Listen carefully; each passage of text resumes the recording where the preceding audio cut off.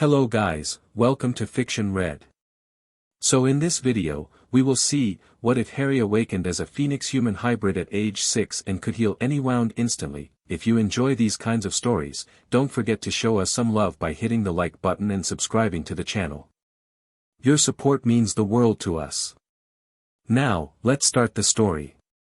Chapter 1, The Cupboard and the Flame. The darkness in the cupboard under the stairs had a weight to it. Harry had learned this over 6 years of life. Darkness could press against your skin like cold water, could fill your lungs until breathing felt like drowning. The darkness in his cupboard was old and patient. It knew him. Harry lay curled on his thin mattress, knees drawn to his chest, and tried to remember how long he'd been here. 2 days. 3. His stomach had stopped growling sometime yesterday, settling into a hollow ache that felt almost comfortable now. Familiar, at least. His left arm throbbed where Uncle Vernon had grabbed him.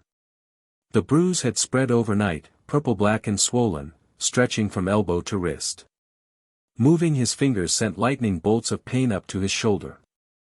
Harry kept his arm pressed against his chest, cradled and still, and breathed through his teeth when the throbbing spiked. He shouldn't have made the cake explode.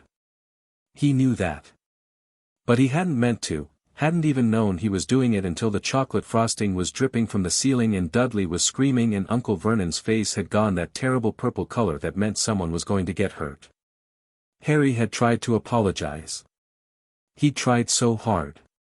But the words kept getting stuck in his throat, and Uncle Vernon's hands had been so fast, and then there was pain and shouting and the cupboard door slamming and the lock clicking into place. That had been Saturday. Today was... Harry wasn't sure. The light that crept under the door had come and gone twice. Maybe Monday. He was so tired. The bruise on his arm pulsed in time with his heartbeat, and Harry closed his eyes against tears that wouldn't help anyone. Crying just made his head hurt.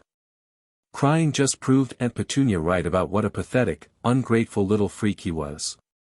He pressed his face into the thin pillow that smelled like dust and old sweat, and wished. He didn't know what he wished.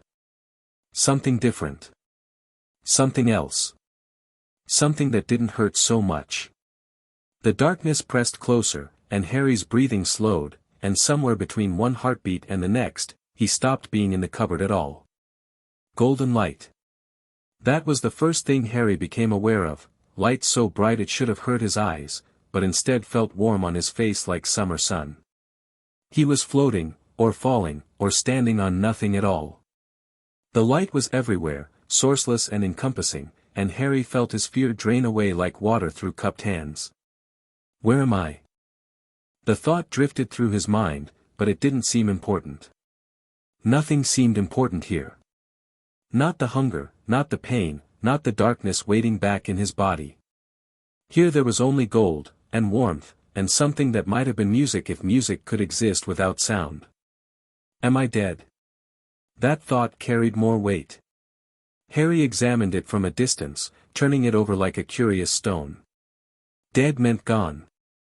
Dead meant no more cupboard, no more Vernon, no more flinching away from shadows that looked like raised hands. Dead meant never seeing another sunset, never tasting another stolen apple from Mrs. Fig's tree, never knowing if things might someday get better. Harry wasn't sure which list was longer. You're not dead. The voice came from everywhere and nowhere, warm and crackling like a banked fire.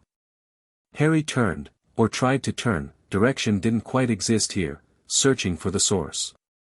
Not yet, little one. But you're close. Closer than you should be, for one so young. Hello. Harry's voice sounded strange in this golden space, thin and young and very small. Who's there? Light shifted. Gathered. For a moment, Harry thought he saw wings, vast wings spanning horizon to horizon, feathers of living flame, each one burning with a different shade of gold and red and orange. Then the image collapsed into something smaller, something he could comprehend, a bird, perched on nothing, regarding him with eyes like captured sunlight. But bird was the wrong word. Harry knew birds, the sparrows in the garden, the owls that sometimes hooted outside his cupboard window at night. This was something else entirely. This was fire given form, beauty given breath, power folded into feathers and housed in a heart that had been burning since before humans learned to speak. Phoenix, Harry thought, and didn't know how he knew. The creature tilted its head, and Harry felt its attention like standing too close to a bonfire. Not painful, but intense. Scouring. "You know me," the phoenix said, and there was surprise in its voice. "How curious. Most humans have forgotten. They see birds of fire and think, pretty, without understanding what stands before them. But you see." "I don't understand," Harry said. "I don't understand anything. Am I dreaming? Perhaps. Dreams and death share a border, child.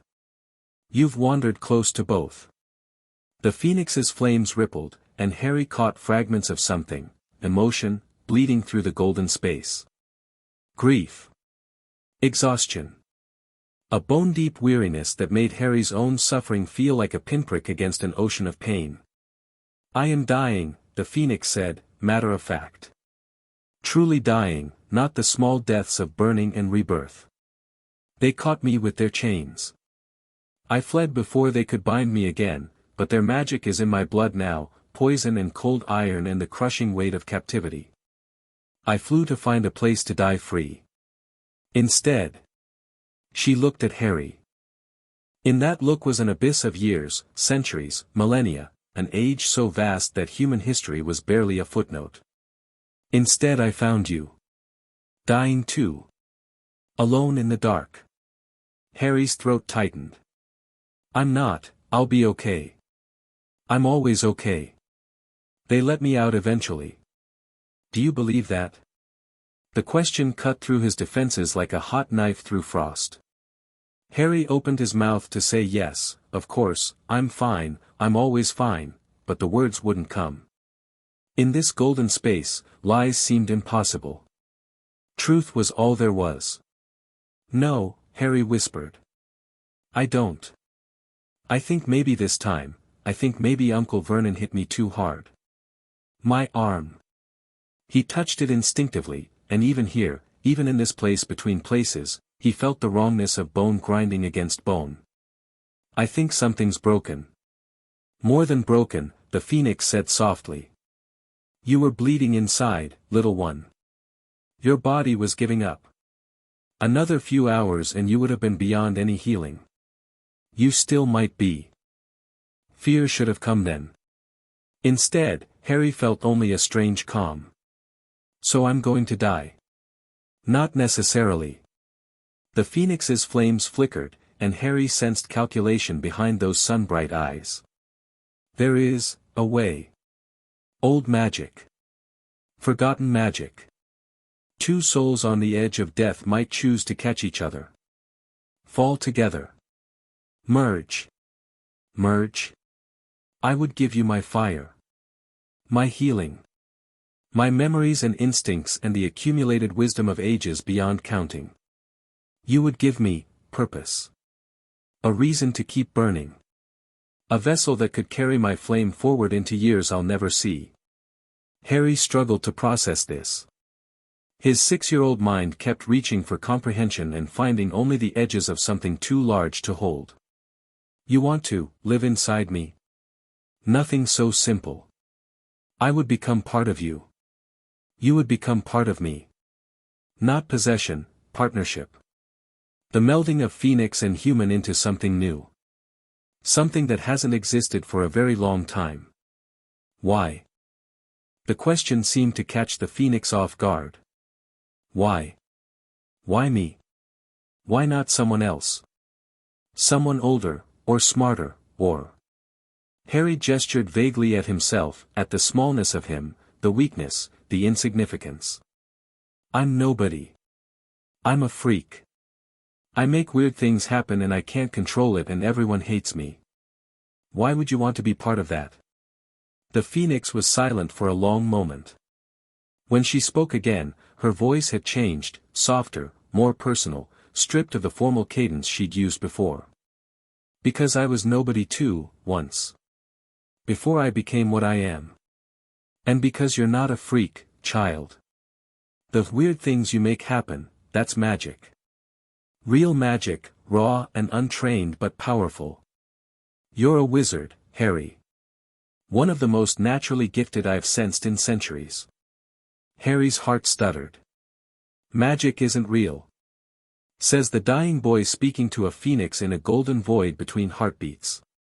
Amusement flickered through the bond that was already beginning to form. Magic is the only real thing there is. Everything else is just details. She extended one wing, and Harry saw that it was translucent now, fading at the edges, flame guttering toward extinction. I'm offering you my fire, she said. My healing. My life, such as it is. And yes, my memories, including some you may wish you'd never seen. It's not a gift without cost. My enemies will become your enemies. The power I carry will draw attention you're not ready for.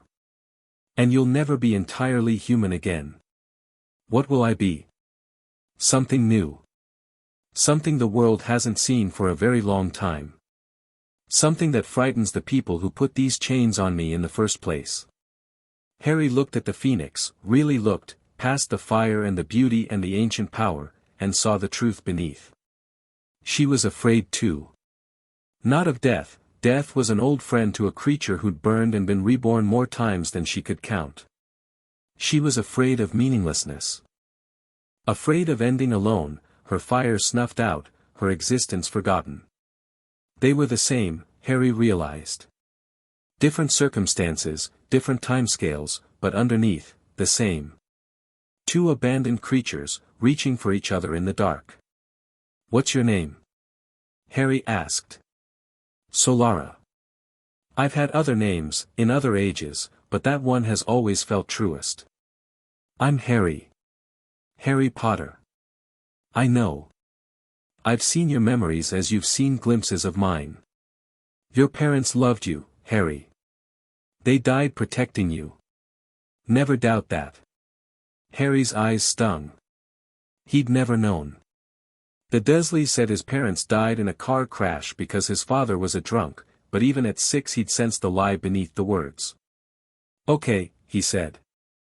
Solara's flames flickered. Okay. I'll do it. The merge. The partnership. Harry straightened as much as he could in this weightless golden space. If you really want me. If you really think I'm worth being part of. Child. Solara's voice was so gentle it almost broke him. I think you're worth far more than anyone has ever told you. And I think you'll prove it, in time. But I need you to understand, this isn't reversible. Once we bond, it's forever. You'll carry my fire until you die, and depending on how deeply we merge, you may not die at all. Not the way humans usually do. You mean I'll be immortal? I mean you might be capable of rebirth. Of burning away and being born again from your own ashes. It's not certain, no one's ever merged with a human before, not like this. But the possibility exists. Harry thought about that. Thought about living forever, about watching everyone he ever knew grow old and die while he stayed the same. It should have horrified him. Maybe it would, someday. Right now, all he could think about was not dying in a cupboard at 6 years old with a broken arm and blood pooling in his belly. I understand, he said. I still want to. Solara's wings spread wide, and for a moment she was vast again, continental, a creature of myth and legend whose wing beats had once summoned hurricanes. Then let us fall together, Harry Potter. Let us catch each other. She burned. Harry burned. The golden void ignited around them, and for an instant that lasted forever, Harry felt everything, every memory Solara had accumulated over millennia, every burning, every rebirth, every joy and sorrow and rage. He saw ancient civilizations rise and fall. He saw phoenixes flying in flocks that darkened the sky. He saw the keepers coming with their chains and their cold iron and their terrible, patient cruelty. He saw Solara's sister bound to an altar, her fire drained drop by drop into crystal vials, her screams echoing through stone chambers. He saw Solara running, flying, burning her way free and knowing she'd never truly escape, not while they still hunted, not while they still remembered. He saw himself through her eyes, small and broken and blazing with potential, a diamond waiting to be cut from coal. And then the memories receded, and Harry was alone again. Not alone. Never alone again, Solara's voice whispered, fainter now, integrated, part of him rather than separate. I'm here. I'm always here. Now wake up, little phoenix. Wake up and live. Harry opened his eyes. The cupboard was dark. The air was stale. Nothing had changed, and everything had changed. His arm didn't hurt anymore. Harry sat up slowly, waiting for the pain to spike, waiting for the grinding wrongness of broken bone. It never came. He flexed his fingers experimentally. They moved without difficulty, without even a twinge. He pushed back his sleeve, expecting to see the terrible bruise, the swelling, the visible proof of Uncle Vernon's fury. His skin was smooth and unmarked, pale in the thin light that crept under the door. Gone. All of it, gone. Your body healed while we merged, Solara explained. Her voice was quieter now, more internal, not a presence beside him but a warmth inside his chest, a second heartbeat pulsing in counterpoint to his own. Phoenix fire remakes what it touches. Your arm was the least of the damage, you were bleeding internally from 3 separate injuries. Any one of them would have killed you within hours. Harry touched his stomach, his chest, his face. Everything felt normal. Better than normal, he couldn't remember ever feeling this clear, this present in his own body. Thank you, he whispered. Don't thank me yet. Look at your hands. Harry looked down. In the darkness of the cupboard, his hands were glowing.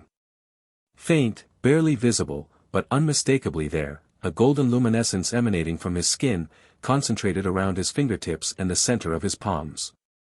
As he watched, the glow pulsed brighter for a moment, and he felt heat building beneath his skin. Your fire is eager, Solara said, and Harry caught a hint of concern beneath her words. It's been dormant for 6 years, trapped behind whatever blocks humans put on their offspring to prevent accidental magic. The merge broke those blocks. Your power is significant. Is that bad? It's not bad or good. It simply is. But you'll need to learn control quickly. Your emotions will trigger your fire until you master it, and you run hot right now, literally.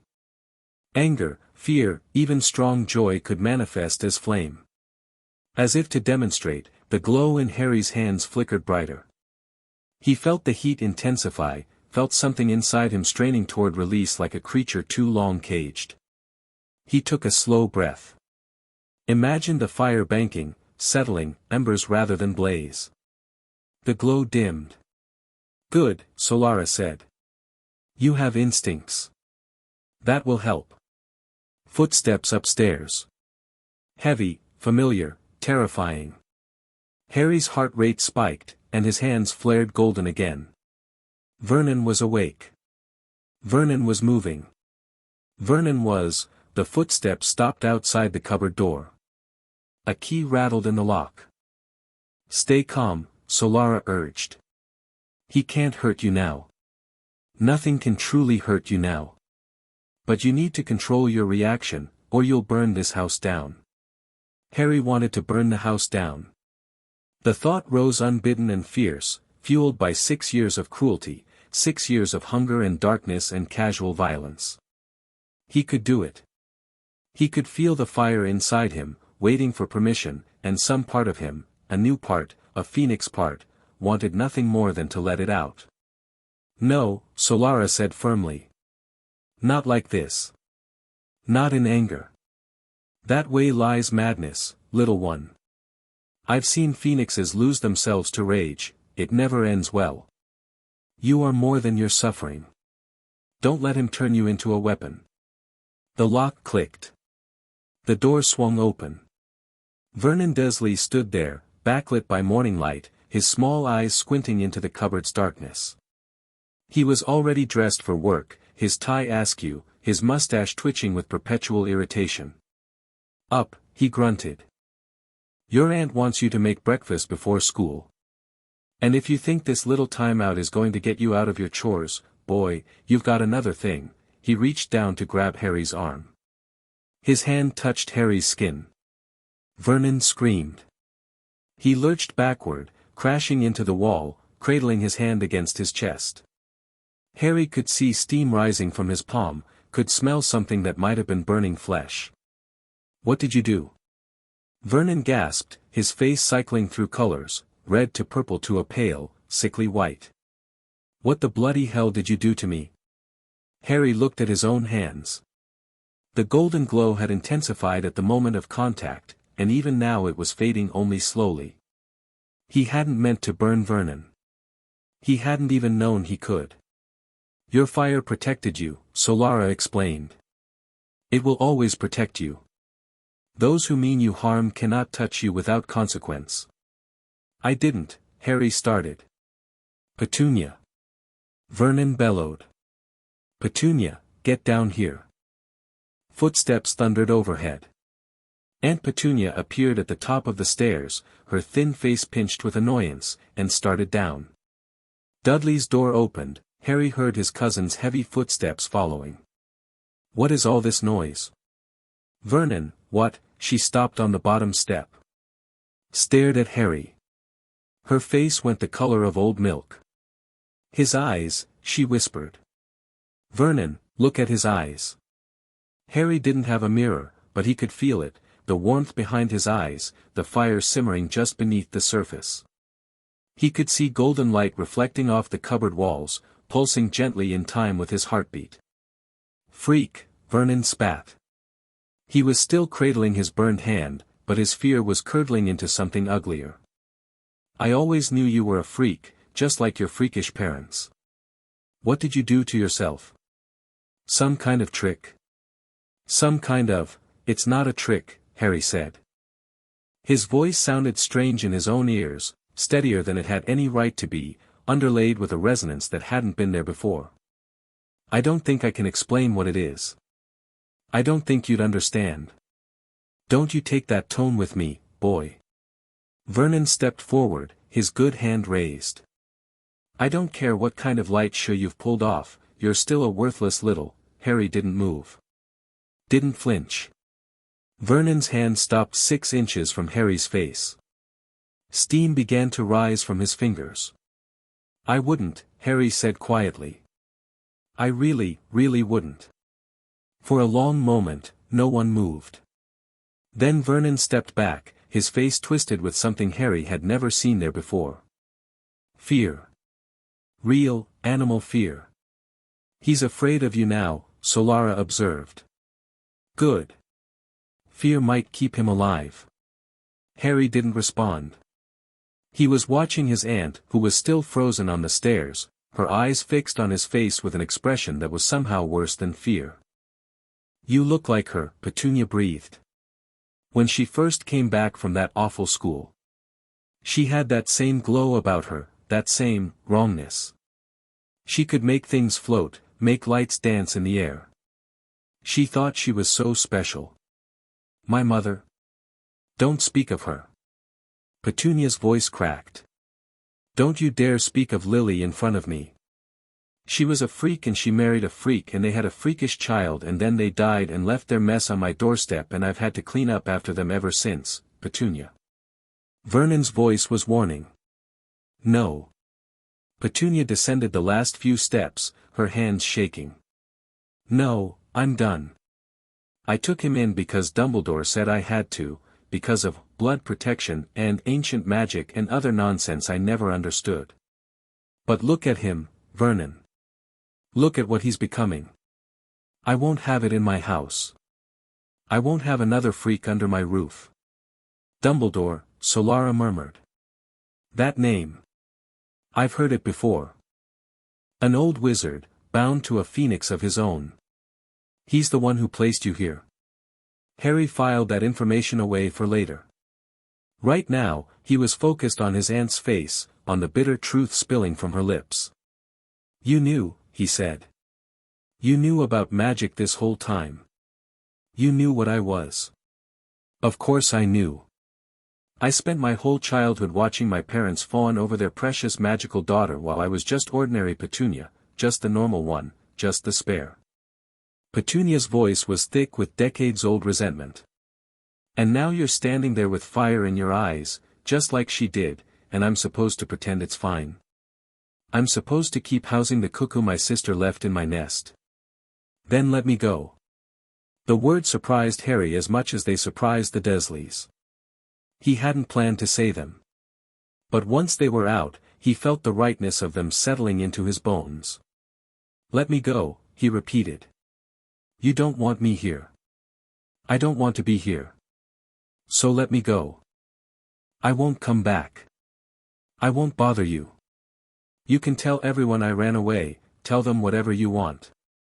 Just let me walk out that door and you'll never have to see me again.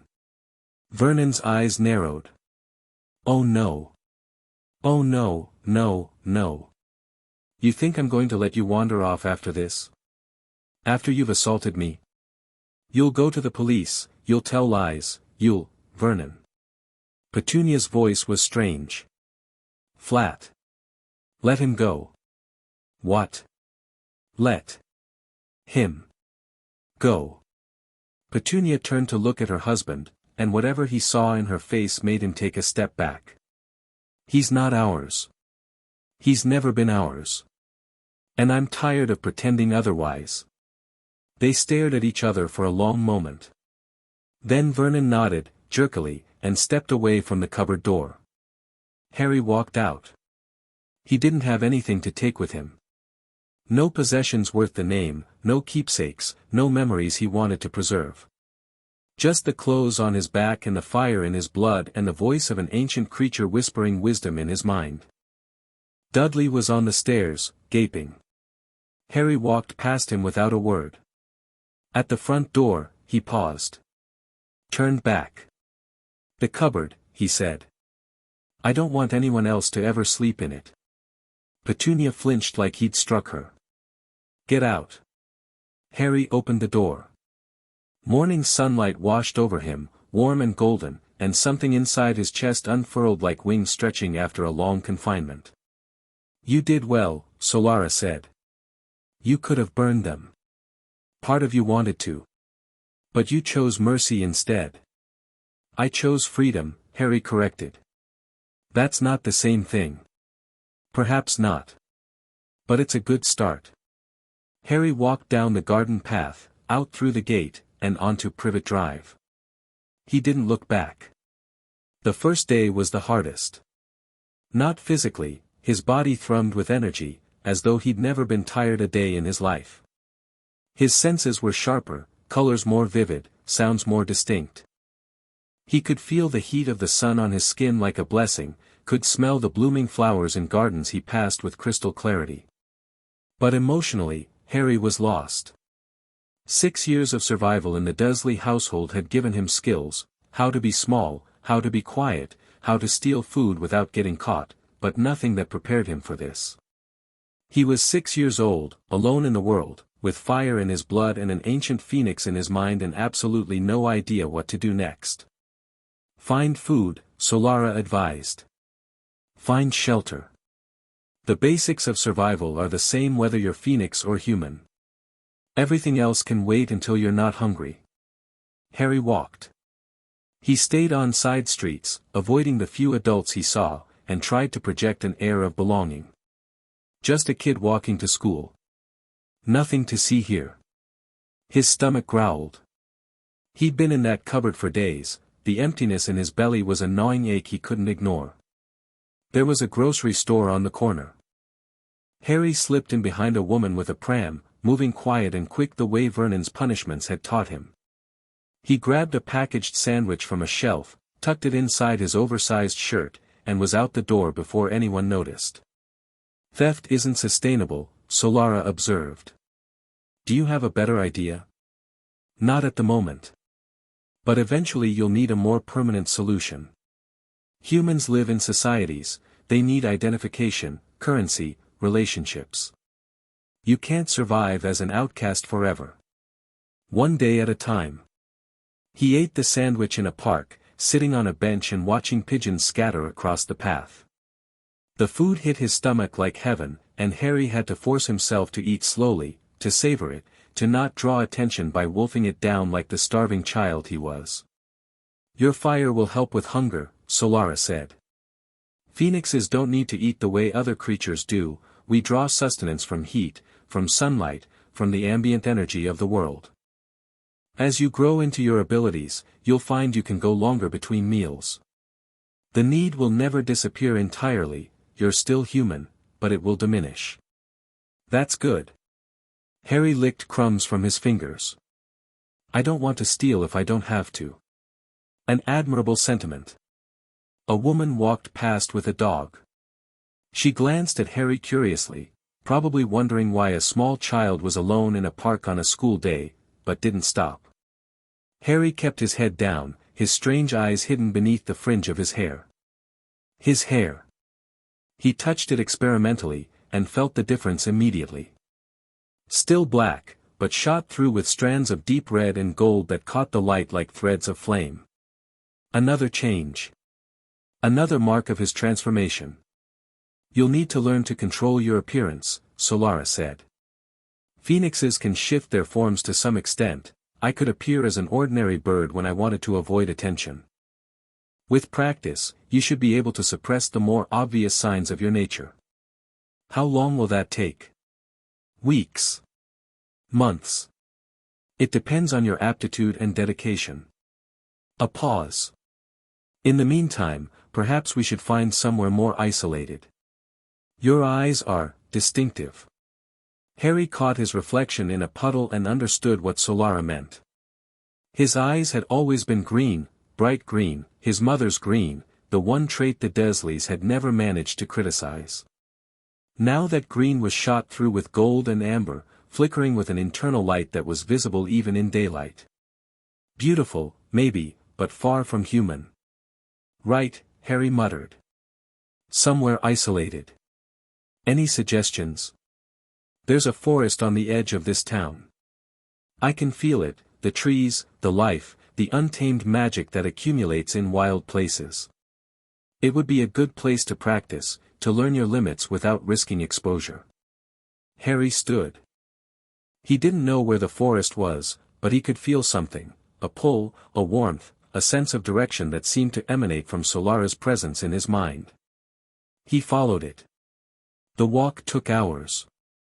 Harry's legs ached by the end, but the discomfort was minor, his body recovered faster now, fatigue burning away like morning mist. By the time the houses gave way to fields and the fields gave way to trees, the sun was high overhead and Harry felt almost energized. The forest was old. Harry could feel its age in the way the trees twisted, in the moss-covered stones that might have been ruins, in the heavy silence that fell as soon as he stepped beneath the canopy. Good, Solara said. This place has memory. It will shelter us. Harry found a hollow beneath a massive oak, sheltered from the wind and hidden from casual sight. He curled up against the roots, feeling the tree's quiet strength at his back, and closed his eyes. What now? He asked. Now you learn. The lessons began with breathing. Fire is breath, Solara explained. Every flame starts with air.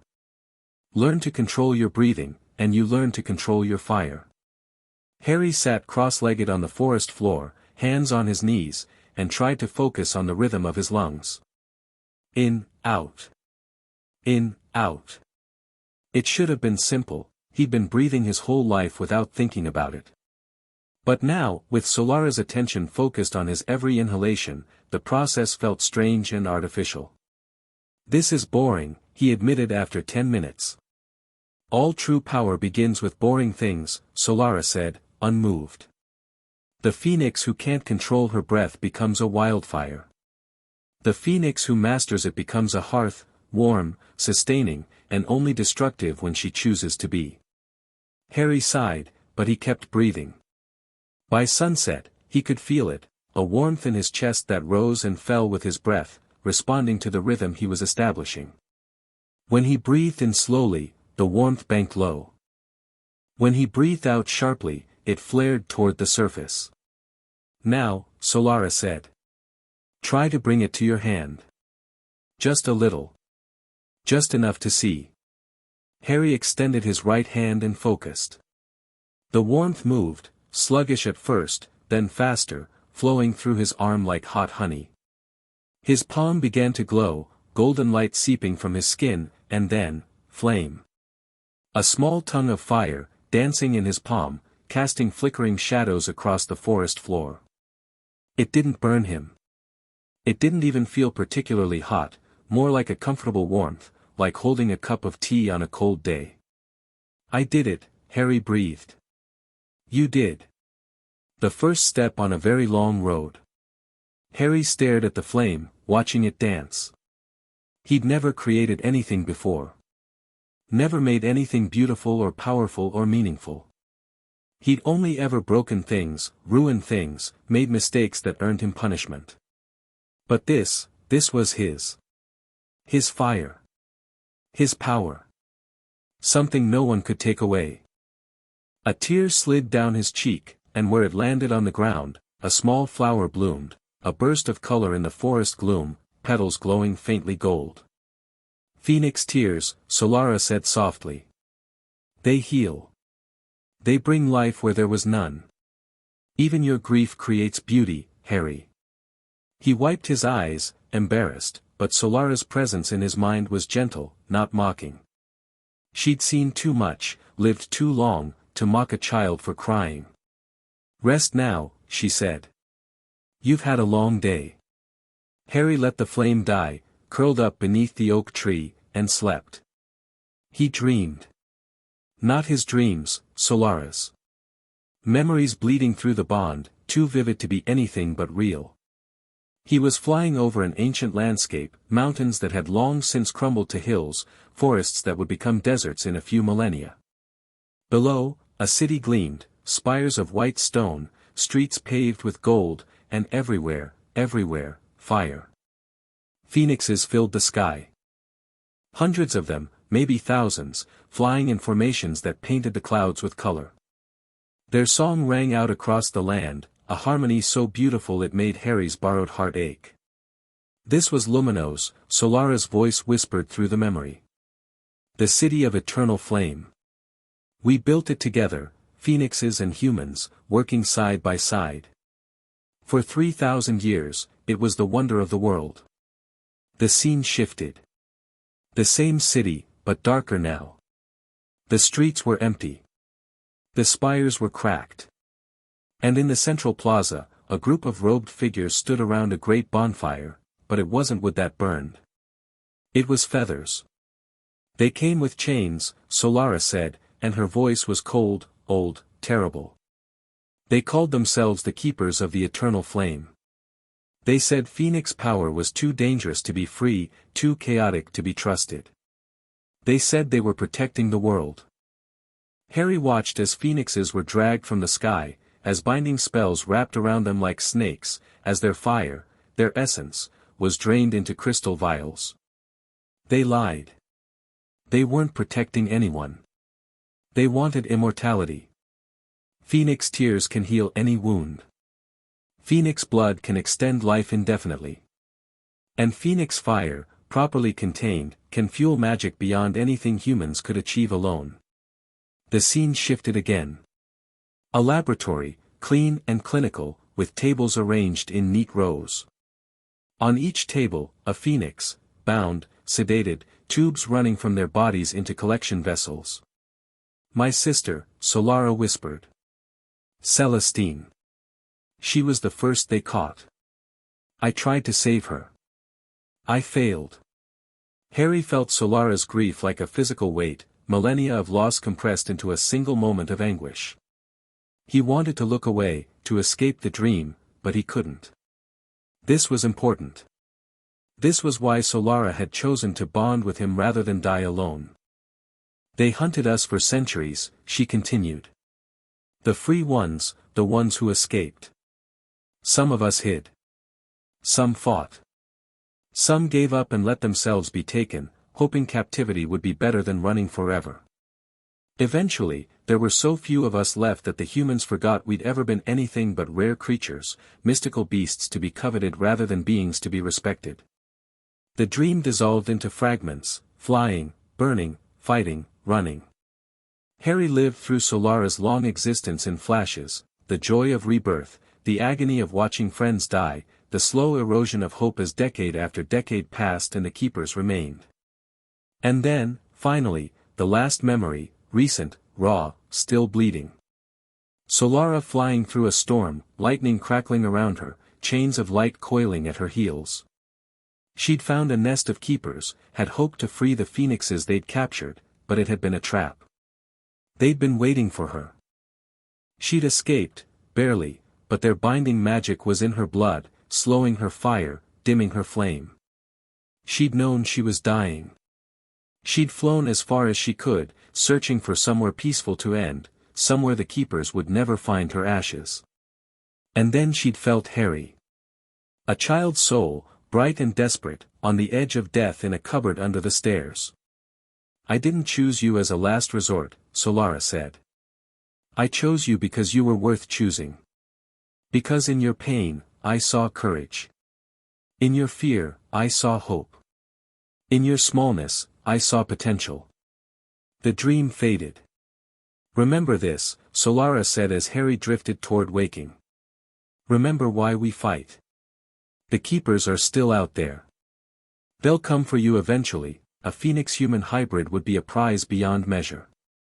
When they do, you'll need to be ready." Harry opened his eyes to morning light filtering through oak leaves, and felt the weight of an ancient war settling onto his young shoulders. 3 weeks passed.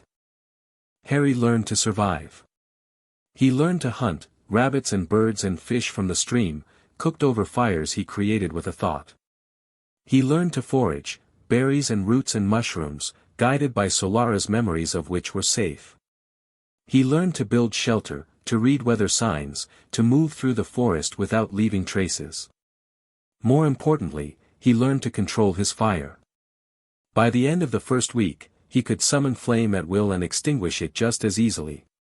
By the end of the second, he could shape it, small birds of fire that flew in circles around his head, snakes that coiled and struck at targets he designated.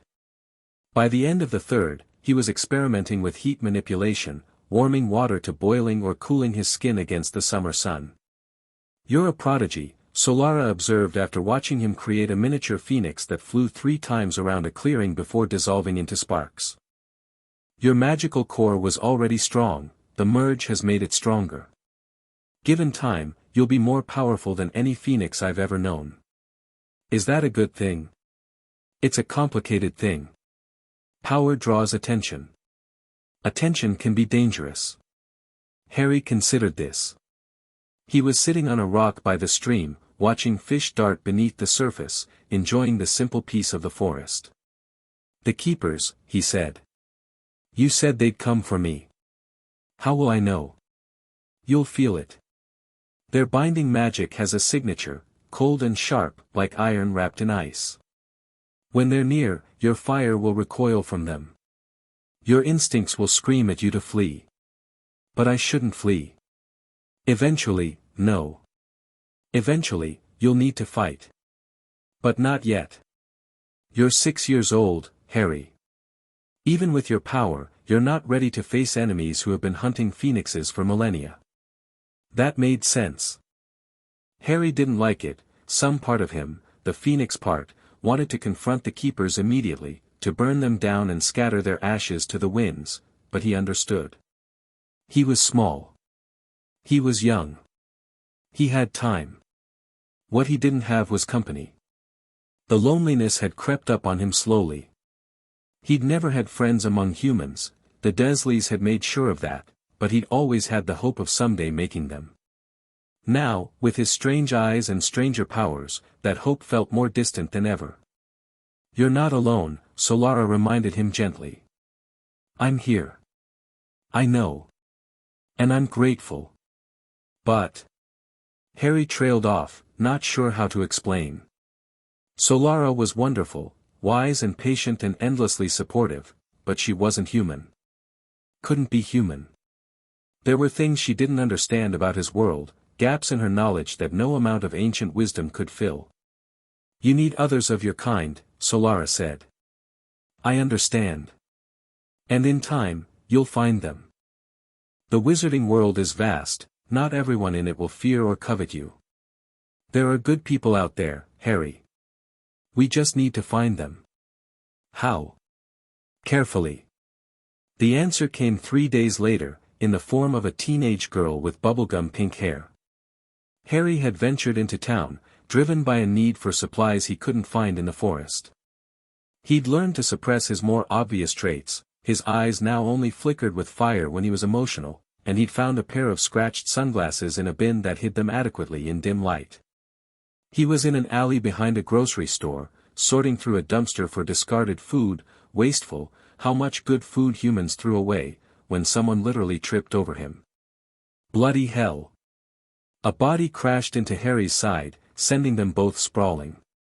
Harry's fire flared instinctively, but he clamped down on it immediately, terrified of burning the stranger. I'm sorry, I didn't see you." The voice was young, female, and mortified. "Oh God, you're just a kid, are you okay? I didn't hurt you, did I?" Harry pushed himself up and found himself face to face with the strangest looking person he'd ever seen. The girl was maybe 13 or 14, with hair the color of bubble gum, a face full of freckles, and the most horrified expression imaginable. "I'm fine," Harry said. "Are you?" "Am I? Yes, I'm fine, I'm always fine, she stopped. Stared. Her eyes went very wide. "Your eyes." Harry's hand flew to his sunglasses, which had fallen off in the collision. He could feel his fire responding to his panic, could see golden light reflecting off the alley walls. It's a medical condition, those aren't contact lenses." The girl leaned closer, fascinated rather than frightened. "And that glow isn't reflecting anything. It's coming from inside. Are you?" She lowered her voice. "Are you magical?" Harry's heart stopped. "Be careful," Solara warned. "But, her aura. There's something strange about it. She's not entirely normal either." "I don't know what you're talking about," Harry said, too quickly. "Oh, come off it. I can see the magic on you. It's practically leaking out of your pores." The girl sat back on her heels, studying him with open curiosity. "I'm Tonks, by the way." "Well, Nymphadora Tonks, but if you call me Nymphadora I'll hex you into next week." "Who are you?" "Harry." "Harry what?" He hesitated. His name had power in the wizarding world, Solara's memories had shown him that much. The boy who lived, they called him. The child who'd somehow survived a killing curse and destroyed the most powerful dark wizard in a century. If this girl knew who he was. But she was looking at him with such open, friendly curiosity. No agenda. No fear. Just a teenager who'd literally stumbled into something strange and was delighted rather than disturbed by it. "Harry Potter," he said. Tonks's jaw dropped. "You're kidding. You're kidding. Harry Potter. The Harry Potter.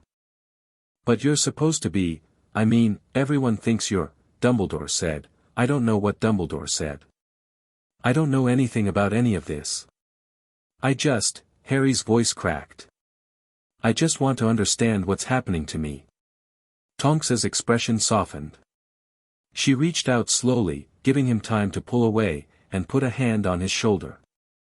Her touch was warm but not burning. Harry's fire recognized her as non-threatening and let her through. "Hey. It's okay. I know this is overwhelming. Trust me, I've been there." She grinned, and her hair shifted color, from pink to blue to green and back again. "Being magical is weird. Being a magical freak is weirder. But you're not alone, yet. There's a whole world of us." Harry stared at her shifting hair. "You're like me.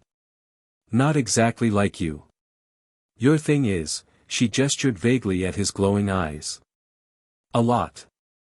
Mine's just metamorphmagus stuff. I can change my appearance, make myself look like anyone. It's cool, but it's not. She trailed off, studying him more closely. What are you, exactly? I've never seen magic like yours before.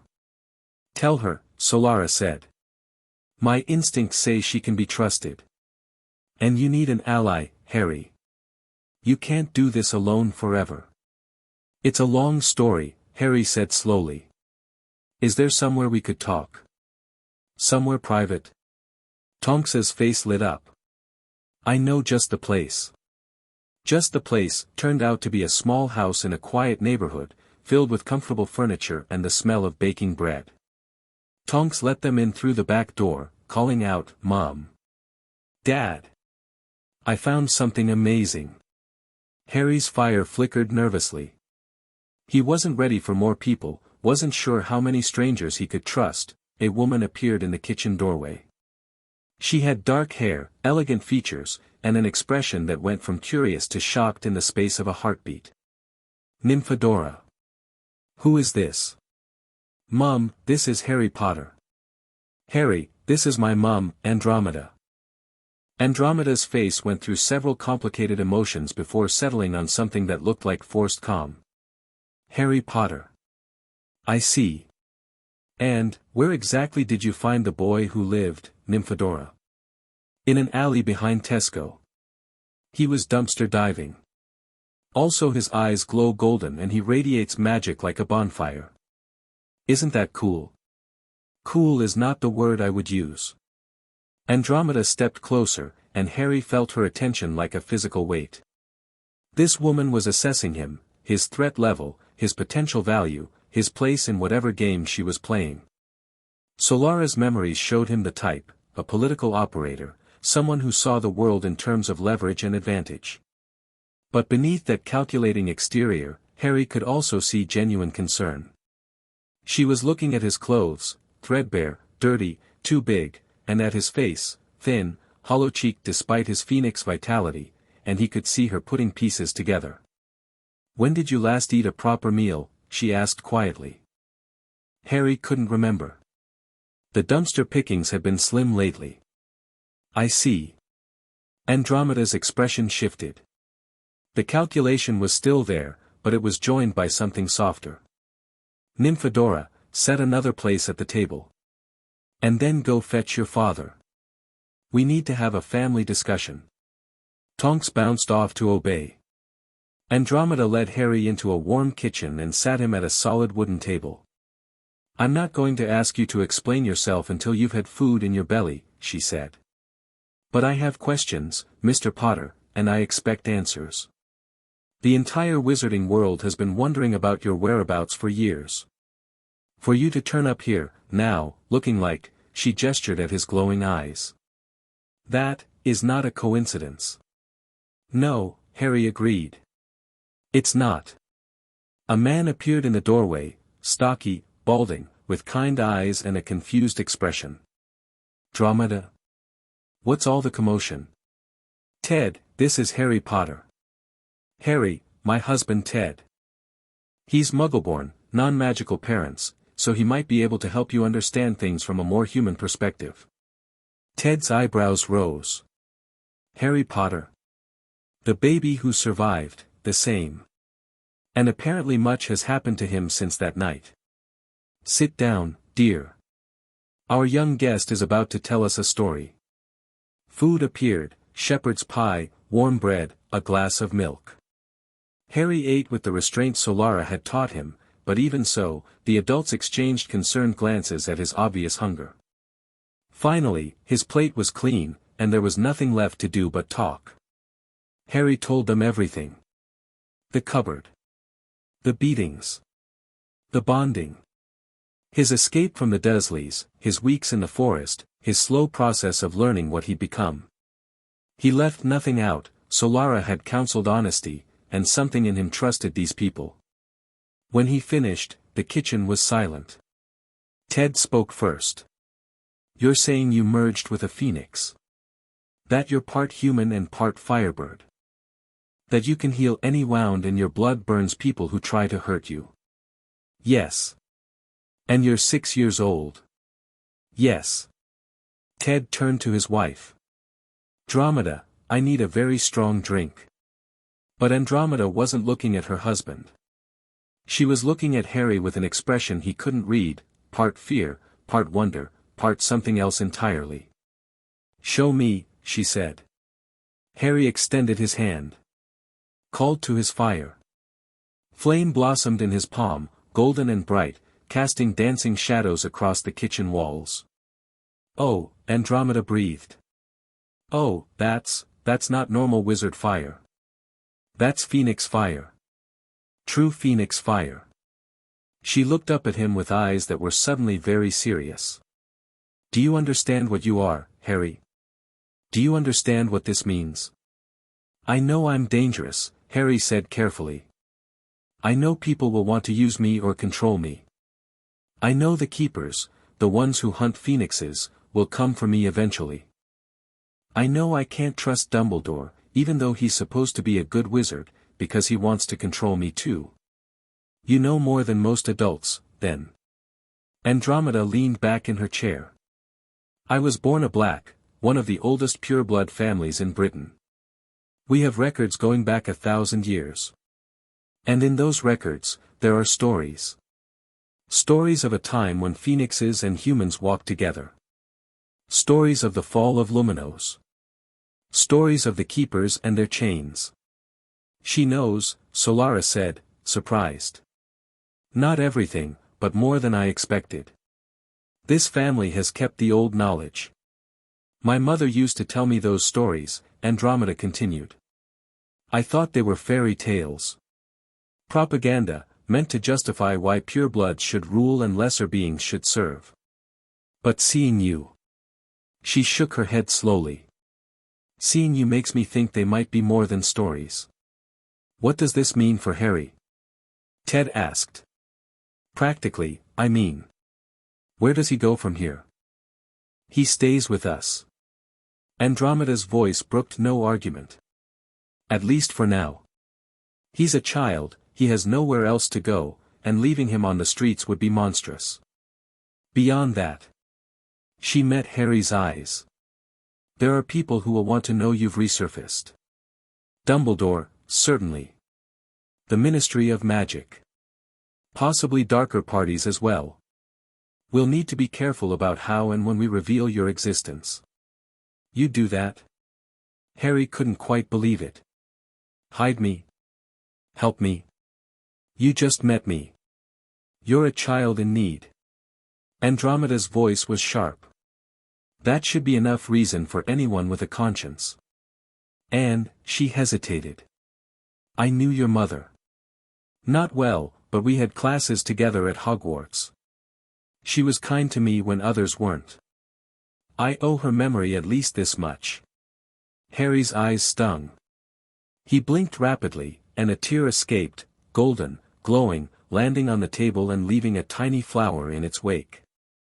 Ted stared at the flower. Well, he said faintly. That's new. Phoenix tears, Andromeda murmured. I've only ever read about them. They're supposed to have healing properties beyond any potion or spell. She looked at Harry with renewed calculation. You really are extraordinary, aren't you? I'm just Harry. His voice was small.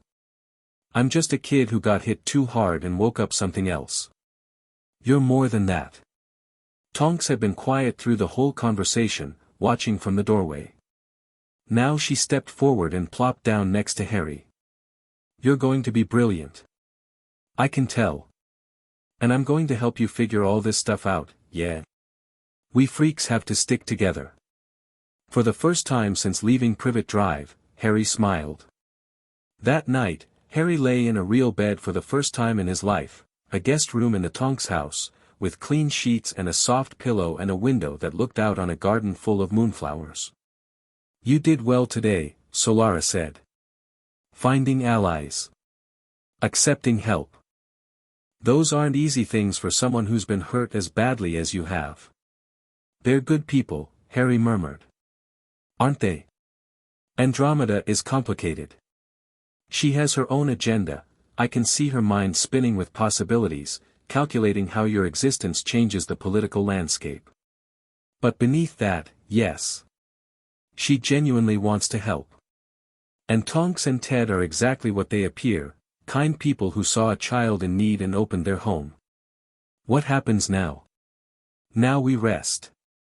Tomorrow we continue training. And soon, perhaps very soon, the world will learn that Harry Potter has returned. When that happens, everything will change. Harry stared at the ceiling, watching shadows dance in the moonlight. He could feel his fire simmering beneath his skin, warm and patient, waiting for him to call on it. Solara. Do you think I can actually do this? Fight the keepers, survive whatever's coming, become the person you think I can be? I don't think it, little phoenix. I know it. Her voice was warm, fond, ancient. I've lived for millennia, seen civilizations rise and fall, watched heroes become villains and villains find redemption. And in all that time, I've never felt a soul quite like yours. Stubborn. Compassionate. Fierce and gentle in equal measure. Whatever challenges await you, you'll face them. And you'll prevail. Harry closed his eyes. Let his fire bank low, embers rather than flame. Let himself drift toward sleep. Tomorrow would bring new challenges. New lessons. New dangers. But for now, for this one moment, he was safe. He was warm. He was not alone. And somewhere in the darkness, in the space between his heartbeats, a phoenix sang him to sleep. Chapter 1 and Chapter 2, Ashes and Introductions. The Tonks household operated on a rhythm Harry had never experienced before, organized chaos punctuated by moments of genuine warmth. Breakfast appeared at 7 sharp, courtesy of Ted's surprisingly domestic skills. Andromeda left for work at the ministry by 8, her robes immaculate and her expression already calculating the day's political maneuvers. Tonks stumbled downstairs around 9, hair cycling through colors as she struggled toward consciousness. And Harry watched it all with the quiet intensity of someone learning a new language. You're staring again, Tonks mumbled into her porridge one morning, 3 weeks after Harry's arrival. It's creepy. Sorry. Harry looked away, heat rising to his cheeks. I've never seen a family work before. Not like this. Tonks's spoon stopped halfway to her mouth. She set it down carefully, her hair settling into a subdued brown that Harry had learned meant she was thinking seriously. The Dursleys were really that bad, huh? They weren't a family. They were people who shared a house and hated one of the occupants. Harry shrugged, the motion practiced, casual. It's fine. I'm here now. It's not fine. Tonks's voice was firm. Nothing about what happened to you is fine. But you're right about one thing, you're here now. And we're going to make sure you never go back to anything like that. She means it, Solara observed. Her emotions are genuine. This one doesn't have a political bone in her body. Harry allowed himself a small smile. Thanks, Tonks. Don't mention it. She returned to her porridge with renewed vigor. Now eat up. Mum wants to start your etiquette lessons today, and trust me, you'll need the energy. Etiquette lessons, Harry discovered, were Andromeda's way of preparing him for war. The wizarding world runs on tradition, she explained, guiding him through the proper way to hold a teacup. Blood status, family connections, ancient alliances, these things matter far more than they should. You, Harry, are a walking contradiction. The boy who lived, raised by muggles, bonded with a phoenix. Half the pureblood families won't know whether to worship you or fear you. What's the other half? They'll try to use you. Andromeda's smile was sharp. Which is why you need to understand how the game is played. Knowledge is armor, Harry. Every custom you learn, every subtle insult you recognize, every political undercurrent you navigate, these are weapons in a war that never truly ends. Harry absorbed it all with the same intensity he'd brought to his fire training. The sacred 28 families. The Wisengamot structure and factions. The delicate dance of pureblood society, where a misplaced word could destroy alliances and a well-timed compliment could forge them. She's not wrong, Solara admitted. Politics destroyed the phoenixes as surely as chains did. We were too proud, too convinced of our own superiority, to see the trap closing around us. Learn from our mistakes, little one.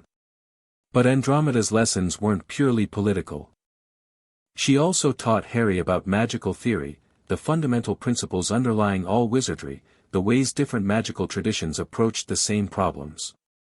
You're not like other wizards, she said one afternoon, watching Harry practice wandless levitation with a concentration that made the air shimmer. Your magic is tied to your phoenix nature. The emotions, the fire, the healing, they're not separate from your magical core. They are your magical core. Is that bad? It's different. Andromeda tilted her head, considering. Most wizards channel magic through external foci, wands, ritual circles, spoken incantations. You channel it through yourself. Through your fire.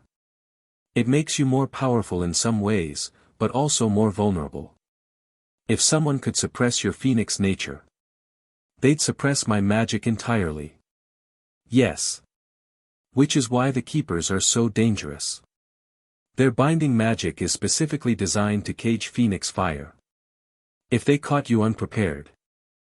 She didn't finish the sentence. She didn't need to. Ted's contributions to Harry's education were more subtle but no less valuable. The thing about the wizarding world, he said one evening, teaching Harry how to play chess with enchanted pieces that shouted advice and insults in equal measure, is that they've forgotten how to think like muggles. To most magical folk, non-magical people are barely real.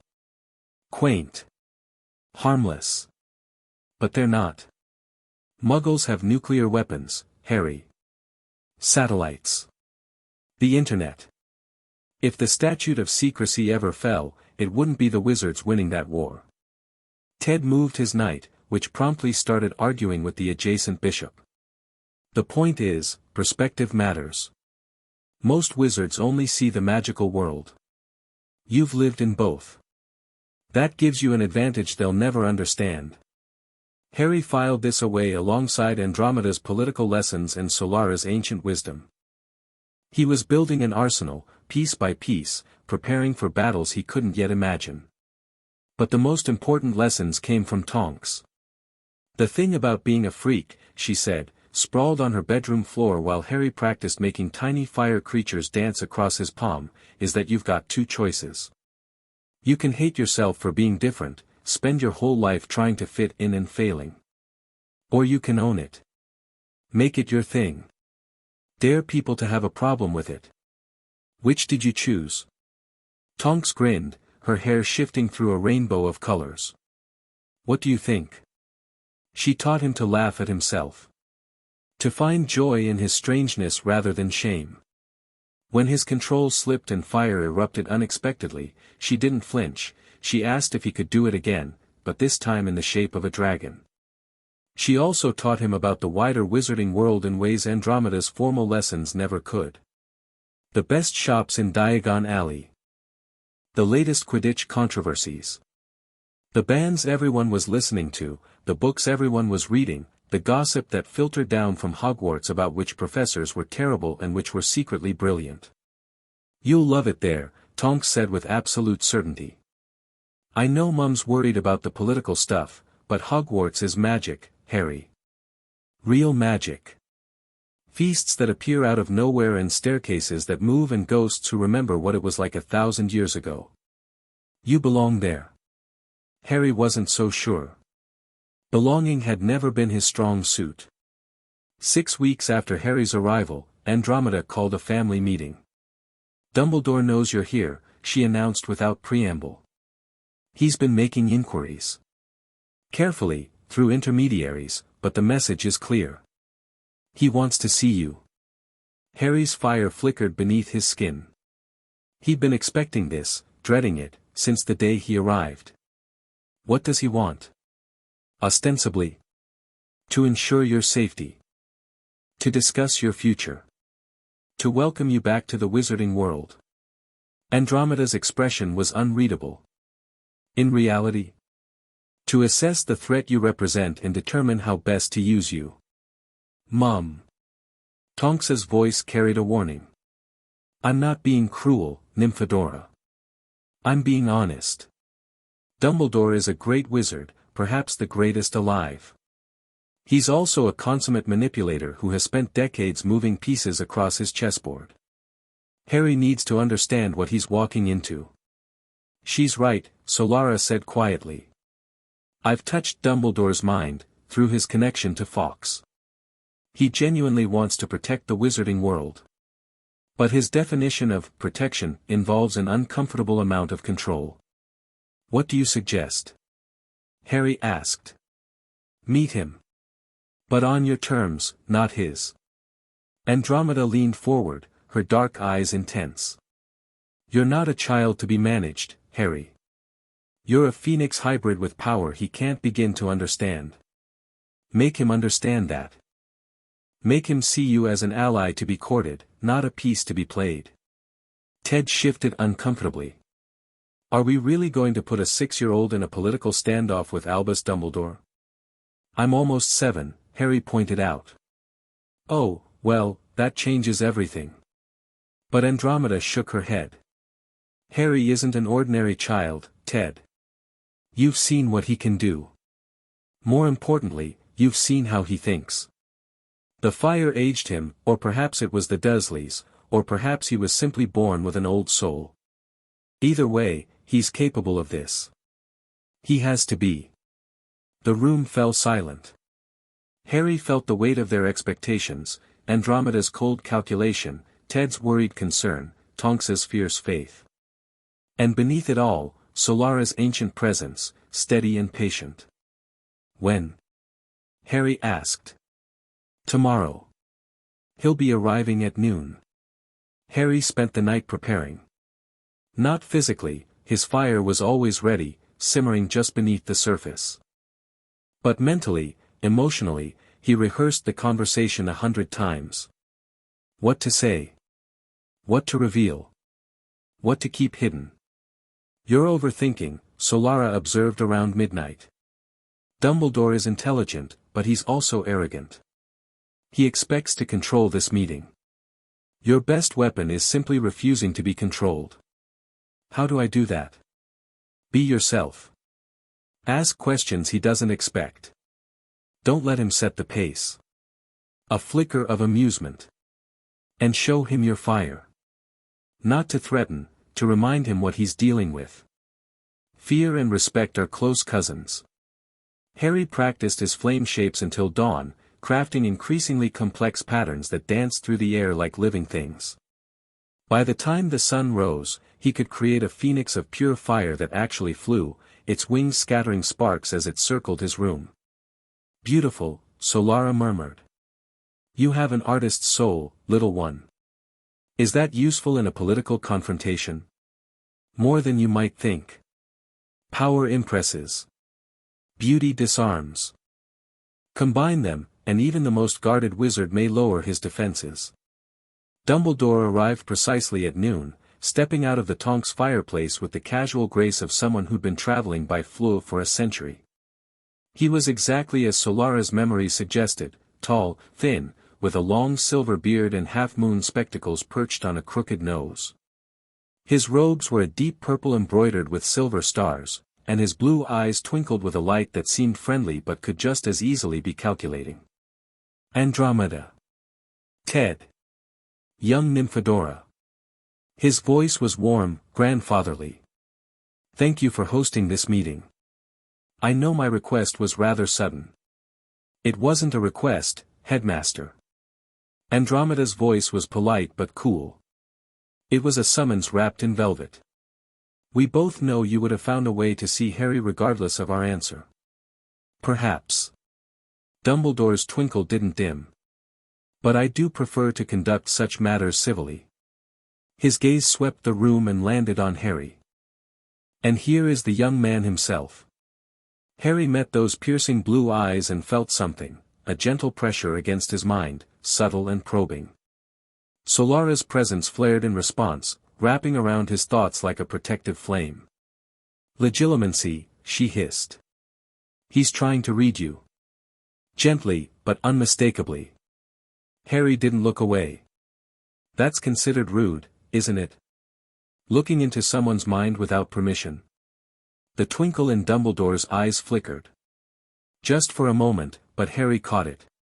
My apologies, Harry. An old habit. One I should be more careful about. He smiled, and the warmth seemed genuine this time. You have remarkable mental defenses for someone so young. I have a good teacher. Dumbledore's gaze sharpened. Yes. I imagine you do. He gestured to the sitting room. Shall we talk? I have much to discuss, and I suspect you have questions of your own. They settled into chairs around the fireplace, Dumbledore in the largest armchair, Andromeda and Ted on the sofa, Tonks hovering near the doorway like she was ready to spring into action at any moment. Harry chose a straight-backed chair that let him face Dumbledore directly. First, Dumbledore began, I want to express my profound relief at finding you safe. When you disappeared from your relative's home, I feared the worst. Did you? Harry kept his voice neutral. Did you fear the worst when you left me there in the first place? When you placed a baby on a doorstep in November with nothing but a letter? Silence. Andromeda's expression flickered with something that might have been approval. The blood wards, Dumbledore started. Protected me from outside threats. They did nothing about the threats inside. Harry's fire stirred, wanting release. He held it in check. Vernon Dursley broke my arm 3 weeks ago. Among other injuries. Any of them could have killed me. Would your blood wards have protected me from dying in that cupboard? Dumbledore's face went very still. I had people watching. They assured me, they were wrong. Or they lied. Either way, I nearly died. And if I had, it would have been your responsibility as much as Vernon's. The words hung in the air. Harry hadn't planned to be this confrontational, had planned to be subtle, political, playing Dumbledore's own game. But the anger had been building for weeks, and this man, this powerful, wise, supposedly good man, had left him in that hell. Careful, Solara warned. Anger is fuel, but it can also blind you. Harry took a breath. Let his fire settle. I don't want to be your enemy, Headmaster. I'm told you're a good man. That you fight against darkness and protect innocence. I'd like to believe that's true. He met Dumbledore's eyes again. But I need to know, can you see me as something other than a weapon? A piece on your board? Or will you always be trying to control me, even when you smile and call it guidance? Dumbledore was quiet for a long moment. When he spoke, his voice was different, stripped of the grandfatherly warmth, the political smoothness. Raw. I have made mistakes, Harry. Many of them. I convince myself that I act for the greater good, that the ends justify the means, that the pain I cause is necessary for some larger victory. And sometimes I am right. But sometimes. He shook his head slowly. Sometimes I am simply an old man who has forgotten that children are not chess pieces. That's not an answer. No. It isn't. Dumbledore leaned forward, his blue eyes suddenly intense. The truth is, I don't know what I see when I look at you. You're something I've never encountered, a human bonded with a phoenix in ways that shouldn't be possible. You have power that could reshape the wizarding world. And there is a prophecy, Harry, that suggests you may be the only one capable of defeating Voldemort when he returns. Harry felt the word like a cold wind. Voldemort. The wizard who killed my parents. The same. He's not truly dead, I've suspected for years that he found ways to anchor his soul, to prevent true death. Someday, perhaps soon, he will return. And when he does. You want me to fight him. I want you to survive him. There's a difference. Dumbledore's voice softened. I won't pretend I don't see your strategic value, Harry. I'm not that dishonest. But I also genuinely want to protect you. To give you the tools and knowledge you'll need to face what's coming. Whether you believe that or not is up to you. He's telling the truth, Solara said slowly. At least, he believes he is. His motivations are mixed, protection and control intertwined so deeply he probably can't separate them himself. Harry considered this. Dumbledore was being more honest than he'd expected. That either meant the old wizard was genuinely trying to build trust, or he was an even better manipulator than Andromeda had warned. Probably both. I want to attend Hogwarts, Harry said finally. When I'm old enough. I want to learn magic properly, from trained teachers. But I won't be a weapon. I won't be aimed at Voldemort or anyone else like a loaded gun. If I fight, it will be because I choose to, not because someone decided it was my destiny. That seems reasonable.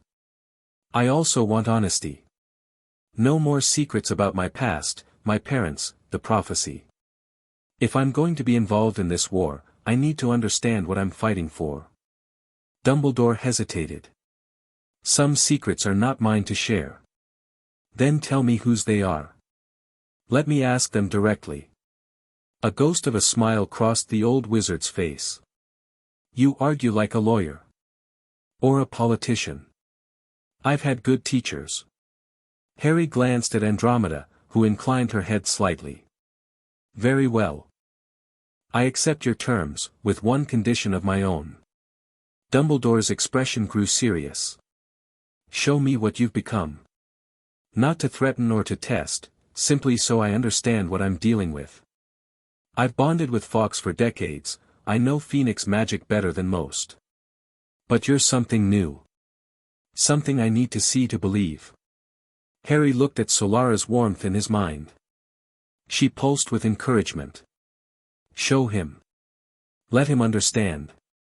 Harry rose from his chair and walked to the center of the room. He could feel everyone's eyes on him, Andromeda's calculating interest, Ted's nervous concern, Tonks's excited anticipation, Dumbledore's piercing assessment. He took a breath. Let his control slip, just a little. Fire bloomed. Not the small flames he practiced, not the careful shapes and controlled bursts. This was his fire in its truest form, golden light that poured from his skin like liquid sunlight, wreathing his body in a corona of flame that didn't burn the carpet or scorch the walls. His eyes blazed amber gold, and in that moment, he wasn't just Harry Potter. He was something older. Something primal. Something that remembered when the world was young and phoenixes sang the stars into existence. He raised his hand, and a phoenix of pure fire took shape above his palm, not a small practice construct but a full-sized bird of flame, its wings stretching wide enough to brush the ceiling. It opened its beak and sang, a single note of such piercing beauty that Ted actually gasped and Tonks's hair cycled through a dozen colors in rapid succession. Then Harry released it. Let it fly up, through the ceiling, through the house, and explode in the sky above like a golden firework, raining sparks that fell harmlessly on the garden below. The flames around Harry's body settled. Banked. Returned to the simmering warmth beneath his skin. He looked at Dumbledore. The old wizard's face had gone pale. His hands, Harry noticed, were trembling slightly. Magnificent, Dumbledore breathed. And terrifying. You're not just bonded with a phoenix, Harry. You've become one. A phoenix in human form. He shook his head slowly. I've never seen anything like it. In all my years, I've never even imagined. Now you understand, Harry said quietly. I'm not a weapon. I'm not a chess piece. I'm something new. And I'm choosing my own path. Dumbledore was silent for a long moment. Then, surprisingly, he smiled, a real smile, warm and wondering and entirely without calculation. You know, he said, I think I'm actually relieved. I've spent so long carrying burdens alone, making decisions no one should have to make. The idea that there's someone else capable of shaping destiny, even if he's only 6 years old. He chuckled. Perhaps the world doesn't need me as much as I thought. It might still need you, Harry allowed. Just not as a puppet master. No. I suppose not. Dumbledore rose, his movements slow and somehow lighter than before. I'll honor our agreement, Harry. Honesty. Respect. Partnership rather than control. I won't claim it will be easy, old habits die hard, and I am very, very old, but I will try. That's all I ask. They shook hands. Harry felt the warmth of ancient magic in Dumbledore's grip, the deep connection to Fawkes that had sustained the old wizard for decades. And beneath that, buried but undeniable, genuine hope. He means it, Solara said, surprised. For now, at least. Something about you has changed him. Harry didn't respond. He was watching Dumbledore's face, seeing the man beneath the legend, and wondering if change could ever be permanent, or if it was always just waiting to slide back into old patterns. After Dumbledore left, the house erupted. That was brilliant. Tonks grabbed Harry in a hug that lifted him off his feet. Did you see his face when you made that fire phoenix? I thought he was going to faint. He very nearly did, Andromeda observed dryly, but there was approval in her eyes. You handled that remarkably well, Harry. Better than I expected. Better than most adults could have managed. Ted looked shell-shocked. The fire didn't burn anything. You were literally wreathed in flames and the carpet didn't even singe. How is that possible? Phoenix fire only burns what I want it to burn. Harry extracted himself from Tonks's enthusiastic grip. It's part of who I am now. The fire is me, and I'm the fire. I don't hurt things by accident. That's not how fire works. It is now. Ted opened his mouth, closed it, and shook his head. I need a lie down. And possibly a stiff drink. Again. As he retreated upstairs, Andromeda's expression shifted to something more serious. You've bought yourself time, she said. Dumbledore will keep his word, for now. But others won't be as easily managed. The Ministry, the pure-blood families, the press. Word will spread that Harry Potter has resurfaced. And when they learn what you've become, they'll want to study me. Use me. Control me. Harry had already thought through this. I know. We need to control the narrative. Introduce you on your own terms, with the right backing. The goblins have already indicated interest, their culture reveres phoenixes. If we could secure their alliance formally. You want me to go to Gringotts? I want you to claim your birthright. Andromeda's eyes glittered. Your parents left you more than memories, Harry. There's a vault. An estate. A seat on the Wisengamot that's been held in trust since your father's death. If you claim them, you become a political force in your own right. Someone who can't be dismissed or controlled because they have nothing. Clever, Solara observed. She's not wrong. Power protects power. The more tangible resources you control, the harder it will be for enemies to move against you. Harry considered. The idea of wealth and influence felt strange, abstract. But Andromeda was right, in the political world she'd been teaching him about, such things mattered. All right, he said. When do we go? Andromeda's smile was sharp and satisfied. Tomorrow. We'll send word to the goblins tonight. If I know Ragnarok, and I do, he'll be very interested to meet the Phoenix child. Gringotts was overwhelming. Harry had been to Diagon Alley before, brief trips with the Tonks family, always disguised, always careful, but he'd never been inside the Wizard Bank.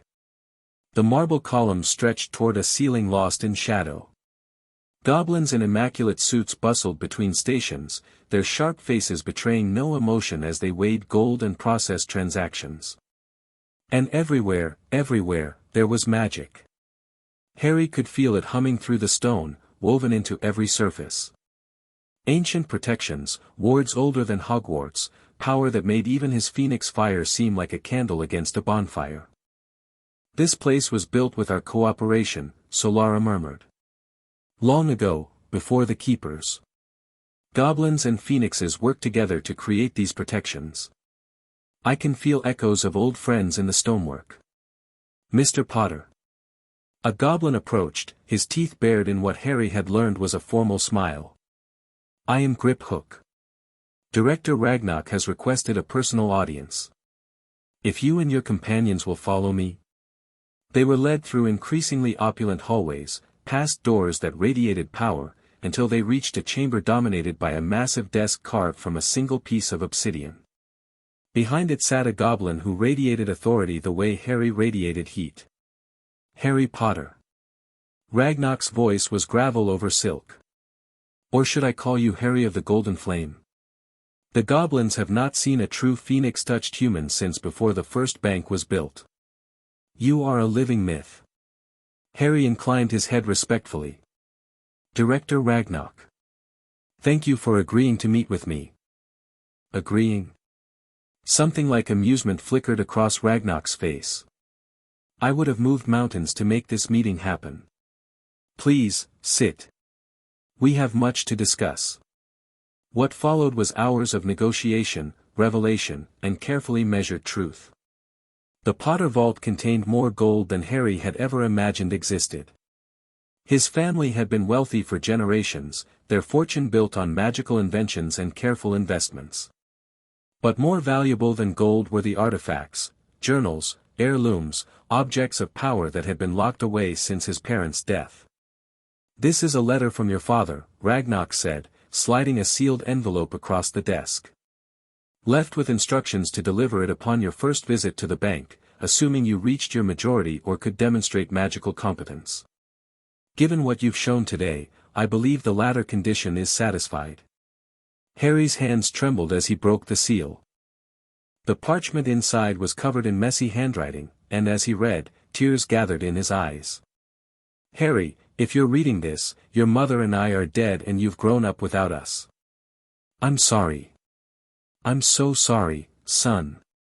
We did everything we could to protect you, but if you're holding this letter, it wasn't enough. I don't know what kind of life you've had.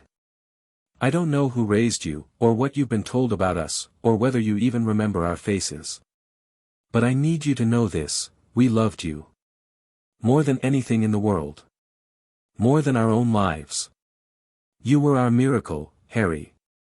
Our everything.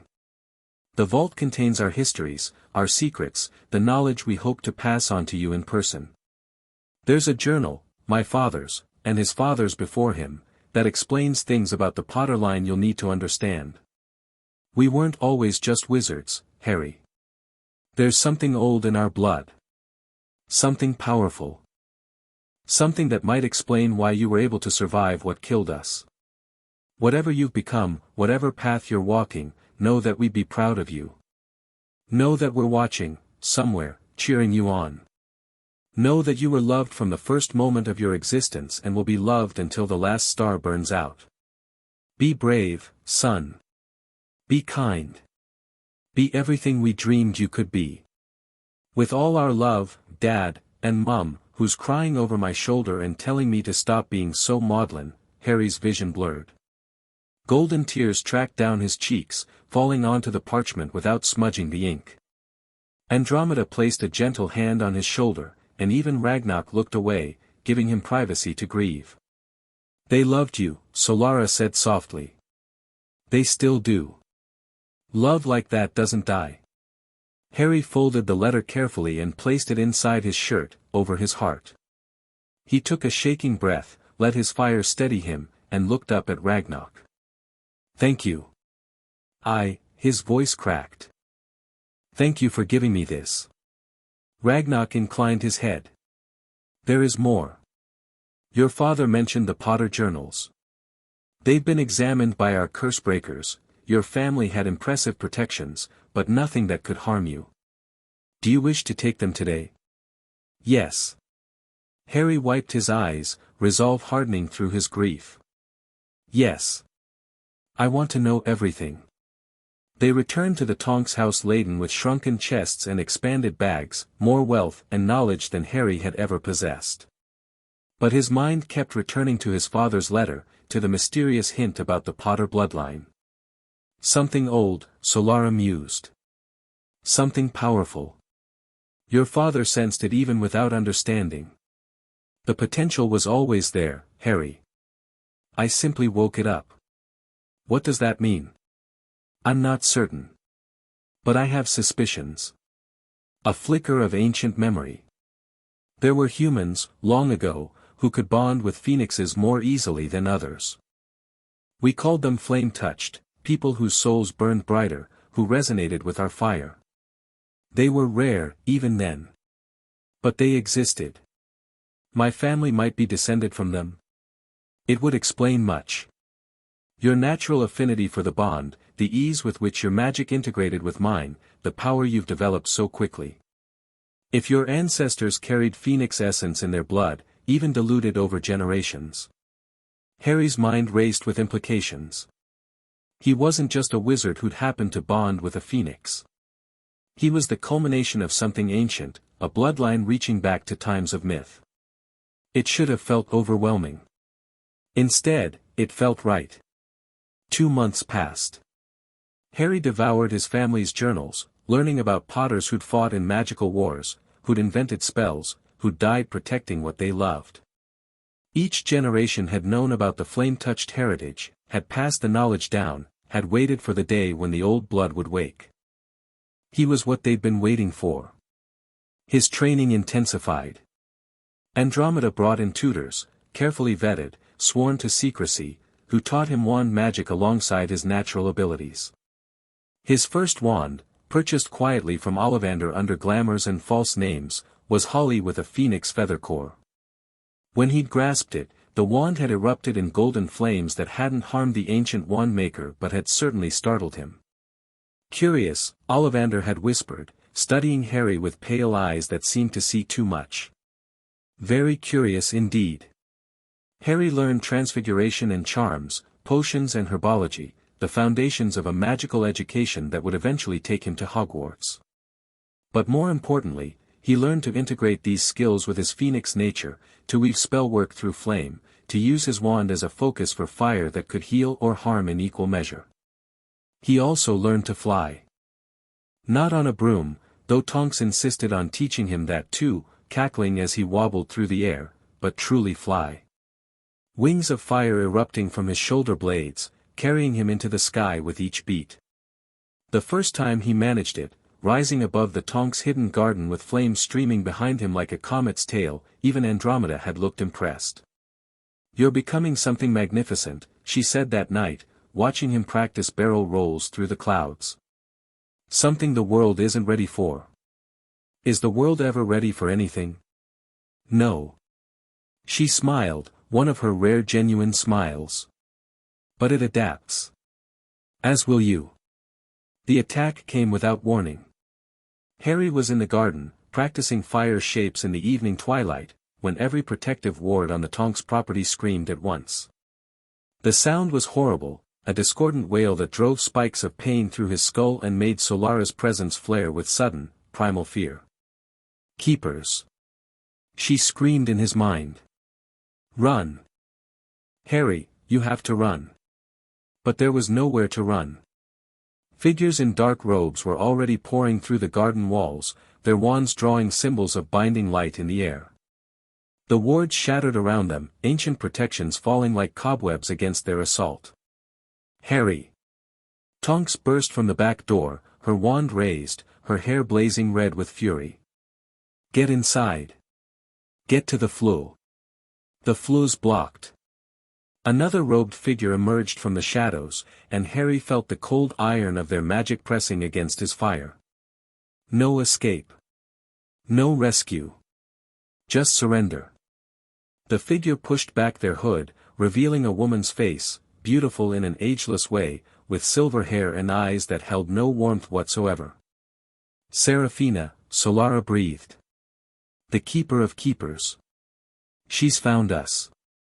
Harry Potter. Seraphina's voice was melodic, almost gentle. Or should I say, Harry of the Golden Flame? We've been watching you for some time. You've done remarkable things for one so young.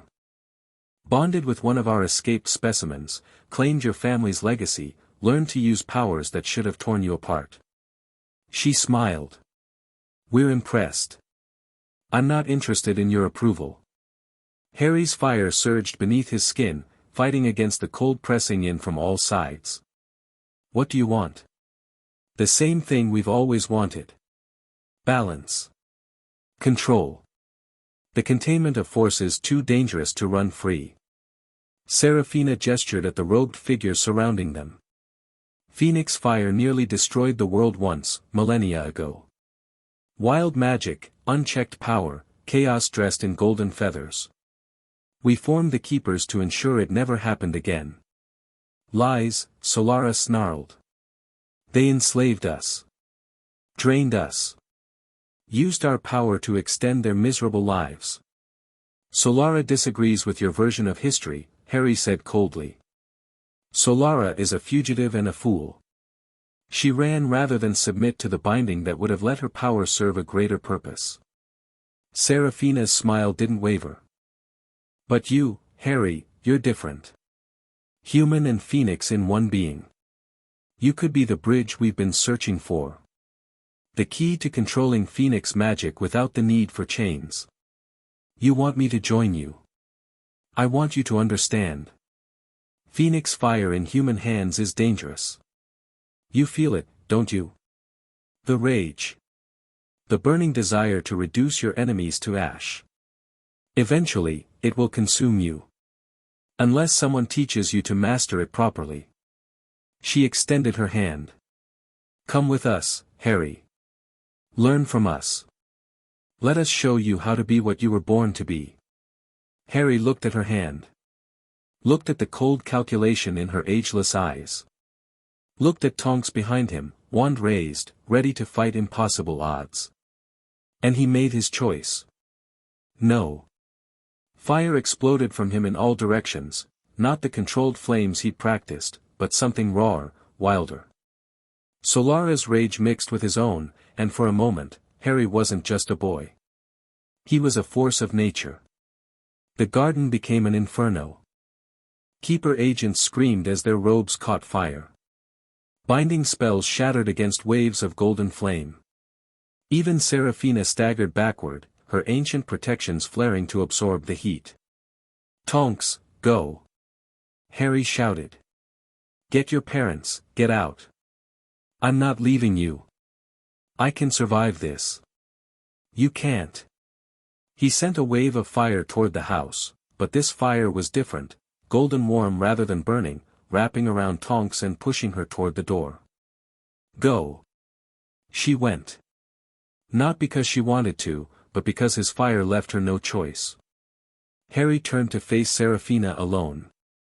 The Keeper leader had recovered, her face twisted with something that might have been respect or hunger. Impressive. Your fire is stronger than I expected. But you're still a child, Harry. Still untrained. You can't maintain this forever. She was right. Already Harry could feel the strain, his reserves depleting as he burned hotter than he ever had before. He could fight, but he couldn't win. Not against her, not against all of them. But he didn't need to win. He just needed to survive. The sky, Solara whispered. Fly, Harry. They can't catch you in the air. Harry gathered every ounce of fire he had left and rocketed upward on wings of flame. The world blurred around him, garden, house, London sprawling below. He climbed higher and higher, cold air mixing with Phoenix heat, until the Keepers were specks far beneath him. Seraphina's voice followed him, somehow audible even at this distance, run, little Phoenix. Hide if you can.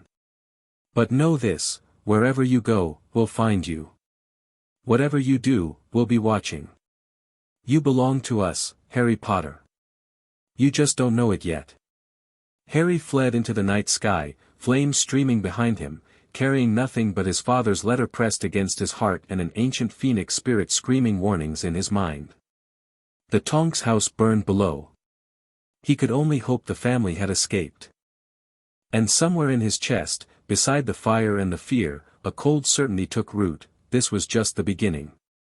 He found them 3 hours later. Andromeda had anticipated the attack, not specifically, but generally. She'd established emergency protocols, hidden bolt holes, escape routes that even the keepers couldn't predict. The family had apparat to a safe house in Cornwall the moment Harry's fire had given them cover. "You're alive."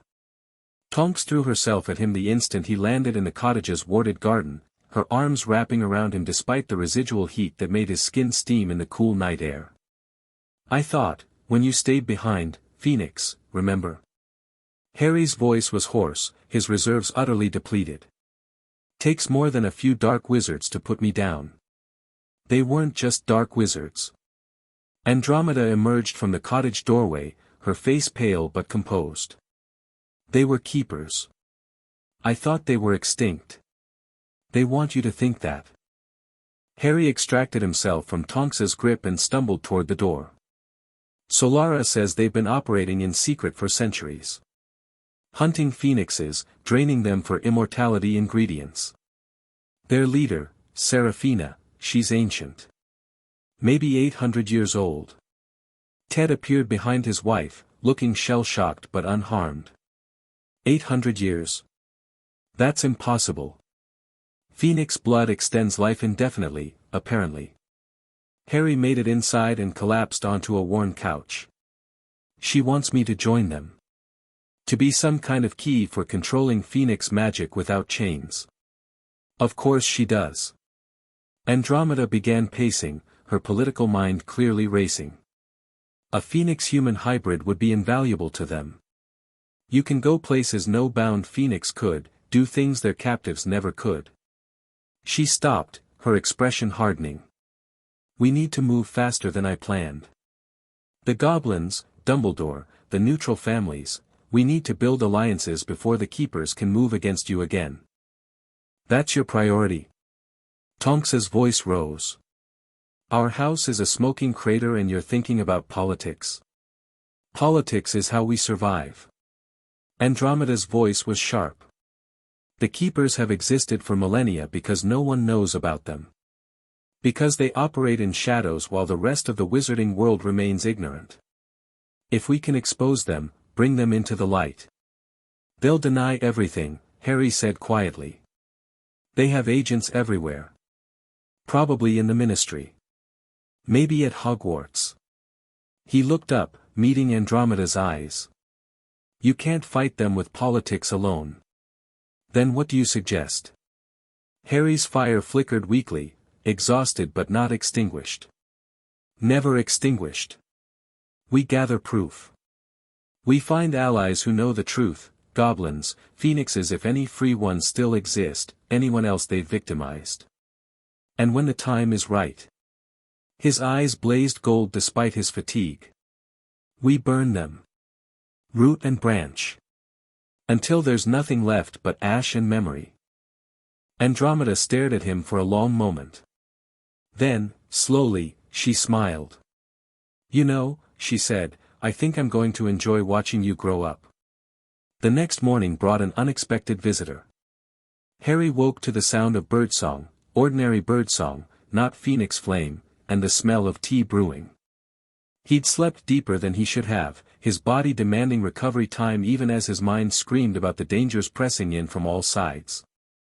"There's someone here to see you," Ted said when Harry emerged from his borrowed bedroom. "He says he's a friend, but—" Ted lowered his voice. "His eyes are weird, Harry. Not glowing like yours, but empty. Like he's seen things that burned the humanity out of him." Harry followed Ted to the cottage's small sitting room and stopped dead. The man was tall, gaunt, dressed in simple black robes that might have been morning clothes or might have been mere preference. His hair was dark and lank, his skin pale to the point of translucence. And his eyes. Ted was right. Those eyes were wrong. Not evil, not cruel, but hollowed out. Like someone had scooped out whatever used to live there and left only shadows behind. Harry Potter. The man's voice was rough, as if he hadn't spoken in weeks. I am Severus Snape. We need to talk. Careful, Solara warned. This one reeks of darkness. But also of pain. And something else, loyalty, I think. Buried deep. Harry moved into the room, keeping furniture between himself and the stranger. Professor Snape. The potions master at Hogwarts. Dumbledore's man. Dumbledore's. Something flickered in those empty eyes. And yours, if you'll have me. Why would I have you? Because I made your mother a promise. Snape's voice cracked on the words. The night she died. I promised to protect her son, no matter what it cost me. For 6 years I've watched from a distance, believing you were safe with the Muggles. I was wrong. His hands clenched into fists. I won't be wrong again. Harry studied him. Read the guilt and grief written in every line of that harsh face. Felt Solara's assessment of the man's soul, damaged, yes, but not beyond redemption. You knew my mother. I loved your mother. The admission seemed to tear something in Snape, some final barrier against vulnerability. Since we were children. I loved her, and I lost her, and every day since I've been trying to atone for failures I can never truly forgive. And now you want to protect me. For her sake. Yes.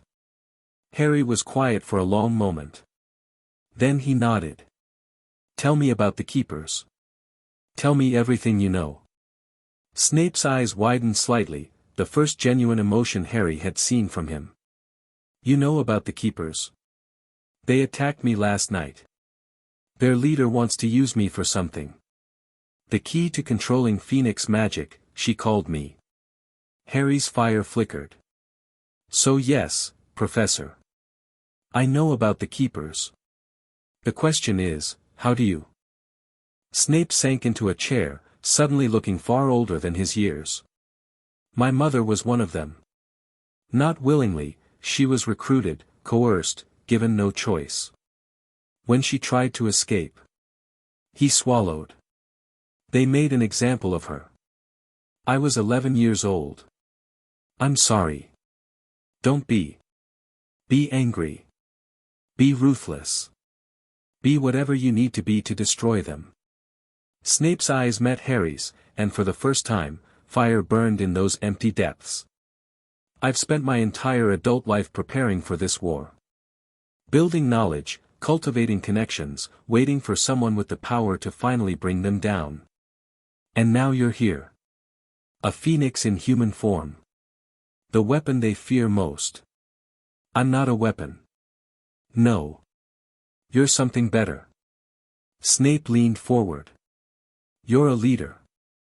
Or you will be, when you're ready. Someone who can unite the victims of Keeper cruelty, rally the magical world against them, tear down an empire that stood for millennia. He paused. If you're willing to pay the price. Harry thought about his father's letter. About Solara's memories of chains and cages. About Seraphina's cold smile and the agents who'd burned his new family's home. What's the price? Everything. Snape's voice was flat. Your childhood. Your innocence. Your chance at a normal life. You'll be marked as a threat, hunted by powers you can't imagine. Some of your allies will betray you. Some of your friends will die. And in the end, even if you win, you'll be changed into something you might not recognize. And if I refuse? If I hide, run, try to live quietly? They'll never let you. You're too valuable. Too dangerous. Snape shook his head. There's no path that leads to peace, Harry. Not for you. The only choice is what kind of war you're willing to fight.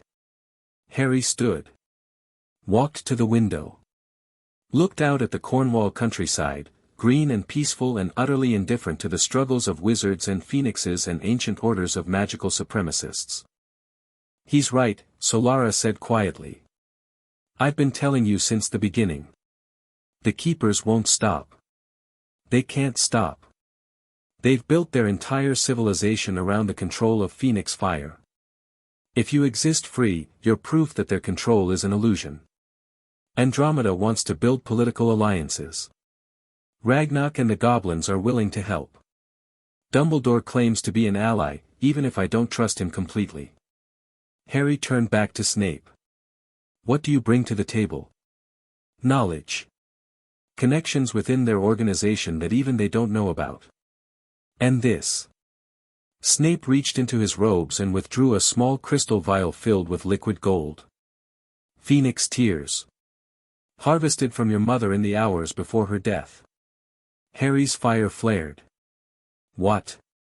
Lily discovered the keepers in her final year at Hogwarts. She started investigating, uncovering their secrets.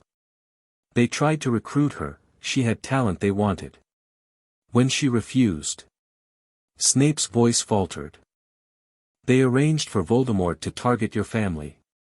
Killed two birds with one stone. The world tilted. Harry's mother hadn't just died fighting a dark wizard.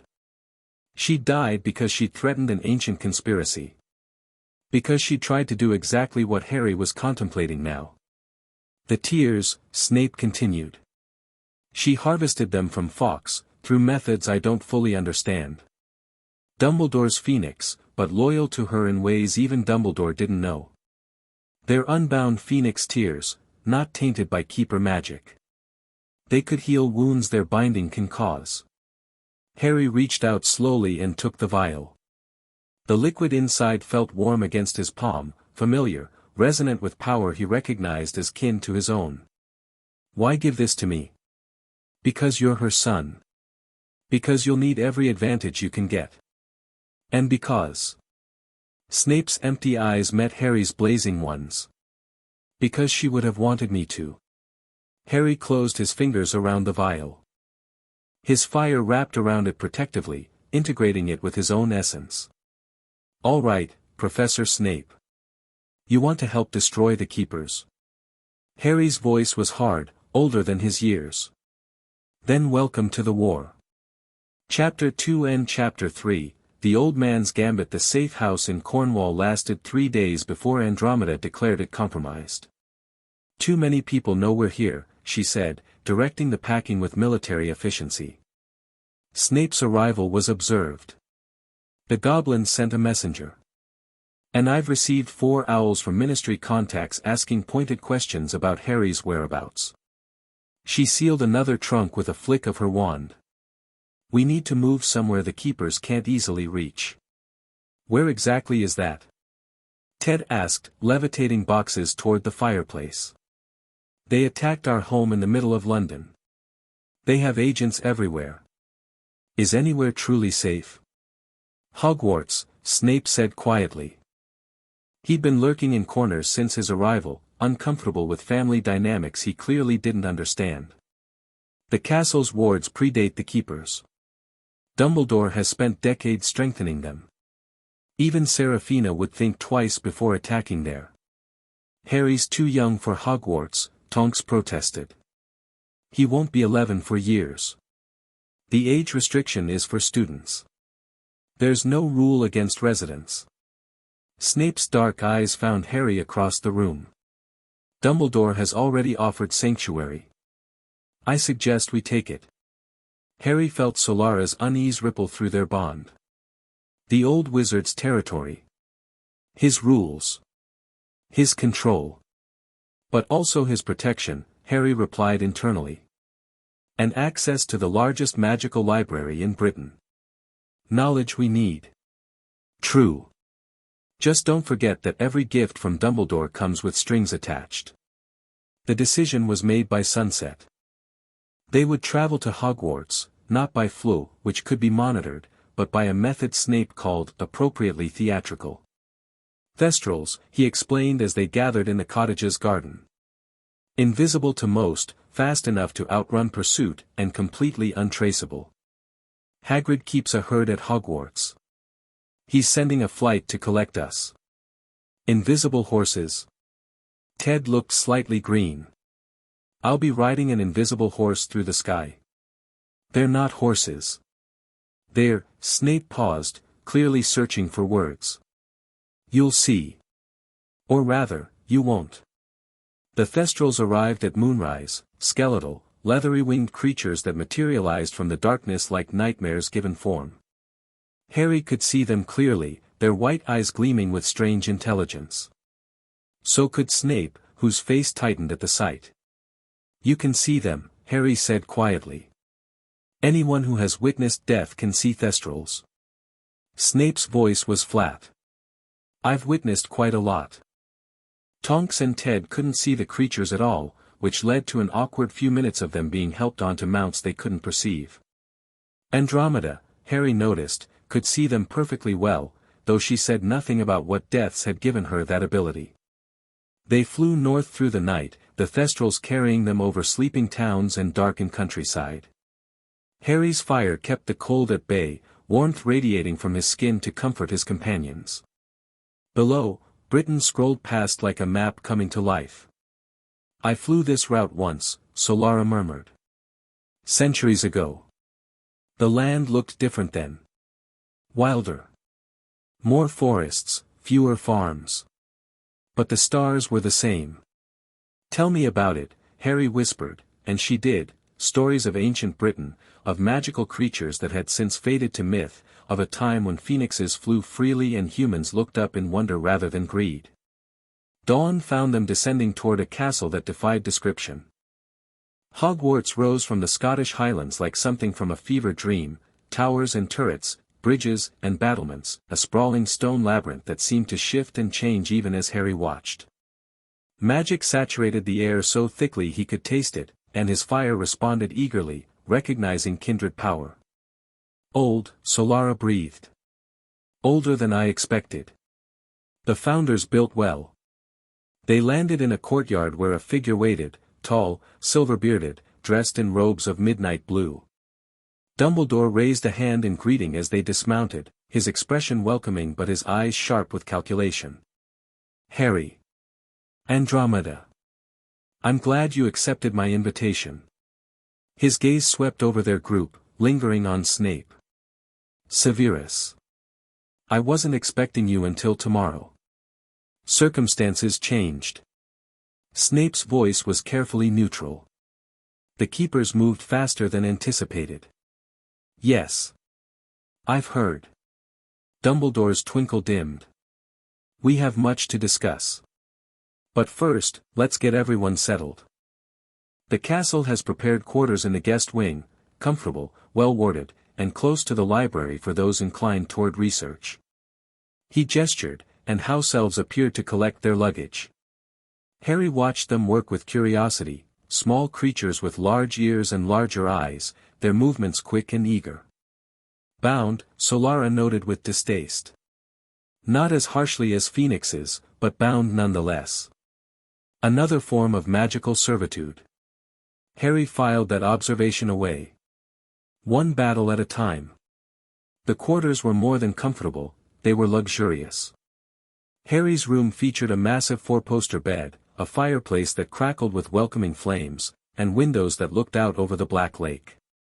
Bookshelves lined the walls, already stocked with texts that seemed chosen for his specific interests. Dumbledore knows how to make a guest feel valued, Andromeda observed, examining her own accommodations. Or controlled. The line between them can be thin. He's trying to show good faith, Harry said.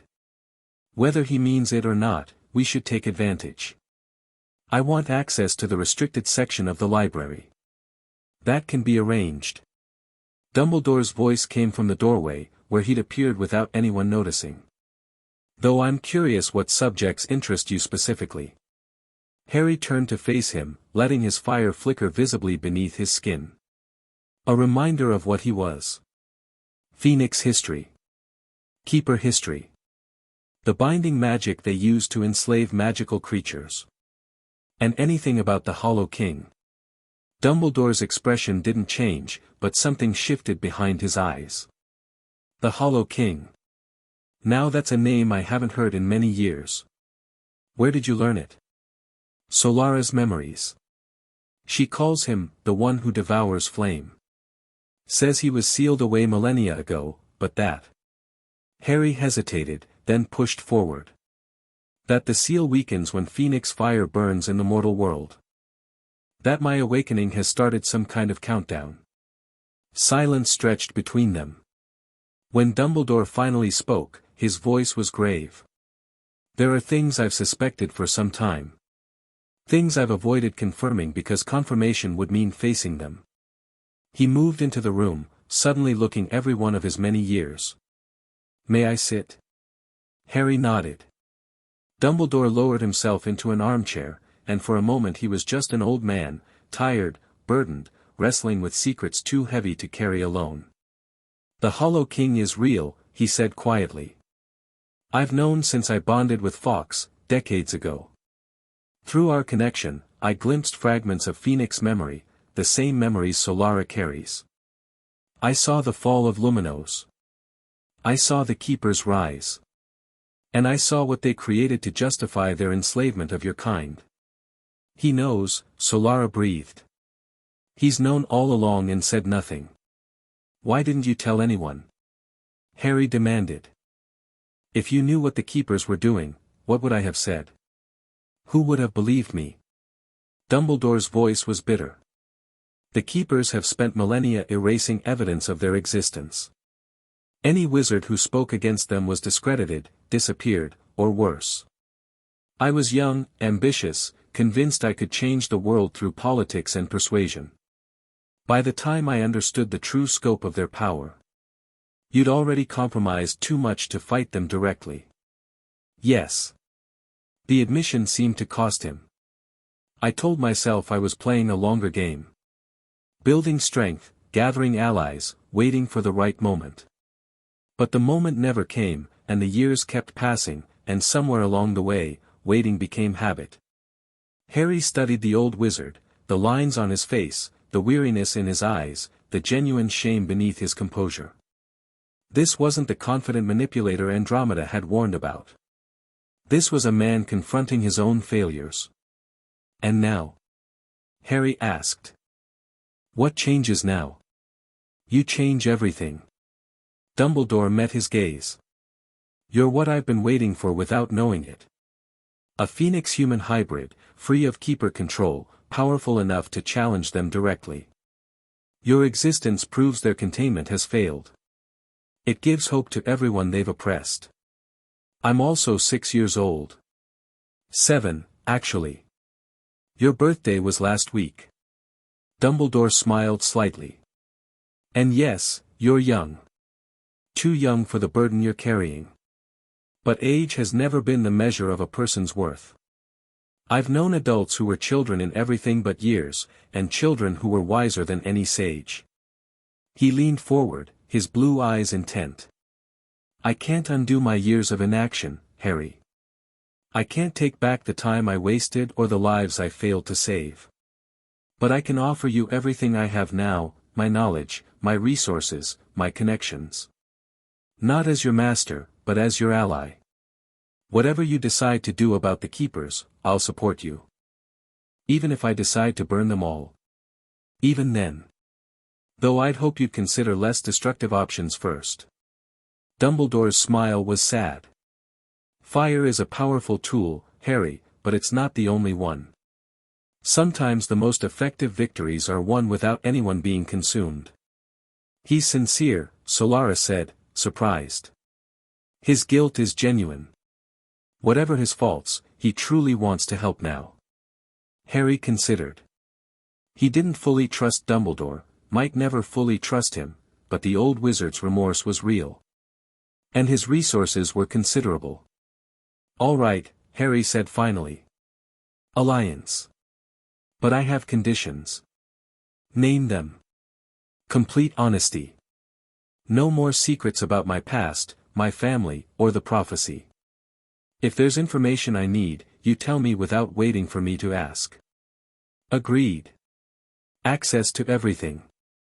The library, the castle's archives, any restricted materials you've collected over the years. I need to understand what I'm fighting. Also agreed. And Fawkes? Harry's voice softened. Solara says he's bound. That the connection between you isn't quite partnership, it's ownership with a gentle face. I want to know if that's true, and if it is, I want to understand why. Dumbledore was quiet for a long moment. When he spoke, his voice was barely above a whisper. Fawkes is not bound. Not in the way the keepers bind their captives. But you're right that our connection isn't pure. He closed his eyes. When I first encountered him, I was young and arrogant. I saw a phoenix and wanted that power for myself. The bonding ritual I used was coercive, not chains, but persuasion. Magical persuasion that convinced him partnership was his choice when really, I'd made it for him. Can it be undone? I don't know. I've tried, over the years.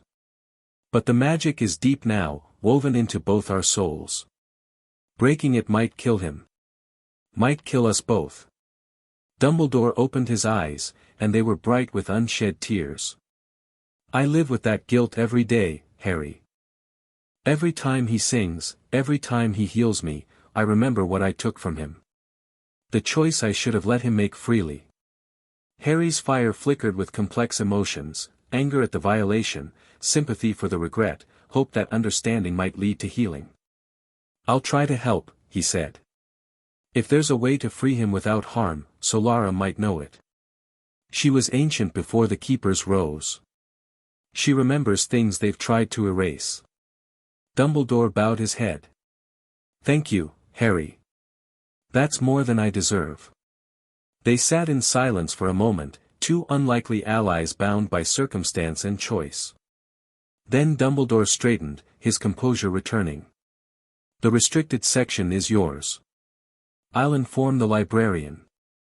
And I believe Severus has information about keeper operations that you'll want to review.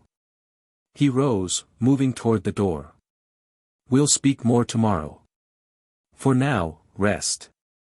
You've had a difficult few days. He paused at the threshold. Harry. For what it's worth. Your parents would be proud of who you're becoming. James was impetuous and brave. Lily was brilliant and compassionate. I see both of them in you. But I also see something new. Something neither of them quite had. What's that? Fire. Dumbledore smiled. Not just the literal kind. The fire of someone who refuses to accept the world as it is. Who sees injustice and burns to correct it. His eyes twinkled, genuinely this time. Don't ever lose that, Harry. It's the most precious thing you possess.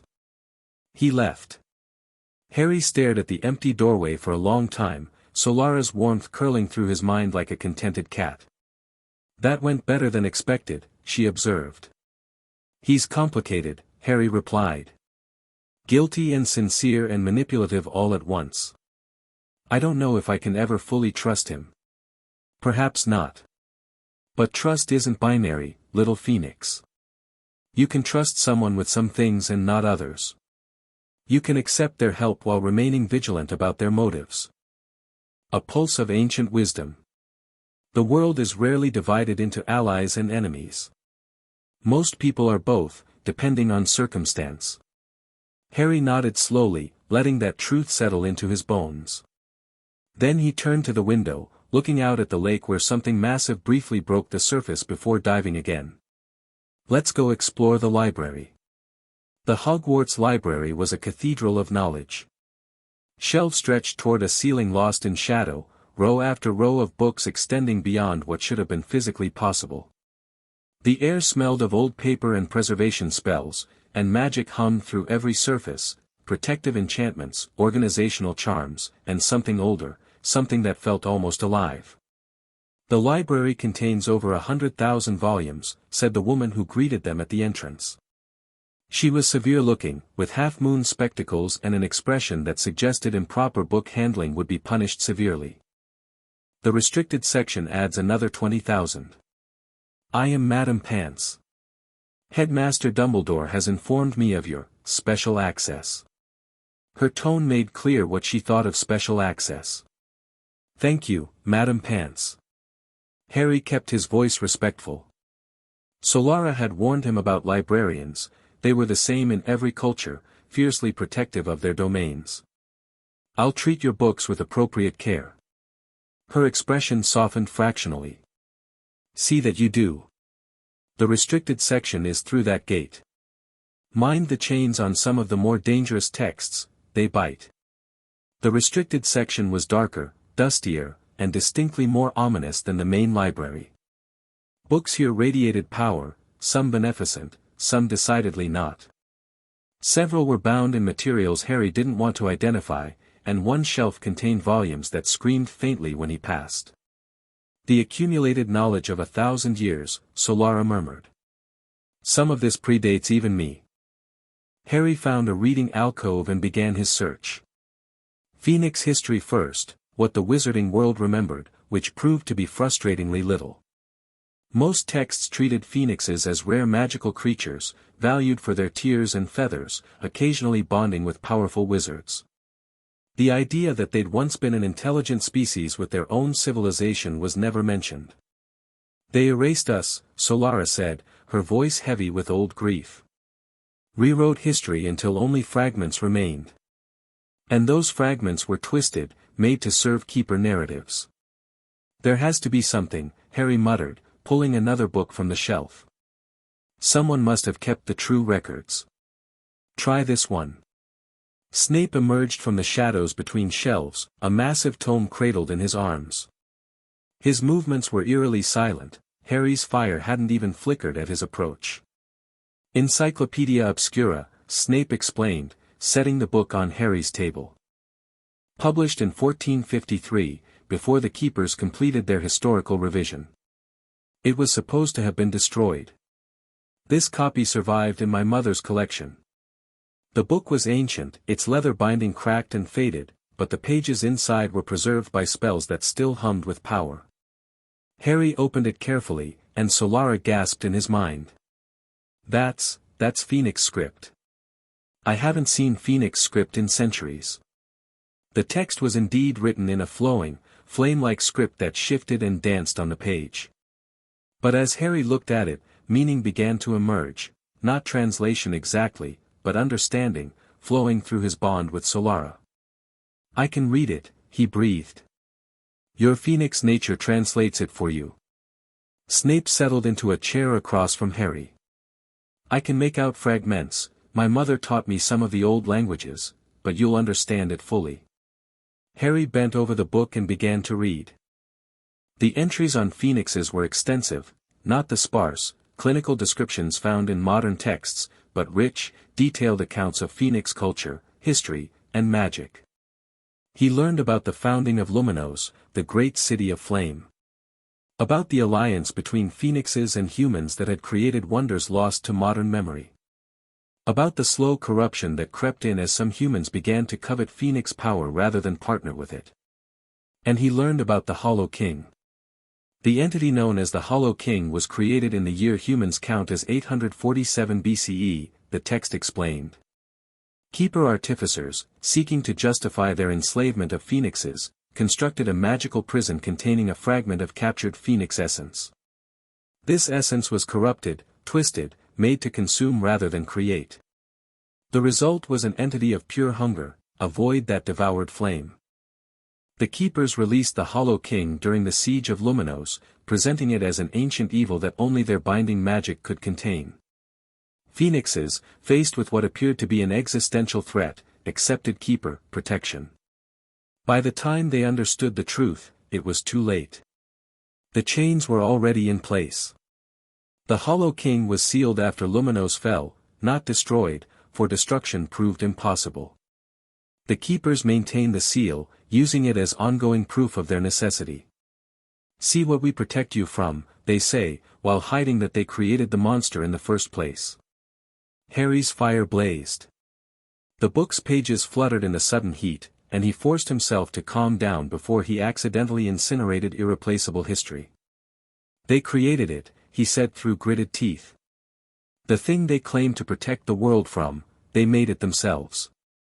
The greatest lies are always wrapped in truth, Snape replied. The Hollow King is real. Its hunger is genuine.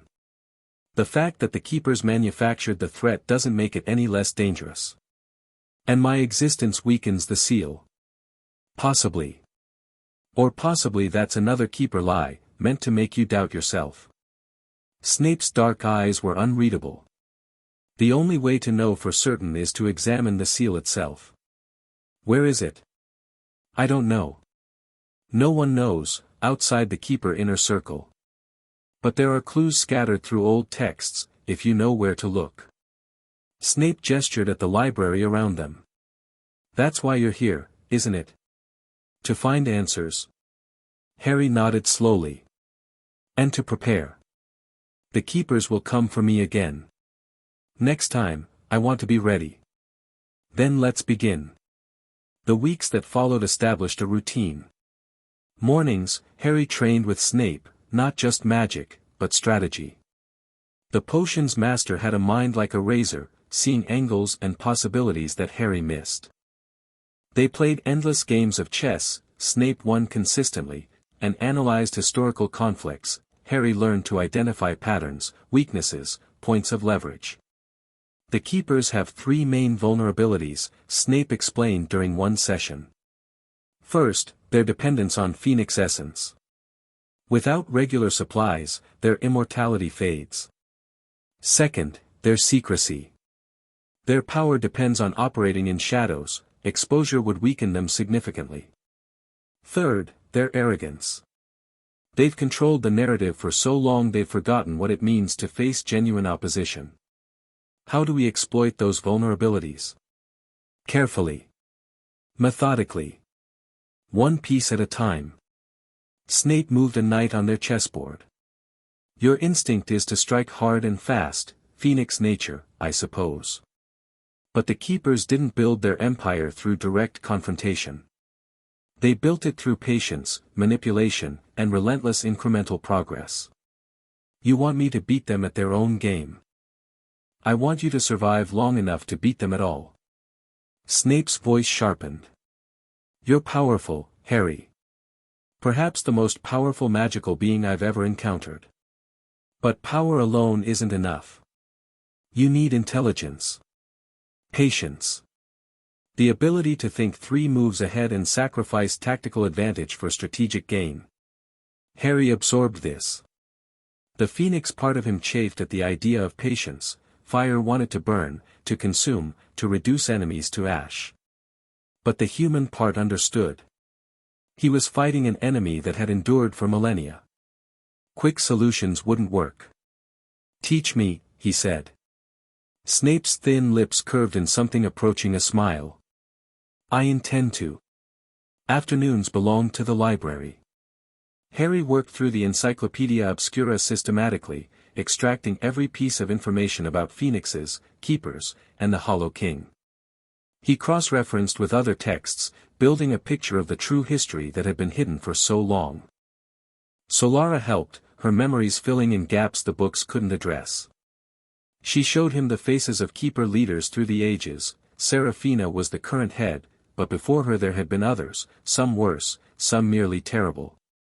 She explained the binding magic in detail, the cold iron and corrupted Phoenix essence that formed their chains. And she shared her grief, the accumulated sorrow of watching her kind enslaved, diminished, reduced from beings of majesty to ornamental prisoners. We weren't always good, she admitted one evening, as Harry sat by the library windows watching the sunset. Some of us were arrogant, cruel, careless with our power. We burned forests for amusement, treated humans as lesser beings, refused to acknowledge that our fire could harm as well as help. The Keepers exploited those flaws, turned our sins into justification for our imprisonment. That doesn't make what they did right. No. But it means the path forward isn't simple.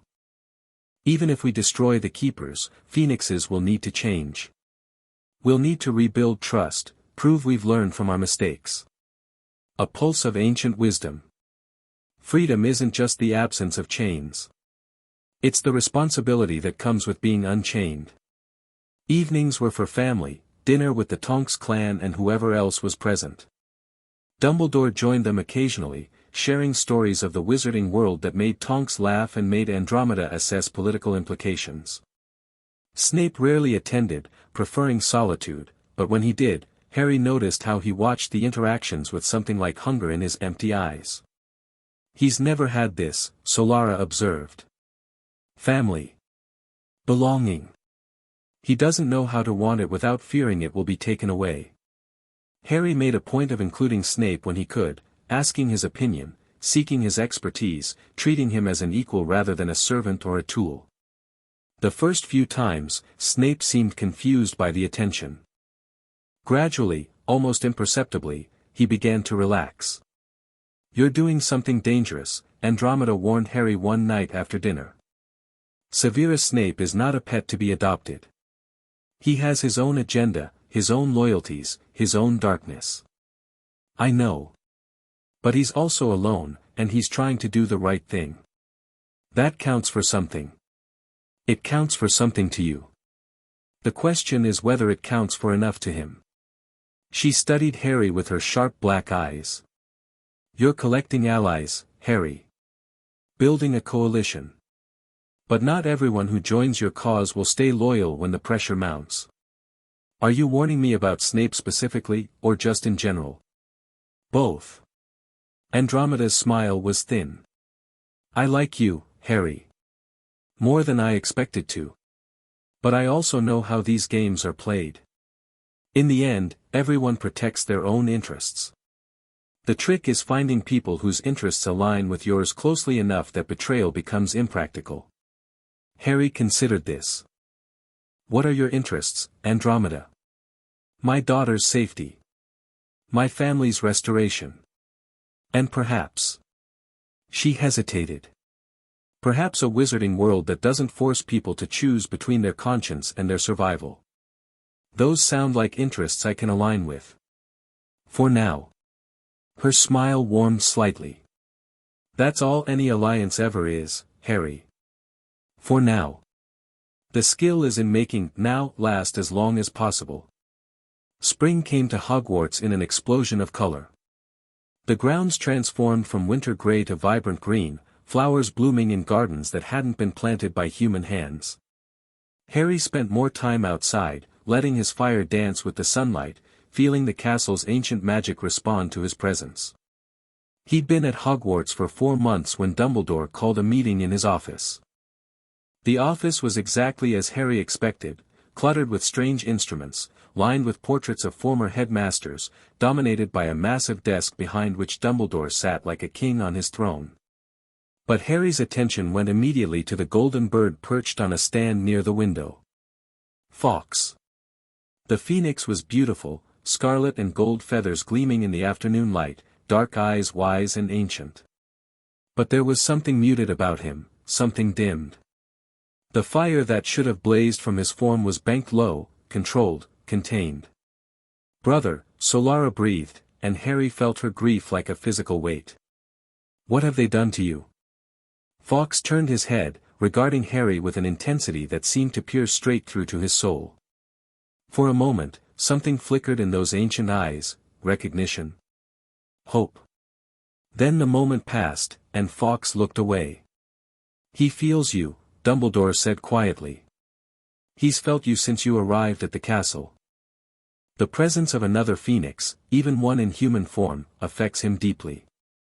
Is that why you called this meeting?" "Partially." Dumbledore gestured for Harry to sit. "There have been developments. The Ministry has become aware of your unique nature. Questions are being asked. Investigations begun. Keeper influence?"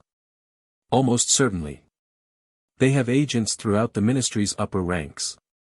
Someone saw you arrive on Thestrals. Someone else noticed the restricted section access. The pieces are coming together." Dumbledore's expression was grave. "They're building a case to take you into protective custody." Harry's fire flared. "They want to cage me. They want to study you. Understand what you are. And yes, eventually, contain you." Dumbledore leaned forward. We need to preempt this. Establish your legitimacy before they can frame you as a threat. How? The Waisengamot. Your father's seat has been held in trust since his death. If you claim it, formally, publicly, with all the ceremony that entails, you become untouchable. A member of the governing body can't be taken into custody without a formal vote, and even the keepers can't corrupt every single member. Harry considered this. I'm 7 years old. The charter makes no mention of age. Several wizards have claimed seats younger than you, in times of family crisis.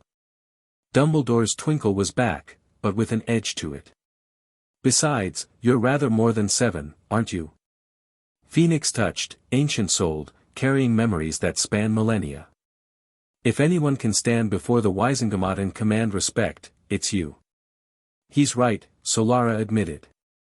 Political protection isn't as satisfying as burning your enemies, but it's more sustainable. When? The summer solstice session. 3 weeks from now. Dumbledore stood, moving to his window. That gives us time to prepare. You'll need to understand Waisengamot protocols, learn the major factions, identify potential allies and enemies. Andromeda will be invaluable there. And you? I'll be watching from my seat as Chief Warlock. Officially neutral, but everyone knows I sponsored your sanctuary at Hogwarts. He turned back to Harry. I can't openly support you without making this look like my play. But I can ensure the session is fair, that the keepers can't stack the deck against you. Harry rose, moving to stand beside Dumbledore at the window. Below, students crossed the grounds, laughing and arguing and living their ordinary magical lives. What do they know about any of this? Harry asked. The students, the professors, do they understand what's happening in the shadows? Most don't. It's easier that way, for them. Ignorance isn't always bliss, but sometimes it's safety. Dumbledore sighed. That's another reason the keepers have thrived for so long. They keep their atrocities hidden, ensure the average wizard never has reason to question the status quo. That has to change. Yes. It does. Dumbledore placed a hand on Harry's shoulder, a careful gesture, asking permission rather than assuming it. And you're going to change it, Harry. I believe that more certainly than I've believed anything in decades. Harry looked up at the old wizard's face, seeing the hope there, the desperate need to believe that someone could succeed where he'd failed. I'll try, Harry said. That's all I can promise. It's enough. Dumbledore's smile was genuine, if tired. It's more than enough. The next 3 weeks were a blur of preparation. Andromeda drilled Harry relentlessly on Waisengamot procedure, the formal language, the proper forms of address, the subtle signals that conveyed meaning beneath words. She taught him about the factions, the progressives who wanted modernization, the traditionalists who clung to old ways, the neutrals who sold their votes to the highest bidder. The keepers control about a third of the body directly, she explained. Another third can be influenced through pressure or bribery. The remaining third is genuinely independent, but they're cautious. They won't commit to anything without proof. Proof of what? Of whatever you're claiming. If you say the keepers are enslaving phoenixes, they'll want evidence.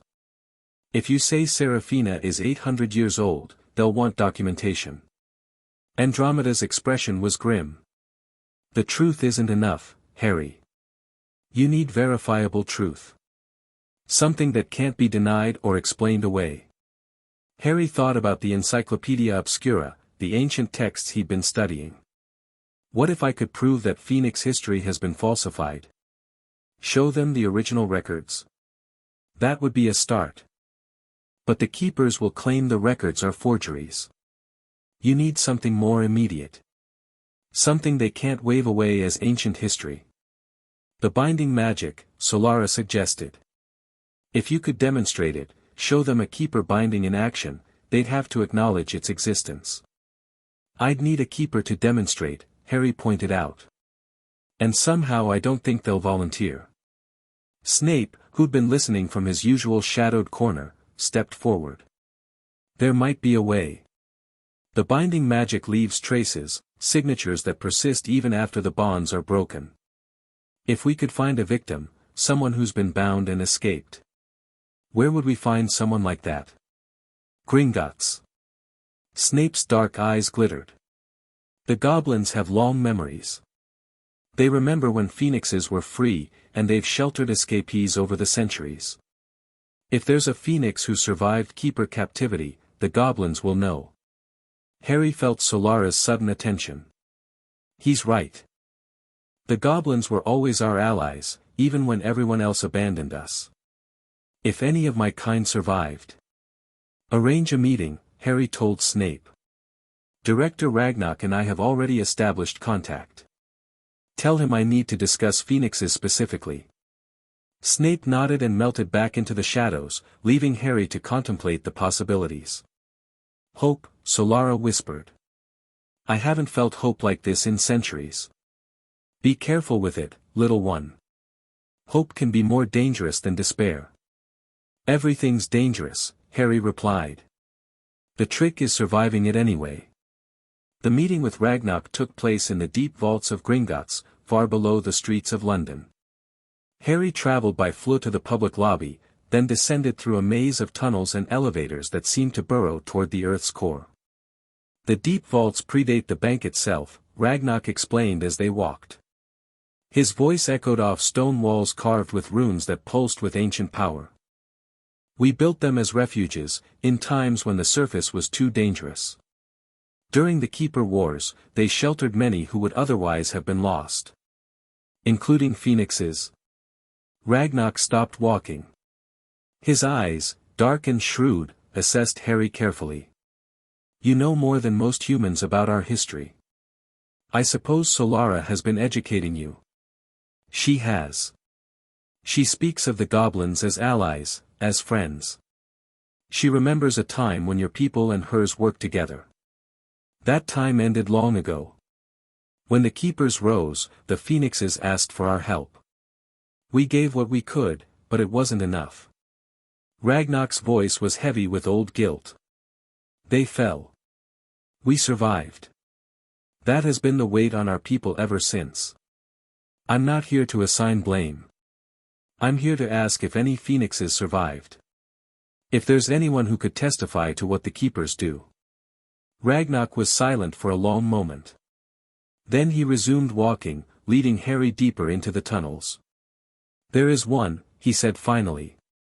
We've kept her safe for 300 years. Hidden so deeply that even the keepers don't know she exists. 300 years. Solara's presence surged with desperate hope. Who? Who survived? They emerged into a cavern that took Harry's breath away. It was vast, a cathedral carved from living stone, its ceiling lost in shadows, its walls lined with crystals that glowed with soft, warm light. And in the center, curled on a bed of golden cushions. A phoenix. But not like Fawkes, with his banked fire and muted presence. This phoenix blazed. Her feathers were silver and white rather than scarlet and gold, and her flame burned with a cold intensity that spoke of starlight rather than sunfire. She was beautiful. She was terrible. She was everything Solara remembered phoenixes being, before the chains. Aurora, Solara screamed in Harry's mind, and it was a sound of joy and grief and recognition so intense that Harry staggered. The silver phoenix raised her head. Her eyes, white as snow, ancient as mountains, fixed on Harry, and he felt her attention like standing in a blizzard.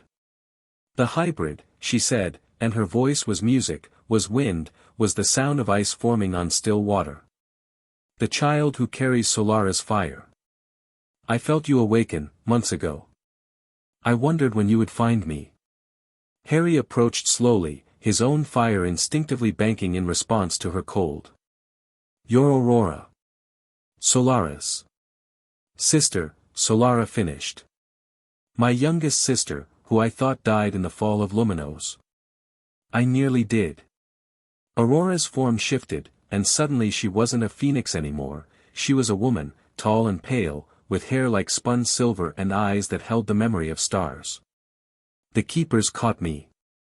Bound me. Drained me for decades. But the goblins staged a raid, centuries ago, and managed to free me before I faded entirely. The binding traces, Harry said. They're still on you. They're part of me now. Scars that will never fully heal. Aurora's expression was unreadable. Solara asked you to find proof of keeper crimes. I am that proof. My very existence demonstrates what they do to our kind. Would you testify? Before the Wisengamot? Aurora laughed, and the sound was cold enough to frost the air. You want me to reveal myself to the very institution that has ignored keeper atrocities for 1,000 years? To trust that human justice will succeed where Phoenix Fire failed? I want to give you a choice.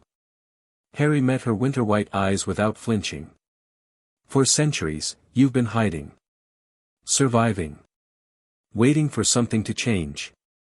I'm offering change. It might not work. It might blow up in our faces. But it's a chance, the first real chance our kind has had since the fall. Aurora studied him for a long moment. Then she turned to Ragnarok. What do you say, Goblin? You've kept me safe all these years. What would you have me do? Ragnarok's voice was rough. I would have you free, Aurora. Truly free, not just hidden. If this child can achieve that. He looked at Harry with something approaching respect. Then perhaps it's time to stop hiding and start fighting. Aurora was silent. Her form flickered, Phoenix, woman, as if she couldn't decide which face to show the world. Finally, she nodded. Very well, hybrid. I'll testify. I'll show them what the keepers did to me. But know this, if we fail, if the keepers win, I'll be worse than dead. They'll bind me again, drain me until nothing remains, make an example that will discourage any phoenix from ever resisting again. We won't fail. You can't promise that. No. Harry's fire blazed, warm against Aurora's cold. But I can promise to burn the world down before I let them take you back. Aurora's eyes widened. For the first time, something like warmth crept into her expression. You truly are Solara's heir, she murmured. That reckless, impossible optimism. I'd forgotten what it felt like. Don't listen to her, Solara said, but there was affection beneath the words. She was always the pessimist in our family. And you were always the fool who believed in miracles, Aurora replied, because of course she could hear Solara through their shared bond with Harry. But perhaps fools are exactly what this world needs. Harry smiled. Then let's be fools together. The summer solstice dawned clear and warm. Harry stood before a mirror in his Hogwarts quarters, adjusting robes he'd never expected to wear. They were Potter family robes, deep red with gold trim, emblazoned with the family crest, cut in a style that was centuries old but somehow timeless. You look like your father, Andromeda said from the doorway. The day he claimed his seat, he wore almost identical robes. Lily took one look at him and burst out laughing. Why? Because he was so nervous he'd put them on backward. Andromeda smiled. You haven't. But I suspect you're just as nervous. Harry turned from the mirror. The keepers will try to stop this. Serafina won't let me establish political protection without a fight. Of course she won't. That's why we have contingencies. Andromeda's smile sharpened. Aurora is hidden in the gallery, glamored to look like a goblin dignitary. Snape has identified the keeper agents in the chamber, there are 7, none in positions to interrupt official proceedings. And Dumbledore has, arranged, for the session to be reported by sympathetic journalists. You've been busy. I've been preparing for this moment for 3 months. She stepped forward and adjusted his collar with maternal efficiency. You're ready, Harry. More ready than you know. Just remember, you're not asking for permission. You're claiming what's rightfully yours. Harry nodded. He could feel his fire simmering beneath the surface, responding to the tension building in his chest. Solara's presence was a steady warmth, and somewhere in the castle, Fawkes had begun to sing, a soft melody that seemed to wish him luck. Let's go. The Wizengamot chamber was everything Harry had imagined and more. It occupied the lowest level of the Ministry of Magic, a vast circular room with seats rising in tiers around a central speaking platform. Hundreds of witches and wizards filled those seats, dressed in their finest robes, their faces ranging from curious to hostile to carefully blank. Harry walked down the central aisle with Andromeda at his side, his head held high, his fire carefully banked but unmistakably present. Whispers erupted as he passed, "Harry Potter, the boy who lived, look at his eyes," but he ignored them, focusing on the platform ahead. Dumbledore sat in the Chief Warlock's chair, elevated above the rest, his expression formally neutral. But when Harry caught his eye, the old wizard inclined his head, the smallest of acknowledgments. Harry reached the platform and climbed the steps to stand at its center. The chamber fell silent. "Harry James Potter," Dumbledore announced, his voice magically amplified to fill the space, "claims the seat of the noble and ancient House of Potter, held in trust since the death of James Potter on October 31, 1981. Per Wizengamot Charter, he is entitled to present his claim and answer any challenges." A woman in the front row rose. "I challenge the claim." Harry felt Andromeda tense beside him, but he'd expected this. The woman was Dolores Umbridge, one of the Keeper agents Snape had identified, and her simpering smile didn't reach her eyes. "On what grounds?" Dumbledore asked. "The claimant is a minor. The charter requires that seat holders be capable of representing their house's interests. A 7-year-old child cannot possibly. I'm 8, actually." Harry's voice cut through her objection. "My birthday was last month. And the charter requires capability, not age. There's no minimum specified." Umbridge's smile faltered. "The intent is clear. No child has ever." Cornelius Malfoy claimed his seat at age 9, in 1476. Beatrice Longbottom was 7 when she inherited during the Goblin Wars.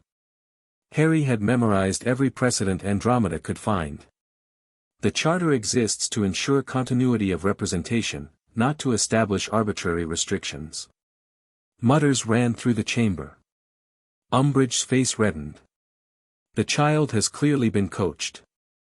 This is a political manipulation by, careful, Undersecretary."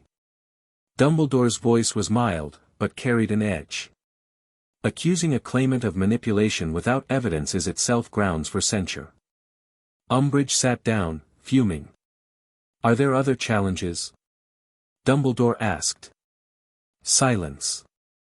"Then by the powers vested in me as Chief Warlock, I recognize Harry James Potter as the rightful holder of the Potter seat.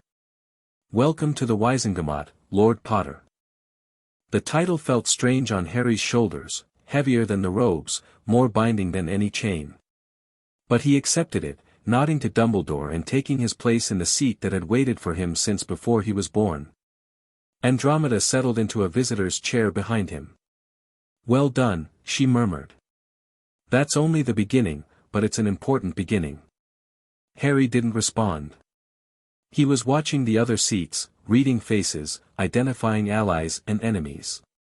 The Keeper's agents were easy to spot, their expressions had gone from smug to carefully controlled, assessing this new variable. Good. Let them assess. Let them wonder what the Phoenix Child would do next. Because the real surprise was still to come. The session proceeded through routine business, legislation, petitions, interminable debate about cauldron thickness regulations. Harry listened attentively, learning how the body functioned, noting who deferred to whom and who spoke with genuine authority. It was nearly 3 hours before the opportunity arose.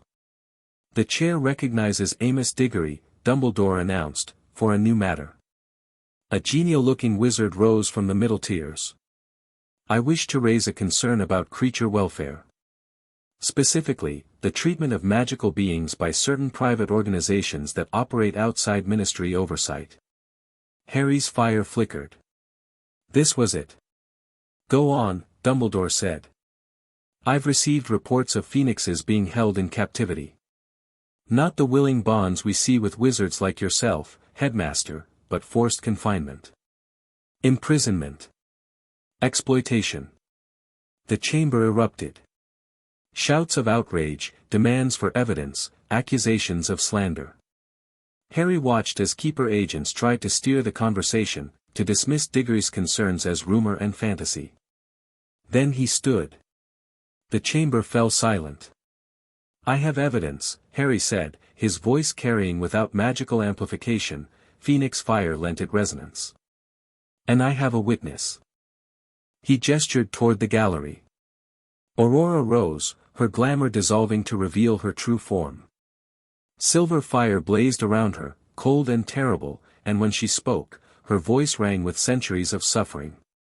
I am Aurora, of the Phoenixes. 300 years ago, I was captured by an organization calling themselves the Keepers of the Eternal Flame. For 100 years, they kept me in chains, draining my essence to extend their lives. When I finally escaped, I bore scars that have never healed. She raised her arms. Silver light pulsed, and suddenly everyone in the chamber could see them, binding marks etched into her essence, ugly wounds in her magical aura that spoke of unspeakable cruelty. These are Keeper chains, Aurora continued. They're designed specifically for phoenixes, to trap our fire, harvest our tears, steal our very souls. I am living proof of what they do. The chamber was absolutely still. Even the Keeper agent seemed frozen, caught between denial and exposure. Then Umbridge rose, her voice shrill. This is absurd. Phoenixes can't take human form. This is obviously some kind of trick. Are you calling me a liar, human? Aurora's eyes blazed white. I, who was ancient before your ancestors discovered fire. Harry stepped forward, fire rising around him to match Aurora's cold. The Keepers are real. They've spent millennia enslaving phoenixes, manipulating wizarding politics, extending their lives through stolen essence. Their leader, Seraphina Ashworth, is 800 years old. She attacked me months ago, tried to capture me for their experiments. Preposterous, Umbridge sputtered. There's no evidence, there's evidence everywhere. Snape rose from his seat in the back row, his voice cutting through the chaos. In every history book that's been revised. In every phoenix who's disappeared. In every magical text that predates Keeper censorship. He produced the Encyclopedia Obscura, holding it aloft. This book contains Phoenix script, a language that shouldn't exist if phoenixes have always been mindless magical creatures. The Keepers have been lying to us for 1,000 years. The chamber descended into chaos. Wizards shouted at each other, demanded investigations, accused and counter-accused. Dumbledore made no attempt to restore order, the revelation was spreading, taking root, impossible to contain. Harry watched it unfold and felt something shift in the world. Not victory, not yet, but the beginning of change. The truth was out. The Keepers couldn't simply disappear this. Too many people had heard, had seen, had begun to question. Well done, Solara whispered. This is only the first battle, but it's a battle won. Aurora descended from the gallery to stand beside Harry, her cold fire mixing with his warmth. You've started something that can't be stopped, she said. The Keepers will retaliate. Let them. Harry's eyes blazed gold. We'll be ready. Across the chamber, he caught Dumbledore's eye. The old wizard's expression was unreadable, but his barely perceptible nod spoke volumes. The game had changed. And Harry Potter, Phoenix child, political player, symbol of resistance, was just getting started. Chapter 3 and Chapter 4, Blood and Gold. The Wizengamot revelation changed everything. Within days, the Daily Prophet was running stories about Phoenix conspiracies and ancient slavery rings. The ministry launched an official investigation, hamstrung by Keeper interference, but public enough that denials rang hollow. And Harry Potter, the boy who lived, became something new in the public consciousness, a revolutionary. You're famous for the wrong reasons now, Tonks observed one morning, tossing a newspaper onto Harry's breakfast table. The headline screamed, Phoenix Child accuses Ministry of covering up magical creature abuse. Harry glanced at the article without reading it. He'd learned to ignore the press, half of what they wrote was speculation, and the other half was keeper spin. Better infamous for the truth than famous for surviving. Philosophical before coffee. That's new. Tonks dropped into the chair across from him, her hair cycling through shades of blue. Mum says we're getting more owls. Supporters, critics, people who want to join whatever movement they think you're leading. I'm not leading a movement. Tell that to the 30 witches and wizards camped outside the Hogwarts gates. Harry looked up sharply. What? Yeah. Started showing up yesterday. They've got signs and everything. Phoenix writes now. Free the flame. Someone transfigured a tent into a giant golden bird.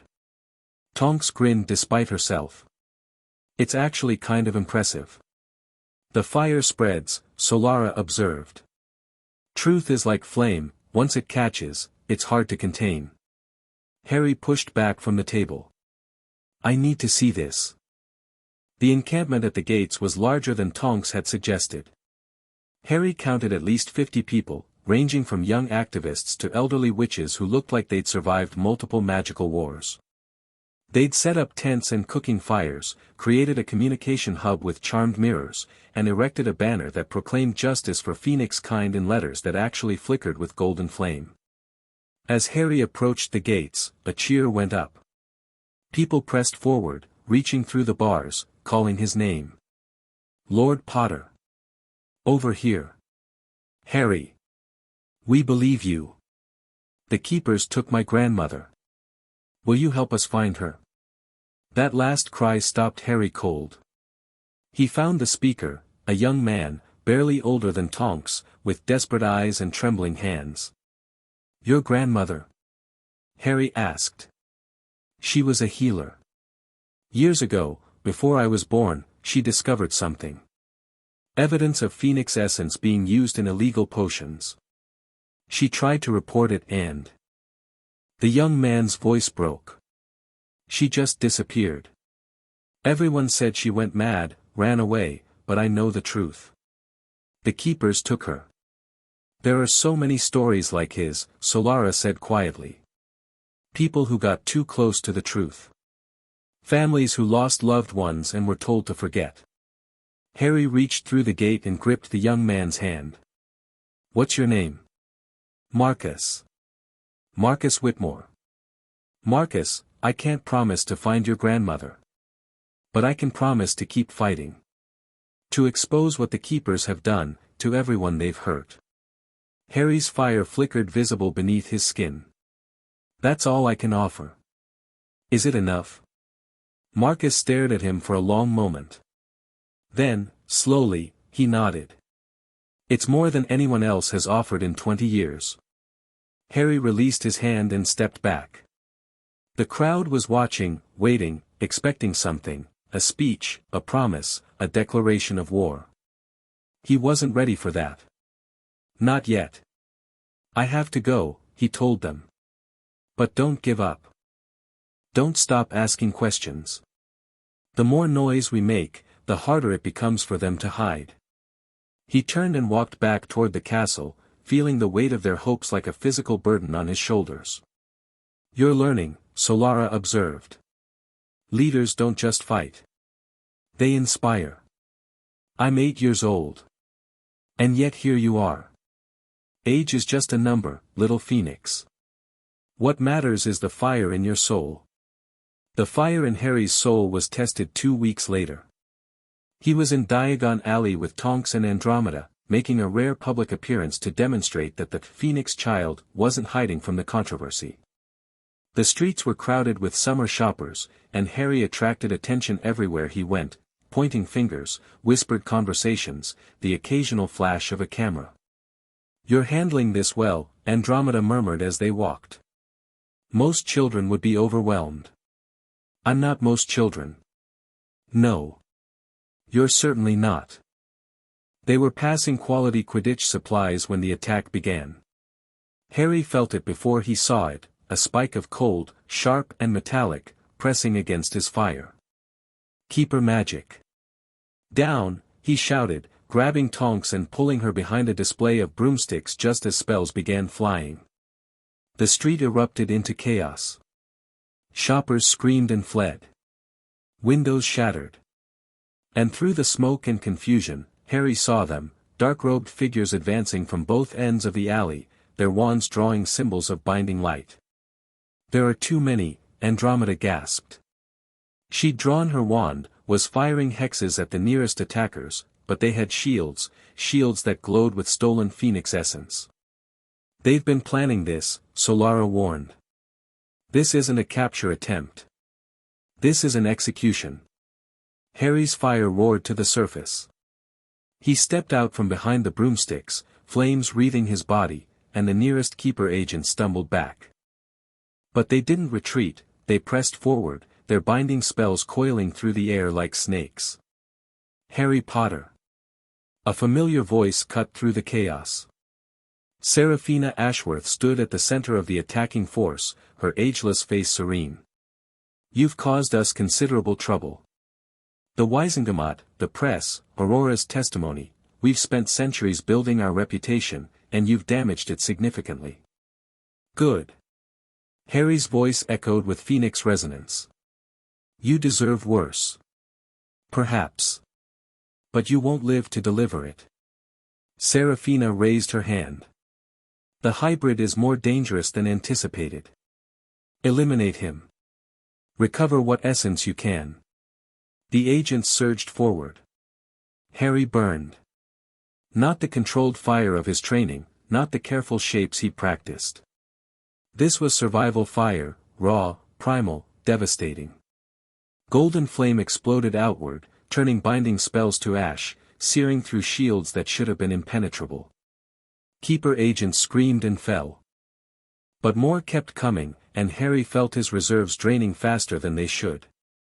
The cold of their magic pressed against him, dimming his fire, slowing his movements.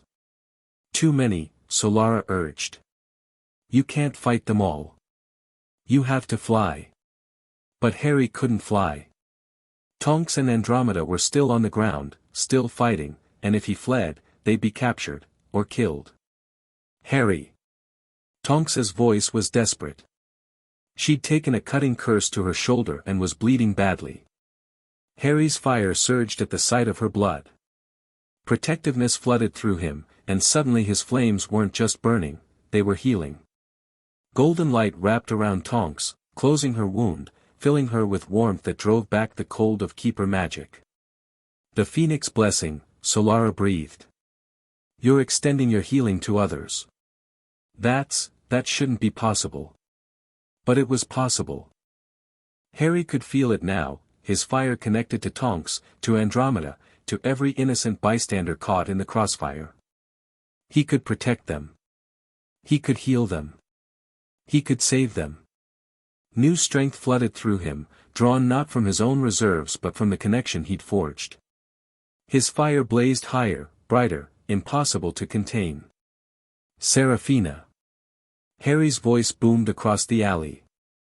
Call them off. The keeper leader studied him with cold calculation. You're growing. Interesting. But growth has limits, child. Eventually, you'll burn out. Maybe. But not today.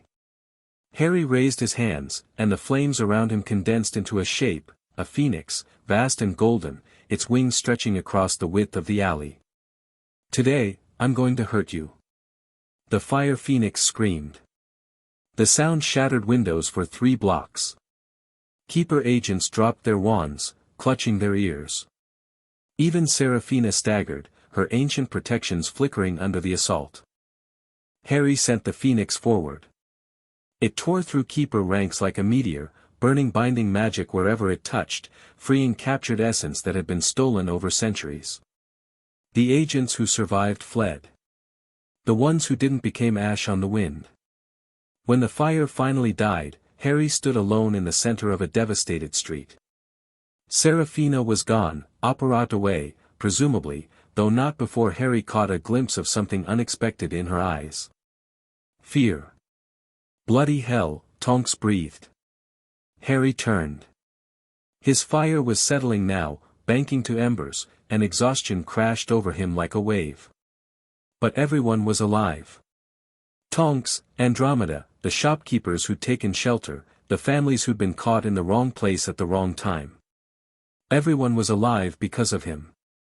You did it, Solara said, wonder in her voice. You protected them all. I've never seen a phoenix do what you just did. I'm not just a phoenix, Harry murmured, and collapsed. He woke in the Hogwarts infirmary, surrounded by concerned faces. You've been unconscious for 3 days, Madame Pomfrey informed him crisply, waving diagnostic spells over his prone form.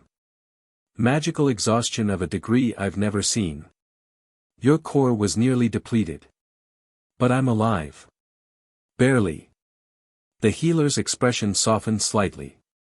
What you did in Diagon Alley, extending your healing fire to protect others, it drained you far beyond safe limits. If your phoenix nature hadn't sustained you.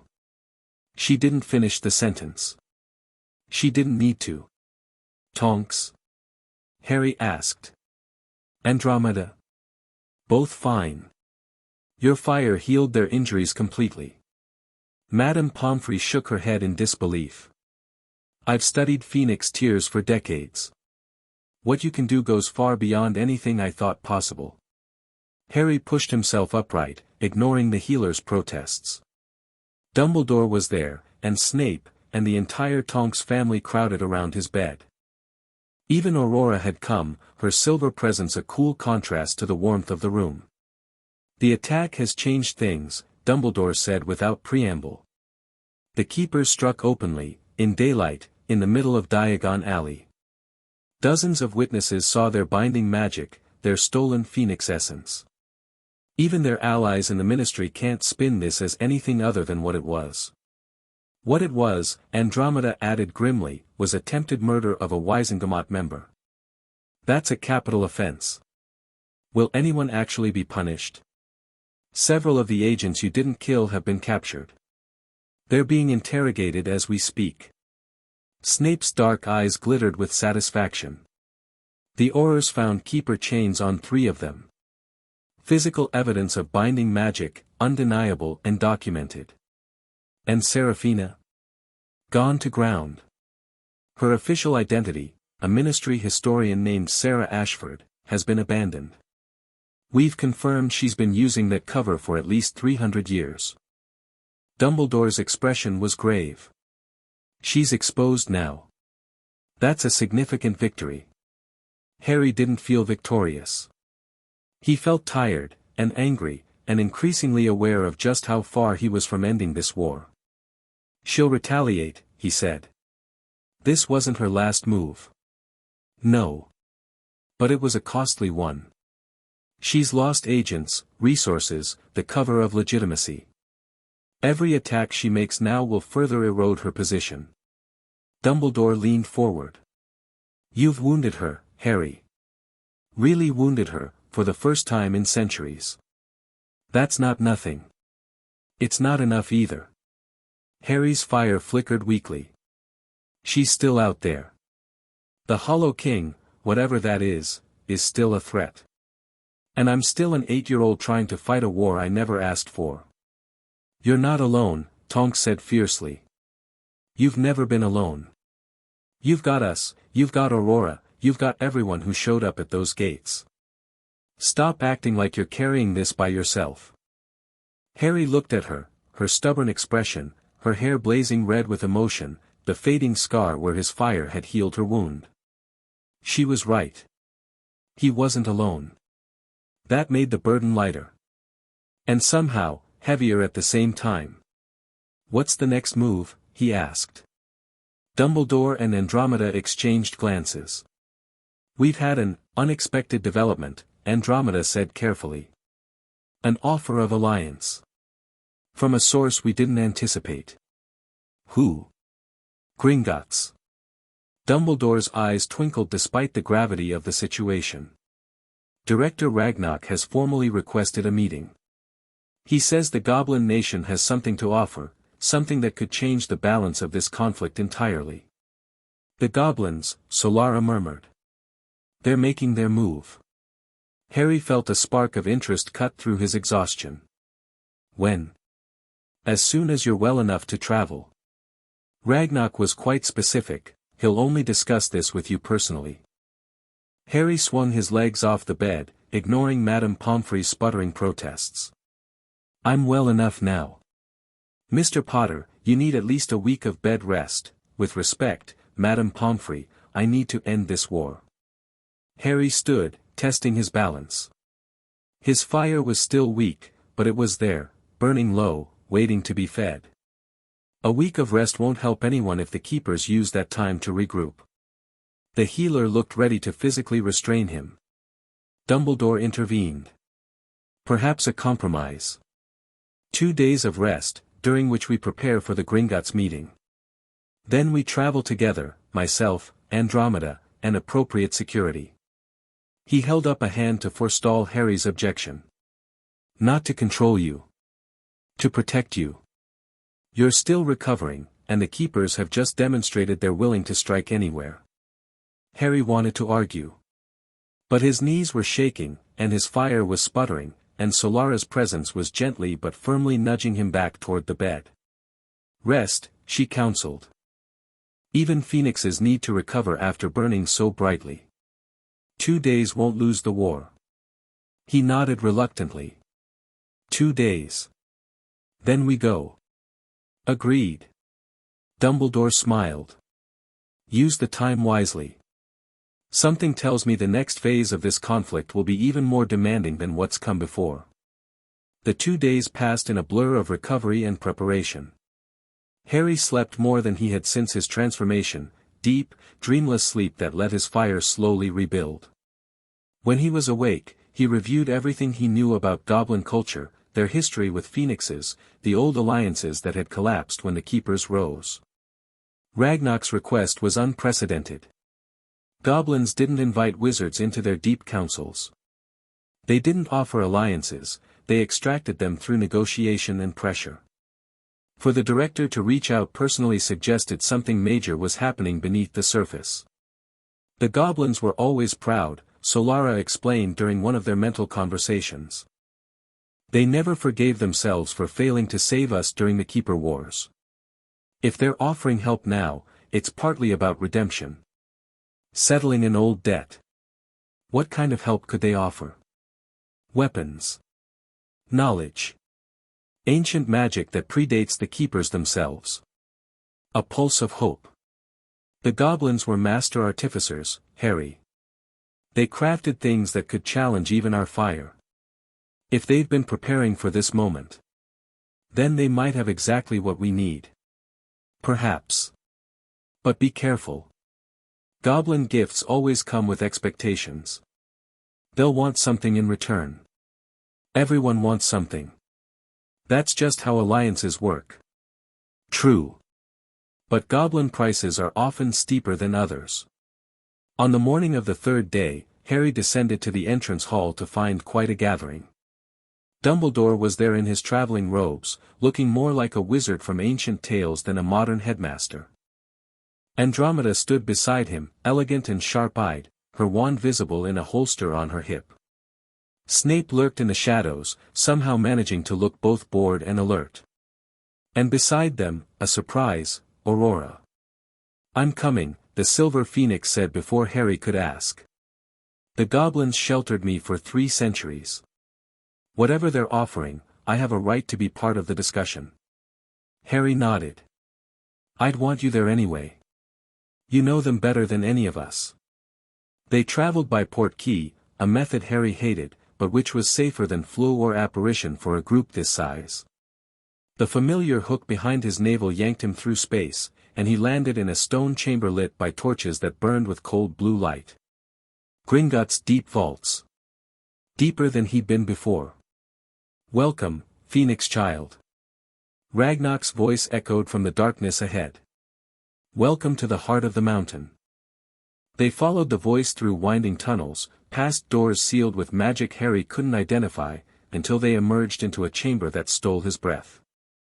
It was a cavern of impossible size, its walls carved with murals that told stories Harry half recognized from Solara's memories. Phoenixes and goblins working together.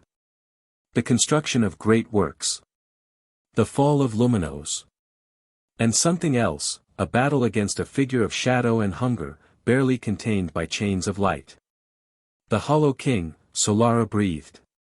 This is a record of the first sealing. In the center of the chamber stood a dais, and on the dais rested 3 objects, a sword, a crown, and a book. Ragnarok waited beside them, flanked by goblin elders whose faces held the weight of centuries. "You've seen our history," the director said, gesturing at the murals. "The true history, preserved when your kind was burning libraries and rewriting texts. We remembered what the wizards chose to forget.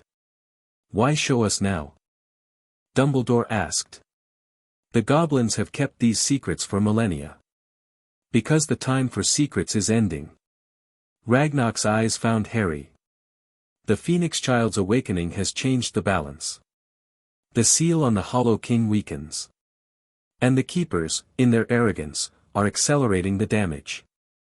"How?" Harry asked. "Every phoenix they drain, every essence they steal, feeds the very entity they claim to contain. The seal was crafted from willing phoenix fire, freely given, not taken by force. Forced essence corrupts it. The Keepers have been poisoning their own prison for 800 years. Aurora made a sound of bitter vindication. "We told them. When they first caught me, I told them their binding magic would have consequences. They didn't listen. No. They never do." Ragnarok stepped onto the dais, his aged hands brushing the 3 objects reverently. "Which brings us to why you're here." He lifted the sword first. It was beautiful, silvery metal that seemed to flow like water, runes etched along the blade that glowed with inner fire. "Ashbringer," Ragnarok said. "Forged in the fires of the first phoenix, before humans learned to walk upright. It can cut through any binding magic, sever any chain. It was made to free." He set the sword down and lifted the crown. It was simpler than Harry expected, a circlet of gold and silver intertwined, set with a single gem that burned with light. The Flame Crown. Worn by the one who sealed the Hollow King the first time. It amplifies phoenix fire 100-fold, but it can only be worn by one who carries phoenix essence in their blood. Finally, he lifted the book. It was ancient, its covers made of something that looked like solidified fire, its pages whispering with secrets.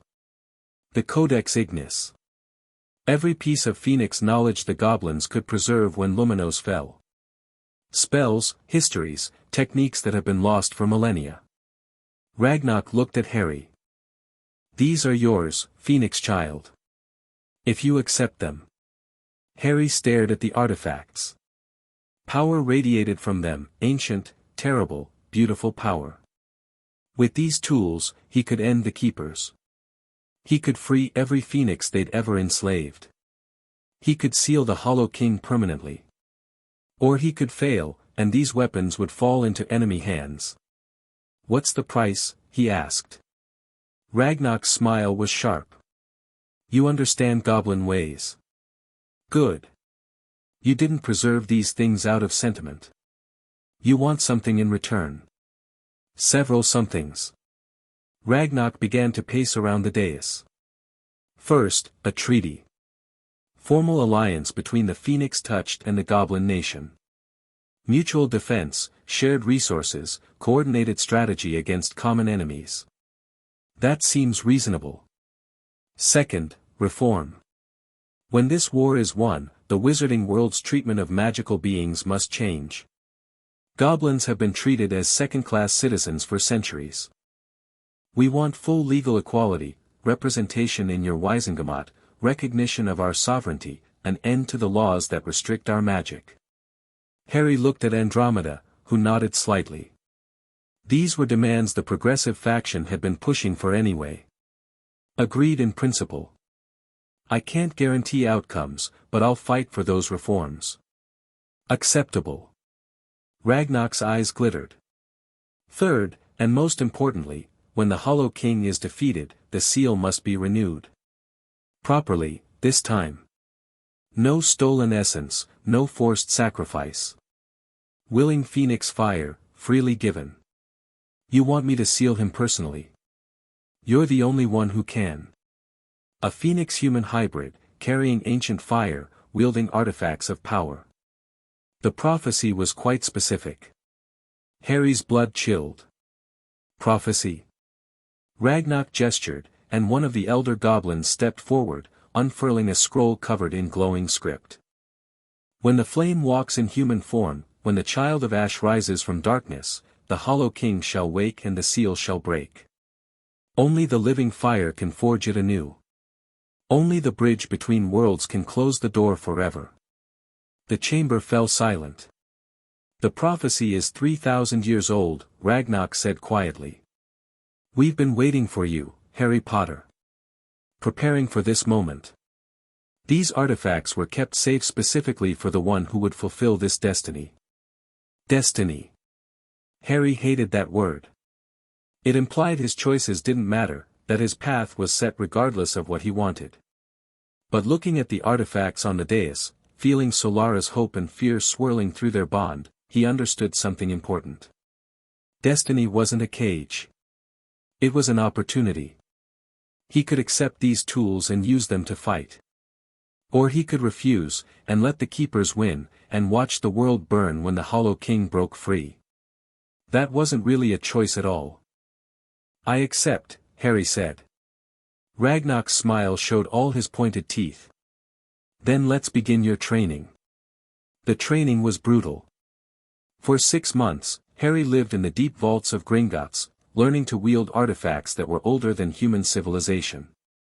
The sword came first. Ashbringer responded to his fire like a living thing, singing when he swung it, burning with golden flame that could cut through any magic. It was made from phoenix bone, Ragnarok explained, watching Harry practice forms against enchanted dummies. Given freely by a phoenix who wanted to help end the First Keeper uprising. The magic is similar to your own, that's why it responds so well. The crown was harder. Wearing it amplified Harry's fire to terrifying levels, but maintaining control required concentration that pushed him to his limits. Too much power, too fast, Solara warned after one session left Harry unconscious for 12 hours. The crown isn't a weapon you wield. It's a partnership you forge. You have to convince it to work with you, not force it to obey. The book was different still. The Codex Ignis contained knowledge that made Harry's head spin, techniques for shaping fire that modern wizards had never imagined, histories that rewrote everything he thought he knew about magic. He spent hours each day reading, absorbing, trying to integrate Phoenix wisdom with his human understanding. Throughout it all, Aurora trained alongside him. The Silver Phoenix had her own reasons for being there. The binding scars she carried prevented her from using many of the techniques the book described, but she could remember, could demonstrate, could guide Harry through exercises that Solara's memories alone couldn't fully convey. Fire and ice, she said one evening, watching Harry practice forms by the light of their combined flames. That's what we represent. Destruction and creation. The end and the beginning. You don't have to keep helping, Harry said. You've done enough just by testifying. I haven't done nearly enough. Aurora's eyes were distant. I hid for 3 centuries while my kind suffered. Told myself I was surviving, that my existence proved the Keepers hadn't won completely. But survival isn't victory. It's just, waiting. Waiting for what? For someone like you. She smiled, and for the first time since he'd met her, there was warmth in it. Someone who could actually change things. Beyond the training, the war continued. Andromeda kept Harry informed through regular updates. The Wisengamot investigation into the Keepers had expanded, uncovering evidence of manipulation and corruption that went back centuries. Several ministry officials had been arrested. Several more had fled. But Serafina remained elusive, and her loyalists had gone underground, planning something that no one could quite identify. "They're not defeated," Snape warned during one of his visits to the vaults. "They're regrouping. Serafina has survived for 800 years, she didn't do that by panicking every time her plans went wrong. What do you think she's doing? Preparing for the endgame." Snape's dark eyes were troubled. "She's always known about the Hollow King. The fact that the seal is weakening must be terrifying to her, she's seen what happens when that thing gets free. If she's desperate enough, she might try to use you to reinforce the seal herself." "Use me how?" "Your essence. Forcibly extracted, the way they've taken from every phoenix they've captured." Snape's voice was flat. "They'd kill you, Harry. Drain every drop of fire from your body and pour it into the seal. It would work, after a fashion. But it would also be exactly the kind of forced sacrifice that's been corrupting the seal in the first place." Harry felt his fire surge with anger. So even her solution would make things worse. That's the tragedy of the Keepers. They've convinced themselves they're saving the world while actually destroying it. Their methods are poison, but they're too arrogant to see it.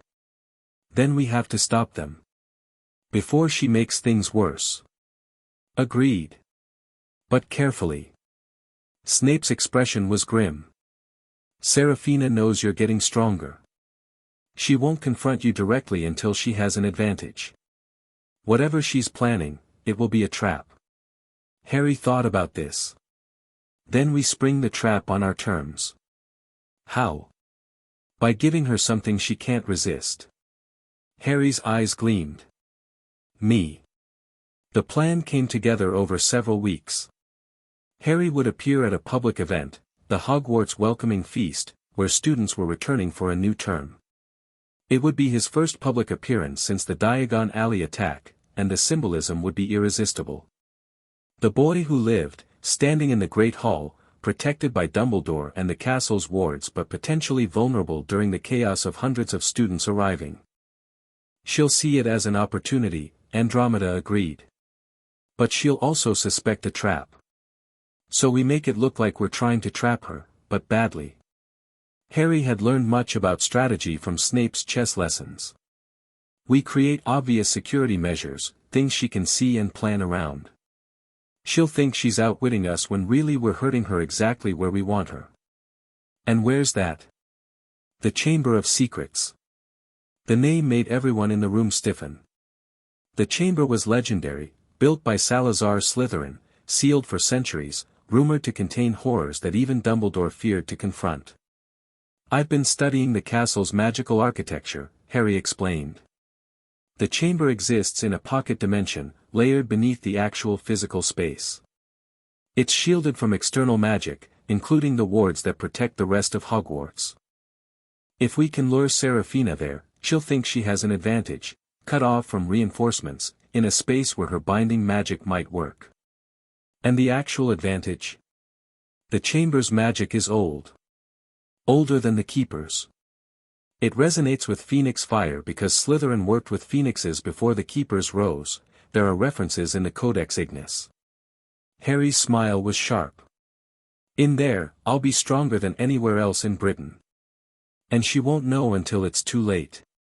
Dumbledore studied him with an expression that mixed pride and concern. "You've grown strategically, Harry.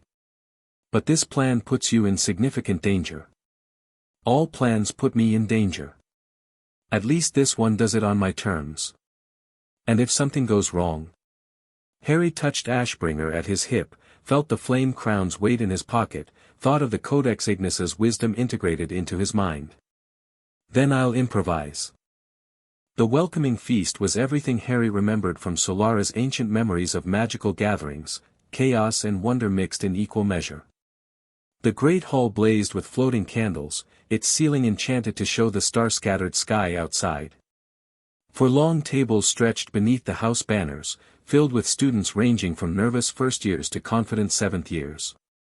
The staff table at the far end held familiar faces, Dumbledore in the center, Snape lurking at the end, McGonagall watching the sorting with her usual hawk-like attention. Harry sat at the Gryffindor table, though he wasn't officially a student. His presence had been announced as a special guest, Lord Potter, returning to the castle that had sheltered him, showing support for magical education. The real reason was obvious to anyone watching: bait. Nervous? Tonks murmured from beside him. She'd insisted on coming, had nearly dueled Andromeda for the right. Not really. Harry's fire burned steady beneath his skin.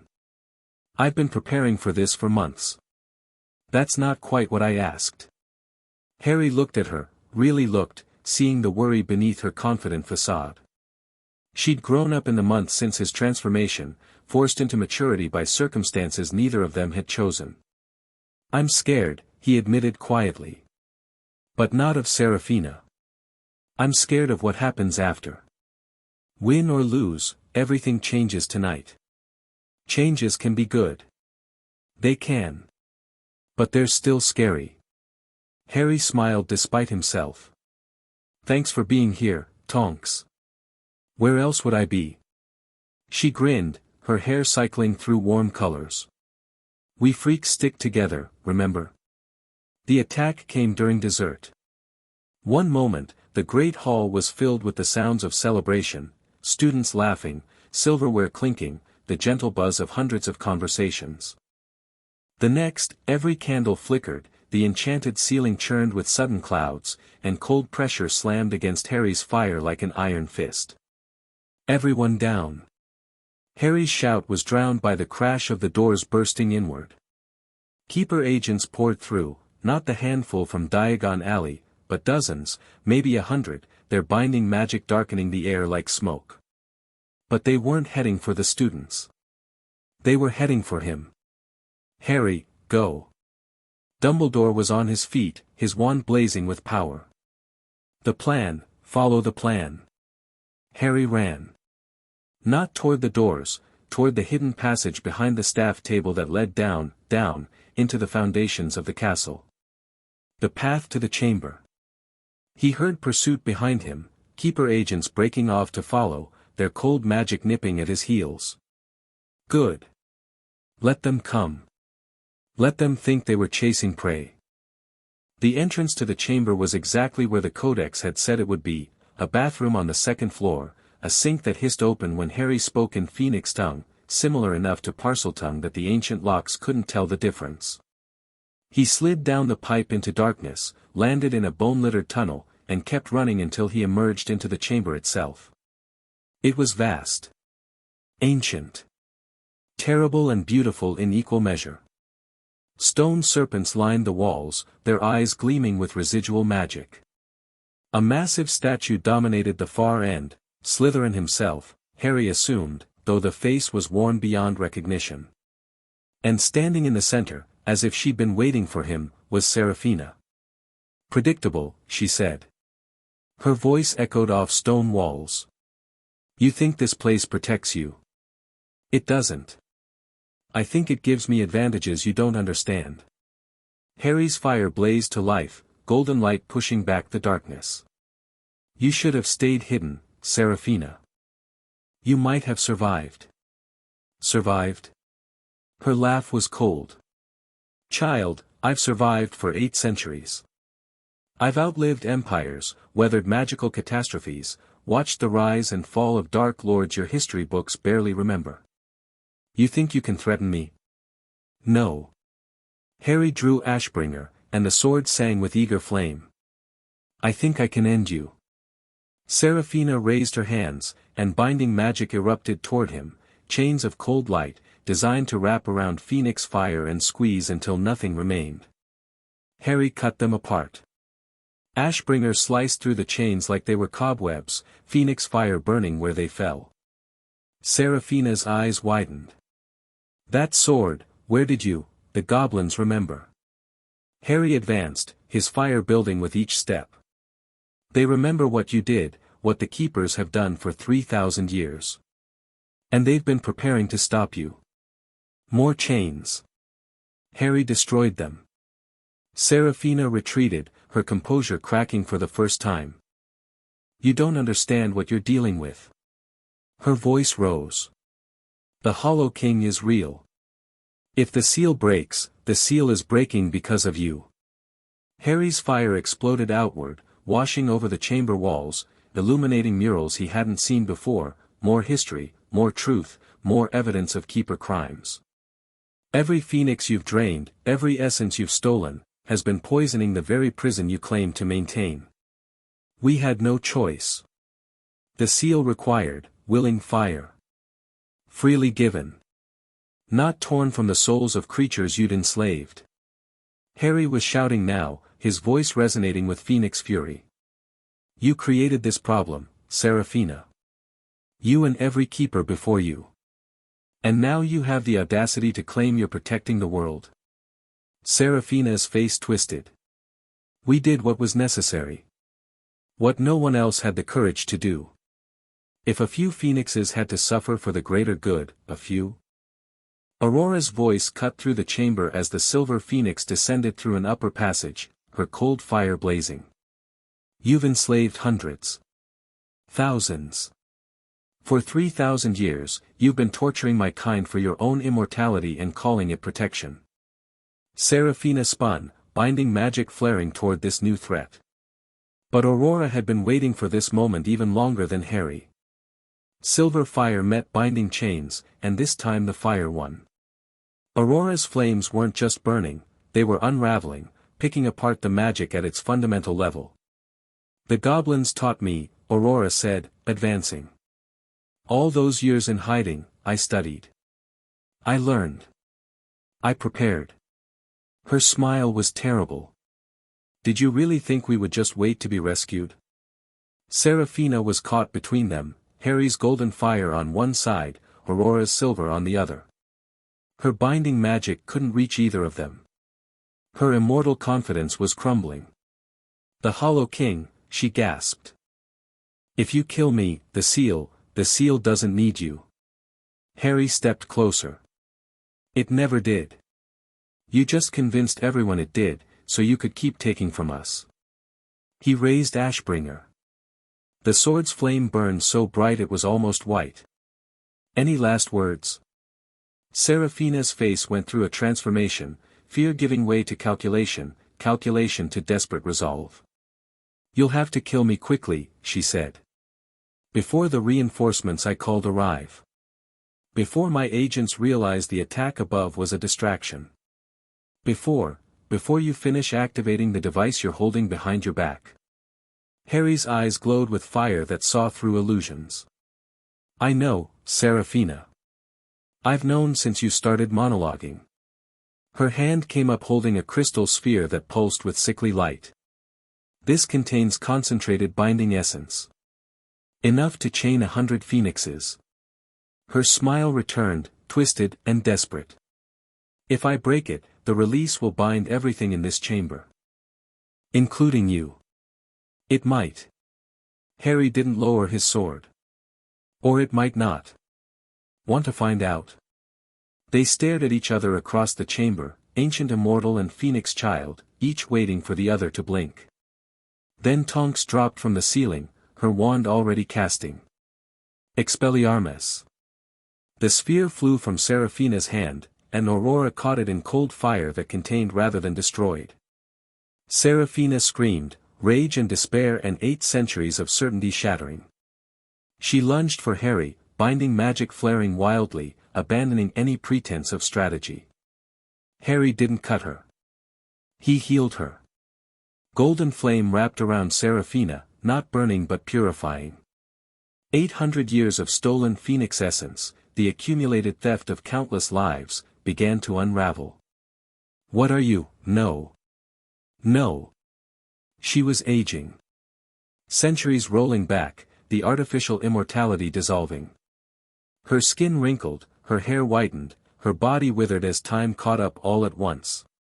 Mercy, Harry said quietly. Not for your sake. For mine.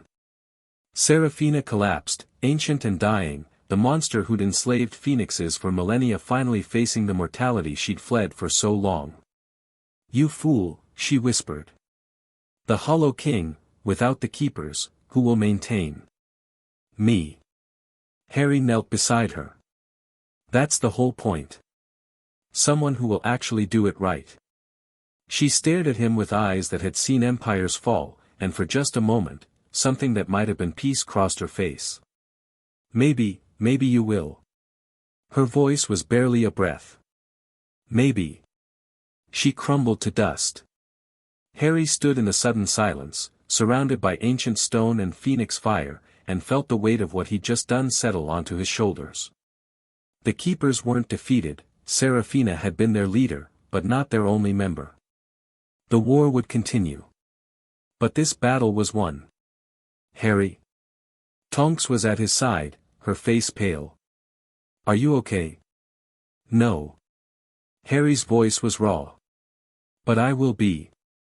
He looked at Aurora, at the contained sphere of binding essence, at the chamber around them that had witnessed so much history. Let's go, he said. We have a seal to fix. Chapter 4 and Chapter 6, Trial by Fire. The summer before Harry's second year at Hogwarts brought warnings he couldn't ignore. It started with dreams, fragmented visions that pulled him from sleep gasping, his fire blazing uncontrolled until he wrestled it back under control. He saw shadows moving through familiar places. Heard whispers in languages older than human speech. Felt cold pressing against his flames in ways that reminded him uncomfortably of the Hollow King. Something is stirring, Solara confirmed after the third consecutive night of nightmares. Not the Hollow King, the seal holds firm. But something connected to him. Something we missed. How is that possible? We destroyed the keepers. The seal is self-sustaining. What else could there be? The keepers were an organization, but their knowledge came from somewhere. They didn't invent binding magic, they learned it. From texts, from artifacts, from sources that predated their founding. Solara's presence was troubled. If those sources still exist. Harry sat up in his bed at the Tonks household, where he'd been staying for the summer. Through the window, he could see dawn breaking over the garden, peaceful, ordinary, completely at odds with the dread building in his chest. I need to find out what's happening. Agreed. But carefully. Whatever this is, it's been hiding for a very long time. It won't reveal itself easily. The investigation started at Gringotts. Director Ragnarok received Harry in his private office, looking older than he had 2 years ago. The strain of rebuilding after the Keeper collapse had taken its toll on the Goblin Nation, though they'd emerged stronger and more respected than ever. You feel it too, Ragnarok said without preamble. The disturbance. What is it? We're not certain. Our seers have been having visions, disconnected, confusing, but all pointing toward the same conclusion. Something ancient is waking. Something that was dormant long before the keepers rose. Harry felt his fire flicker with unease. Connected to the Hollow King? Perhaps. Or perhaps something older still. Ragnarok moved to a wall covered in ancient maps. The Hollow King was a creation, artificial, constructed. But the magic used to create him came from somewhere. The keepers claim they developed it themselves, but we've always suspected they discovered it. Found it in ruins or texts that predated their organization. Where would those ruins be? Ragnarok traced a path across the map with one gnarled finger. There are places in the world where magic pools naturally. Nexuses of power that have existed since the world was young. The oldest civilizations built their greatest works at these locations. And the very oldest. His finger stopped at a point in the Mediterranean. The very oldest were built before humans learned to write. Harry studied the location. An island, small and unmarked, somewhere between Greece and Turkey. What's there? According to our oldest records. The Temple of the First Flame. Ragnarok's voice was grave. A structure that predates every magical tradition we know. Some legends say it was built by phoenixes themselves, in the ages before they learned to distrust humanity. Others say it was built for phoenixes, by beings even older. I remember whispers of this place, Solara said slowly. Stories told when I was young, so long ago I'd almost forgotten. A temple where the first fire burned. Where the boundary between worlds was thin. Boundary between worlds. Reality isn't as solid as humans believe. There are layers, dimensions, places where different rules apply. The Hollow King was pulled from one of those places, summoned through a tear that the keepers forced open. Solara's presence darkened. If the temple is real, it might be a place where such tears occur naturally. And if something is using that connection, then whatever's stirring might be coming from the same place the Hollow King came from. Precisely. Ragnarok turned from the map. We've sent scouts to investigate. None have returned. The words hung in the air, heavy with implication. I need to go there, Harry said. I suspected you'd say that. Which is why I've already arranged transportation. Ragnarok smiled grimly. But you're not going alone. The Goblin Nation has invested too much in you to let you walk into danger without support. The expedition assembled over the following week. Harry would lead, of course, his phoenix nature was essential for whatever they might face. Aurora volunteered immediately, her silver fire a necessary counterbalance to his gold. Ragnarok assigned a squad of his best warriors, veterans of the Keeper War who'd proven their courage under impossible circumstances. More surprising were the wizarding volunteers. You didn't think we'd let you have all the fun? Tonks demanded when Harry questioned her presence. She'd taken leave from the Auror specifically for this mission. Besides, Remus would never forgive me if I let his best friend's son get himself killed. Snape arrived without explanation, his dark robe somehow appropriate for an expedition to an ancient Mediterranean island. When Harry raised an eyebrow, the potion's master simply said, I've spent my life preparing to fight ancient evils. This seems like a reasonable application of that preparation. Even Dumbledore came, though he insisted on remaining in an advisory capacity. I'm too old for the front lines, he admitted. And my magic is less suited to what you might face than yours. But I can provide support. Analysis. A perspective that's been thinking about these matters for a very long time. The group traveled by specially commissioned portkey, goblin-crafted, capable of bypassing the wards that protected ancient magical sites. They landed on a rocky beach as the sun was setting, the Mediterranean stretching endless and dark before them. The island rose from the water like a warning. It was small, perhaps a mile across, but it radiated power that made Harry's fire surge in response. Ancient stones dotted the landscape, arranged in patterns that suggested deliberate design. And at the center, barely visible against the darkening sky, a structure that could only be the temple. Feel that? Aurora murmured, her silver fire flickering. Harry did. The air itself seemed alive with magic, not hostile exactly, but watchful. Aware. Like they'd stepped into the attention of something vast and patient. The boundary is thin here, Solara confirmed. I can feel echoes of other places, other times. Whatever built this temple understood things about reality that we've forgotten. Defensive formation, Ragnarok ordered his warriors. Nothing moves without clearance. We don't know what we're dealing with. They advanced across the island in careful stages, alert for threats that never materialized.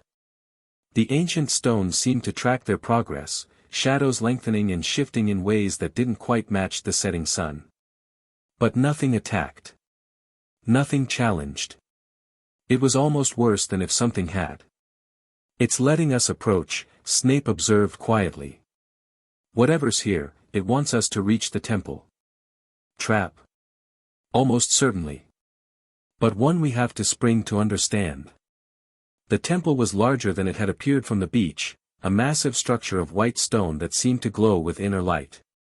Columns supported a roof that had partially collapsed, exposing the interior to the sky. And at the center. Harry stopped breathing.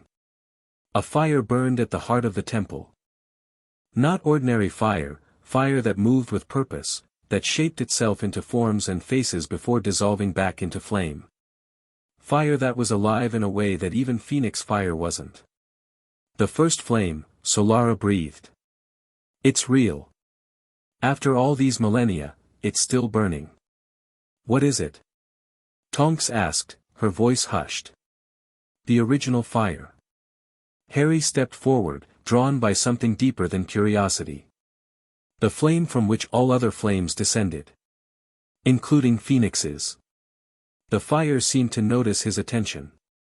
It swirled, gathered, and for a moment took the shape of a phoenix, but vast, impossibly vast, a creature that made even Solara's memories of ancient days seem small.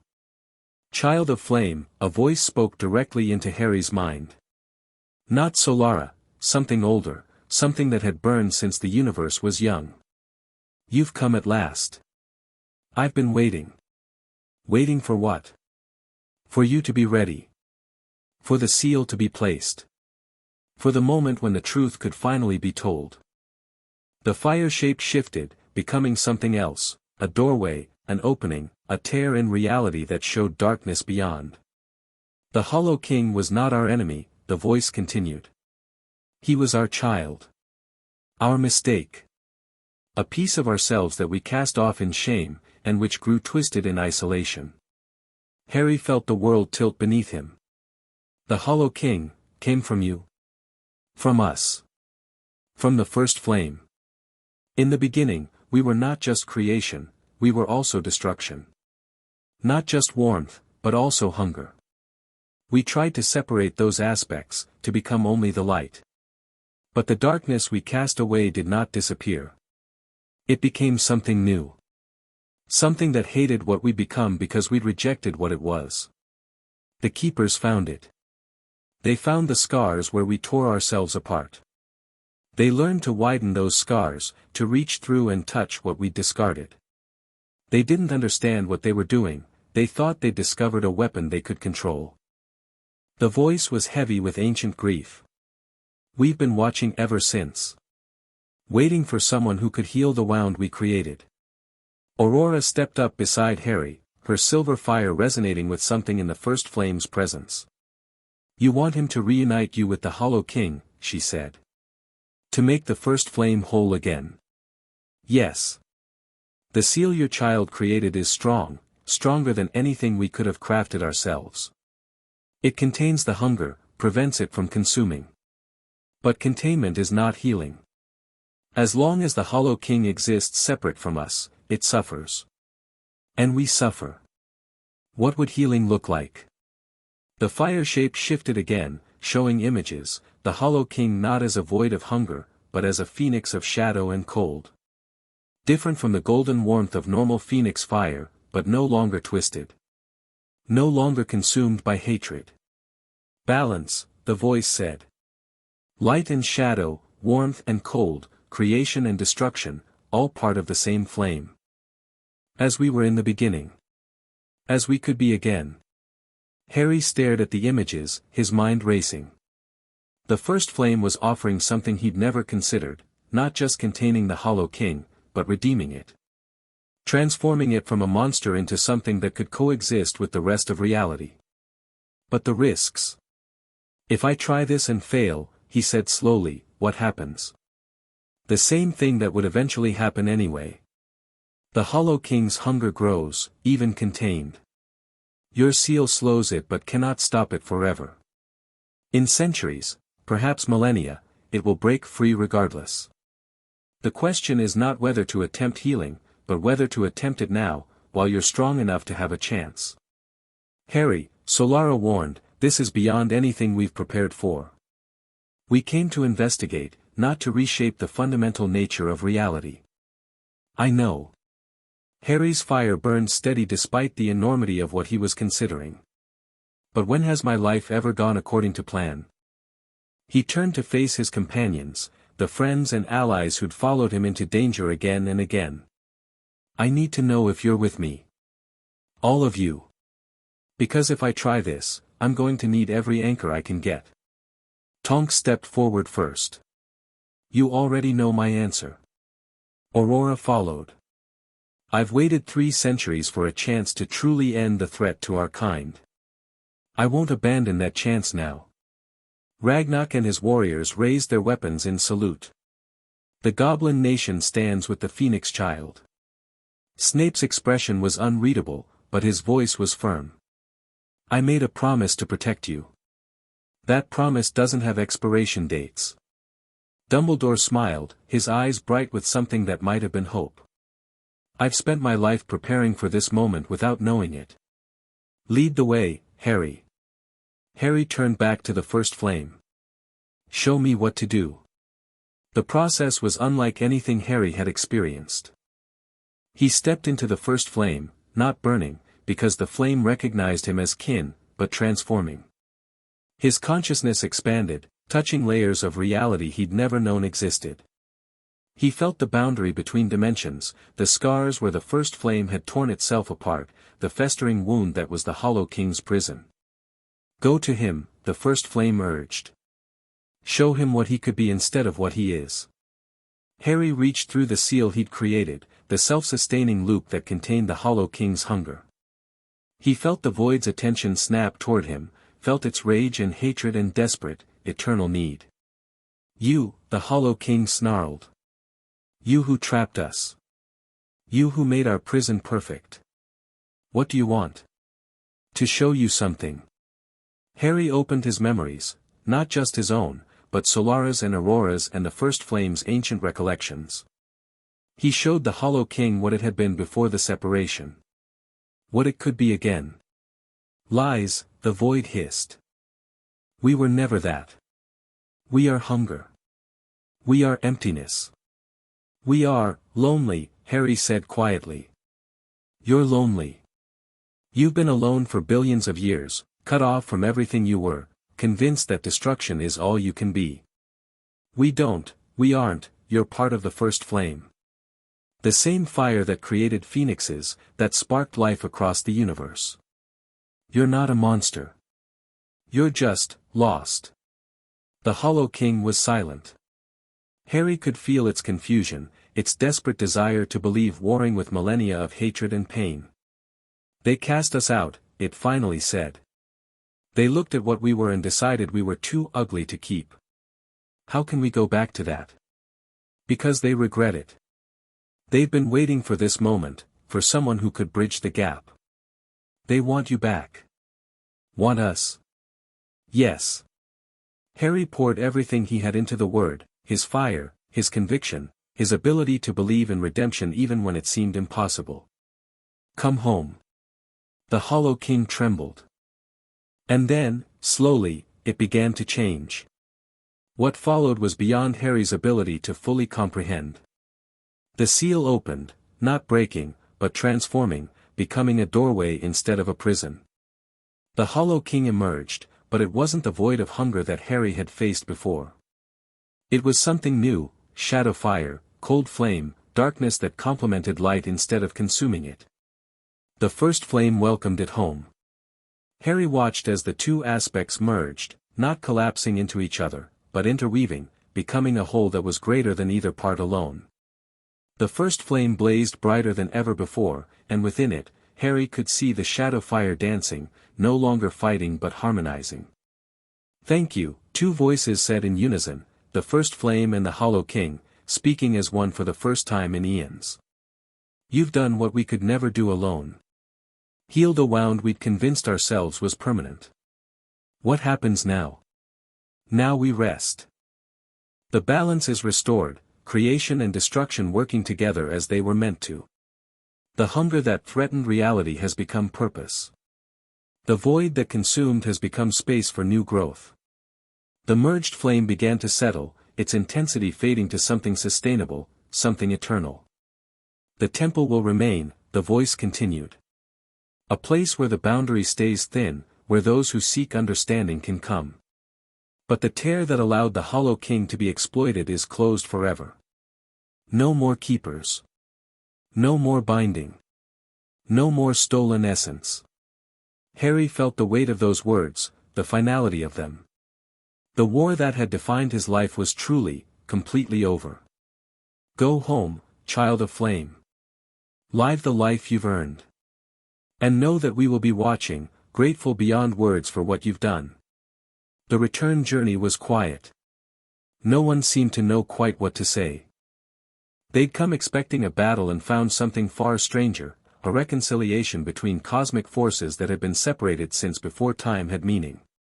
Did that really happen? Tonks asked eventually, as their portkey deposited them back on British soil. Did we just watch you heal the universe? Part of it, anyway. Harry's fire felt different, fuller somehow, more complete. The connection he'd forged with the first flame hadn't faded entirely. He could still feel its presence, distant but warm, a reminder of what had been achieved. Aurora was looking at her own hands, silver fire dancing between her fingers. I can feel it. The change. It's like a weight I've been carrying my whole life has finally lifted. The corruption is gone, Ragnarok confirmed. Every phoenix we've contacted in the last hour reports the same thing. The binding scars are healing. The damage the keepers did is being undone. Harry let that sink in. Not just containment. Not just protection. Actual healing, spreading through every phoenix who'd ever suffered at keeper hands. It was more than he'd dared hope for. Dumbledore placed a hand on Harry's shoulder. You've done something remarkable, Harry. Something that will echo through history for as long as there's anyone left to remember it. I had help. You always do. That's what makes you special, not your power, but your ability to bring others together. To inspire them to be more than they thought they could be. The old wizard's eyes twinkled. I believe I'll retire now. The world is clearly in good hands.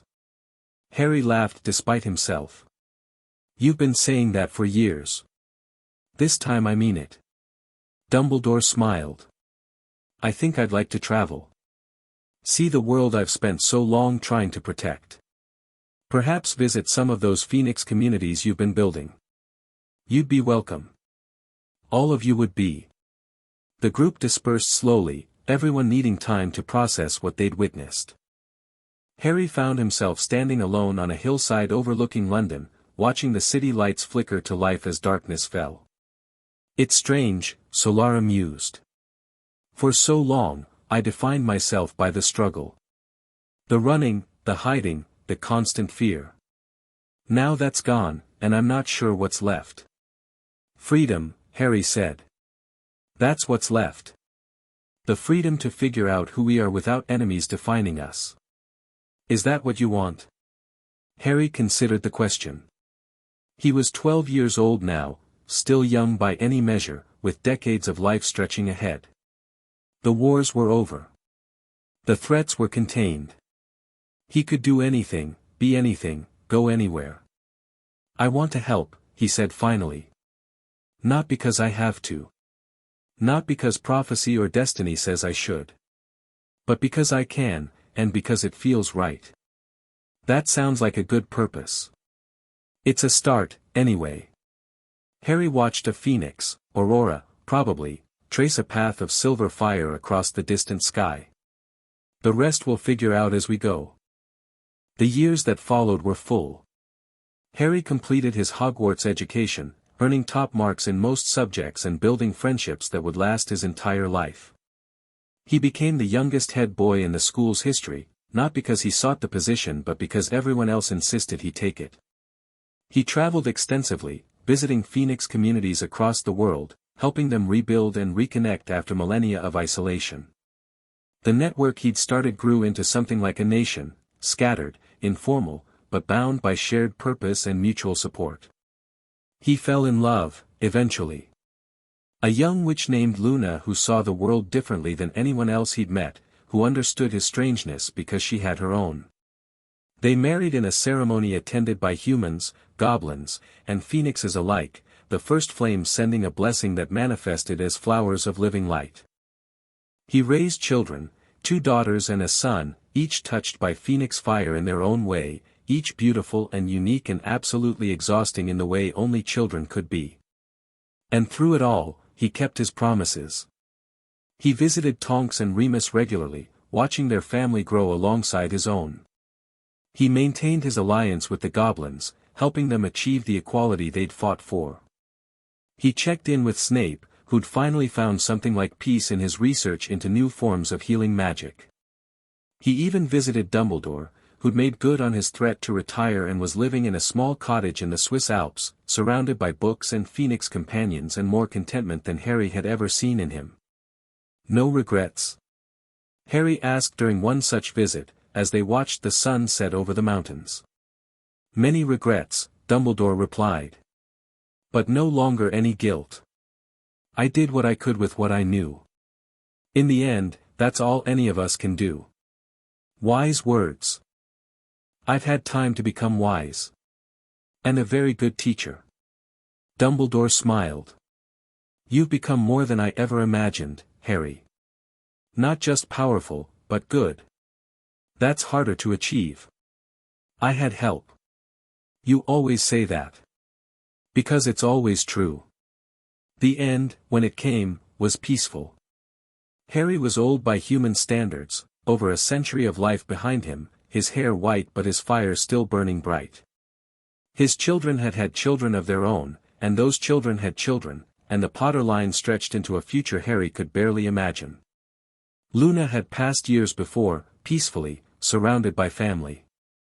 Harry had grieved, had let himself feel the loss fully, and had emerged still grateful for every moment they'd shared. Now he stood at the edge of the First Flame's temple, still burning after all these millennia, still welcoming those who sought understanding. He could feel the merged flame's attention, warm and patient.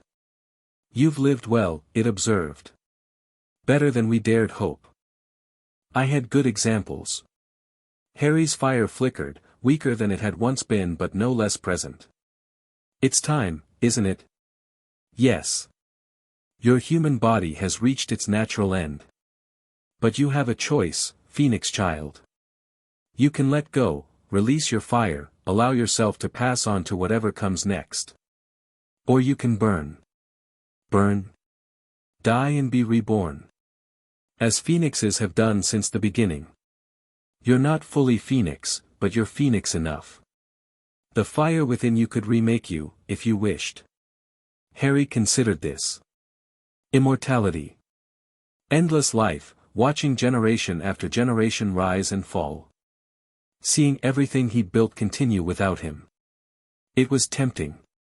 Parts of him wanted it desperately. But other parts remembered Luna's smile. His parents' sacrifice. All the people he'd loved who'd passed on and who might be waiting for him somewhere beyond. No, he said quietly. I've had my time. More time than most, and better spent than I ever expected. You're certain? I'm certain. Harry's fire blazed one final time, golden and bright, full of everything he'd been and done and loved. Thank you. For everything. Thank you, the First Flame replied. For teaching us that healing is always possible. Even for the parts of ourselves we'd given up on. Harry closed his eyes. Let go. And felt himself become fire, pure fire, rising into the sky, dissolving into light that scattered across the world. Not dying, exactly. Becoming. Transforming into something new, something that had always been waiting for him. The last thing he felt was warmth. The last thing he heard was singing, phoenix song, human laughter, the voices of everyone who'd ever loved him welcoming him home. The last thing he knew was peace.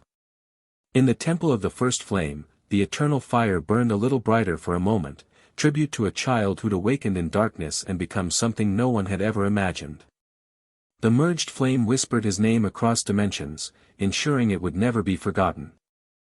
Harry Potter. Phoenix touched. World healer. Friend.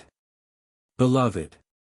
And in homes across the world, in goblin vaults and phoenix aeries and ordinary wizard families who'd never met him, candles flickered to life without being lit. A reminder that some fires never truly go out. They just become part of something larger. Something eternal. Something worth believing in.